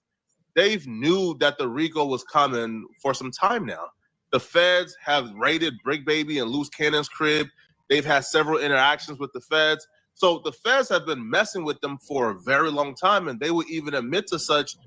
Look, outside of that, the feds picked you up 2 times, right? You said the feds have picked you up on numerous occasions, right? What part? Lady what time? Fino, Yeah. Okay, so look. So we're going to elaborate and we're going to respond to that. Yeah. No. Because at the end of the day, it's like this, right? Because when the same time they came and picked your ass up, right? They came and got Big Useless, right? And then, they rolled on me. Yeah. So you already know the answer. I don't know that they wrote on you. I'm telling you. I'm saying we dealing with this 2 separate times. Okay, I hear you. Okay, wait. Hold on. You're talking. No, look to them. Okay, so listen. You can't just say you know. Okay, no. So Loose Cannon and Brick Baby revealed last night that Loose Cannon, Brick Baby, and Big U all had a run-in with the feds right around the exact same time. Now, Brick Baby's house was raided and an AK-47 was found. And Brick Baby picked up a federal gun case at the time. Now, Brick will say that the feds and the state police raided his home. However, the feds didn't really charge him. It's the state police who charged him, but it was a DA reject. But after they raided his crib, Brick Baby will confide in his homie at the time called Christopher Lovejoy, aka 600. And he would tell 600 that he was notified that Big U was being investigated for a federal RICO. And he would tell 600 that the federal RICO was stemming from a hot one out of town. And by hot one, he means a murder that took place out of town. 600, that go back to you. He told you, the feds talked to him and told you what? You understand? I'm with Brick at this time. I was his savior to bring it back to the hood. He's telling me everything that's going on, so I know what's going on with the case and everything else. So he's telling me, man, the feds be on all your videos, bro. They like, man, Lovejoy gives us a tour of the hood every day. He telling me, watch all your videos. You know what I'm saying? I'm like, huh? Why do I watch my videos? Like, whatever. But he's like, yeah, bro. They found the chop. I'm like, okay. So I didn't really think nothing of it because, like I told you, my whole stance with him at that point was he never told before this. So I just assumed that he was in some hot grease and he had whatever he had coming from the legal system. So I never really followed up on till time started going by. Like, nigga, what's up with that case? They start going around it. You know no, 600. Your first red flag was when he started telling you the feds was telling him about Big U. Oh, Hands don't so get yeah, loaded so, unless you so that's what he told me. He like, bro, Big E on fire, bro. It's ugly for Cuz. They want Cuz in jail. They got a RICO on him. I'm like, yeah? He like, no, but you ain't got nothing to worry about. It's a Big U RICO, not a 6-0 RICO. Everybody who he been dealing with. They tied Cuz to a house, went out the way. I'm like, ooh. He said, yeah, it's ugly. I'm like, damn. That's the thing the family Flacco, Flacco, you see what we be saying? Whoa, who's that Flacco guy? I don't know who he is, bro. That's no, not this guy, bro. Not Flacco. Hey, bro. I don't know nothing. The hot one out of town, aka the murder out of town that they're referring to, is the 2021 murder of Rayshawn Williams. Rayshawn Williams is the best friend of Big U's son. Rayshawn Williams lives with Big U at some point. Now, Rayshawn Williams was found dead in a ditch with multiple bullet wounds in Vegas in 2021. Late last week, Christopher Lovejoy, aka 600, would actually take to social media to reveal that the family of Rayshawn Williams told him that the police located Big U's DNA under Rayshawn Williams' fingernails. Man, we got some pretty disturbing news, man. And y'all remember a couple days ago when I mentioned that case where the kid, the football player, you know, Big U's son's best friend, played on the football team, who was living with Big U, was killed. And it was saying that Big U didn't show up to the funeral, never contacted the mother for any type of support, anything. Just blocked her and everything, right? It was just like, damn, bro, like you always say if you know anything about these gang murders to give you the information. But when the football player is the best friend of your son who was living with you turns up dead, you don't want nothing to do with nothing, right? So the news came out today, this morning. The mother said that Big U has been denying to give his DNA. So they had to send a warrant to get Big U's DNA. You want to take a wild guess whose DNA came back on his son? Big U, Eugene Henley's DNA came back on her son's fingernails. WACK100 will follow this up by posting a call between himself and the family of Rayshawn Williams, where they are alerting WACK100 that the police plan on arresting Big U in late March, early April. You gotta go pay the conspiracy. So, yeah, they started DNA test in my brother's nails. Okay, so that's bad work. So that means my brother. Now that's what y'all been hearing. This one ain't nobody heard. Let me find this shit. Since April. They still ain't arrested the nigga.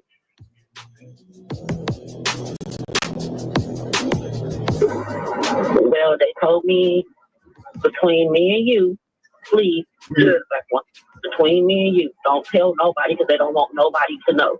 They're going to be making an arrest the end of March, the beginning of April. She told Wack don't tell nobody, but Wack told the entire internet. Now, Wack's explanation for this is he had to tell the internet because if he didn't, people will look at him a certain way. But right on cue, everything that's been discussed on the internet over the last year and a half surrounding Big U, Big Baby, Rayshawn Williams, and everything in loose cannon, it all came in fruition, even down to the exact arrest date. Right on cue, the feds announced the federal indictment of Big U and 18 other Rolling 60 associates this morning. Good morning. I'm Joe McNally, the acting United States Attorney here in Los Angeles. Today, we're here to announce federal criminal charges against Eugene Henley Jr., a career criminal known as Big U, who used his contacts and leadership role in the Crips criminal street gang, the entertainment industry, and a youth charity to further his own criminal enterprise, an enterprise that engaged in murder, extortion, robbery, trafficking, COVID fraud, and other felonies. Mr. Henley and several other individuals linked to him and his criminal enterprise were charged in a criminal complaint with federal racketeering conspiracy. Mr. Henley is a fugitive, and he is currently wanted by federal law enforcement. We will learn several things during this press conference. We will learn that the feds have been looking at the podcast in LA. They've been looking at several LA podcasts. recording, taking down everything. So if you've been speaking on an LA podcast as of lately, bro, over the last 4 years, you are in severe trouble. You in trouble. Now, the feds would also alert that this entire investigation, this entire RICO investigation into Big U and his associates and his business dealings all started with the murder of Rayshawn Williams. When they began to... I've never heard none of this information. But one thing that's crazy about it is that the feds is watching podcasts, bro. Yeah, most definitely. So if you on here running your mouth, they watching your ass. When they began to investigate the murder of Rayshawn Williams in 2021, that's when the investigation of Big U and the Rolling 60 started. Now, the feds will officially say that Big U is responsible for the death of Rayshawn Williams, in their opinion.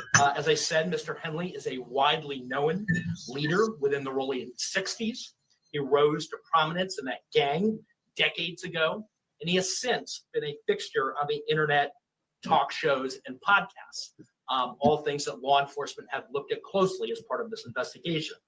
He has maintained the image of an entertainment industry entrepreneur running a music label, and of somebody who gives back to the community here in Los Angeles, funding a South LA-based charity, developing options, which purports to help at-youth risk escape gang life and escape the perils of gangs in high-crime areas. I'm like crazy, man. Let's move on, man. That shit crazy, man. That's some sad shit. Grown men getting tangled up in a lot of bullshit, man. Right.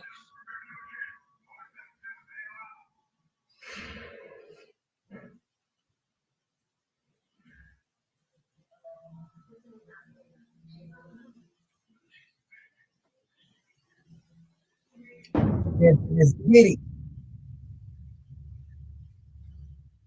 How you feel about Diddy in his case right now and all the updates you hear? How do I feel about it? Well, listen, I think he should keep maybe not. He should keep some rope on his soap or make sure he don't drop it in certain places. In case if he do, he might like it. But long story short is that he need to take his counsel advice. Because if he think he's going to get out of this from the federal government, he out his mind. They in the process of plea bargaining and trying to do a plea bargain session with him, and he not taking it. That's probably why one of the lawyers jumped off the case. Remember Benjamin Bradford, his first lawyer with the Cassie situation? He said, give her the $10 million and make this go away, brother. He ended up giving her $30 million. He's not taking the lawyer's advice. 9 times out of 10, they probably got him a good plea bargain. Yo, listen to me. We can give you 15 years. 10 or 15 years. You do that, you come out, you only have to do like 12, 13. Come off to a halfway house. You still can live some of your life out as a free man. He don't want to hear it. So it is what it is. You got to realize that the trial is in May. This is March. They start the trial in May. The first 2 or 3 months before the trial, the lawyers are working behind scenes trying to plea bargain or try to work up some agreement before they get to the judge. The federal government do not want to go to court. 9 times out of 10, they want to plea bargain with you. You understand? You accept the plea, you accept the time, you go ahead. You save the government money, you save them time and effort and manpower. If you don't believe that that white guy was a plant, then something is wrong with you. He done sold them enough drug, but they haven't hit him with that charge. They haven't did him with that charge yet, or that we know of. If you don't believe that they're going to try to hit him with those guns in there, They're saving all that for last. The drugs, the guns. They'll do another superseding indictment and add those two up if he don't take the plea. If he don't take the plea bargain to the sex trafficking or whatever stuff like that, they're gonna say, okay, let's add the guns to it and let's add the drugs to it. How you feel about Keefe D? He out here crying to come home, man. Keefe D, I think is a mistravesty of justice that Keefe D is still in jail without a bail, or they're not making his bail low enough for him to go home. For the fact of the matter is that Keefe D was told to say something by an LAPD officer who was writing a book, doing a movie, and making himself rich off of an event that happened in our culture.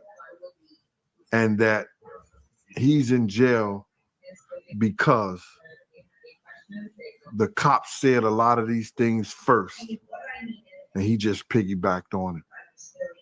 But it's going to come out that was the situation and that was the issue. And he's going to walk eventually. So you really believe that he ain't had nothing to do with Pac murder? I don't believe Keefe D had anything to do with it. Just don't make any sense, brother. It don't make no sense that, you know, what he did and how he did it and how Vegas is at that time, that you could get away with something like that. That was something that was orchestrated and planned and was in-house.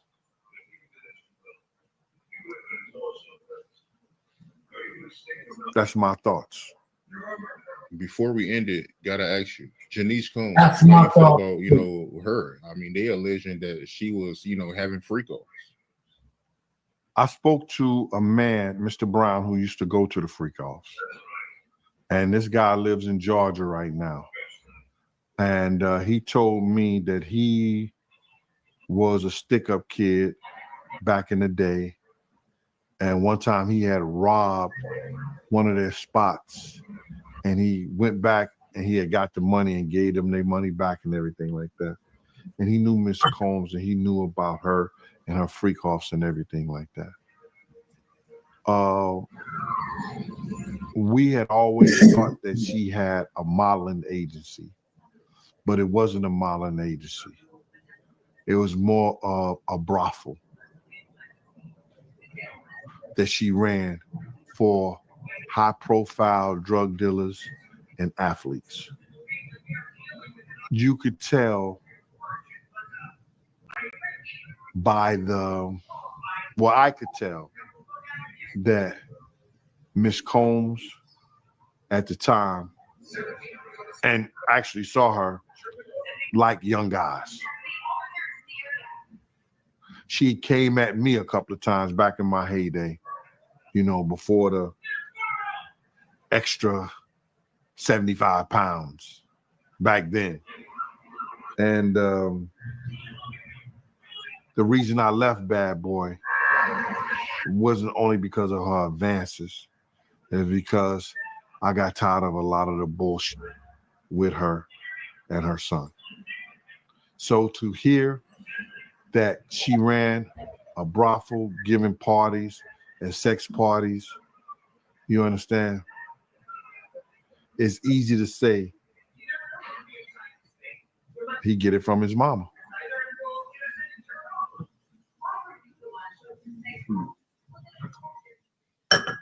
That was deep, wasn't it? Yeah, shit, that got pretty real quick. What if I told you that there's a secret society with access to knowledge that allows them to control reality? And those who are a part of this society actually became some of the most powerful and influential humans in history, whose achievements consisted of winning wars, creating art that's still popular hundreds of years later, and changing the course of mankind with their inventions. Would you believe me? Well, the society that I'm talking about are the Freemasons. Within this society, though, there are different ranks. the most elite of which being the Freemasons of the highest rank, the 33rd degree Freemason, of which there are only a very few. You see, some of these individuals included the likes of Henry Ford, Benjamin Franklin, Mozart, Winston Churchill. Now, these men were the forefront of some of the most significant events in history. So the question to ask now is this: how were some of the most powerful individuals in history all part of the same organization, the same group? Did they have access to some knowledge that nobody else knew about? Here's the thing. The secrets of the Freemasons run much deeper than just its famous members. In fact, they've been rumored to be behind some of the biggest events in history, from the American Revolution to the French Revolution, and even the founding of the United States itself. Can you imagine how crazy that is? And for generations, the Freemasons have kept their secrets very, very closely guarded. But today, these secrets are now hidden in plain sight and woven into the very fabric of our modern-day society. And it's available to those who choose to open their eyes and see. Now, there was one man in particular who dared to shed light into the 33rd degree Masonic teachings, and his name was Manly Palmer Hall, who was initiated as a Freemason in 1954, and it took him 19 years to attain the status of a 33rd degree Freemason. Manly Hall's most influential piece of work was his book titled The Secret Teachings of All Ages, and in it he clearly and cleverly hides the Masonic teachings to control reality with the power of your mind. So in this video, I'm going to share with you the three main components of this Masonic teaching that will allow you to harness the power of your mind without the need to sell yourself. But they need to be paid close attention to and handled with care. Otherwise, they may become dangerous. So with that, let's get started. The book Manly Hall wrote, The Secret Teachings of All Ages, is highly sought after for a reason. The teachings within it are incredibly profound. It's easy to understand why it has garnered such attention. What's important to note is that the book outlines three main principles that I've observed in every successful person I've studied. These individuals, who were masters at shaping their reality and aligning it with their intentions, consistently followed these three principles. The first of these is the law of cause and effect.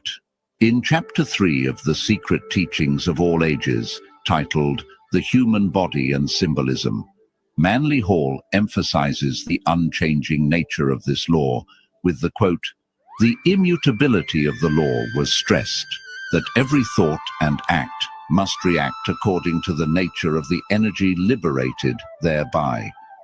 This reaction was symbolized by the circle, the symbol of infinite action.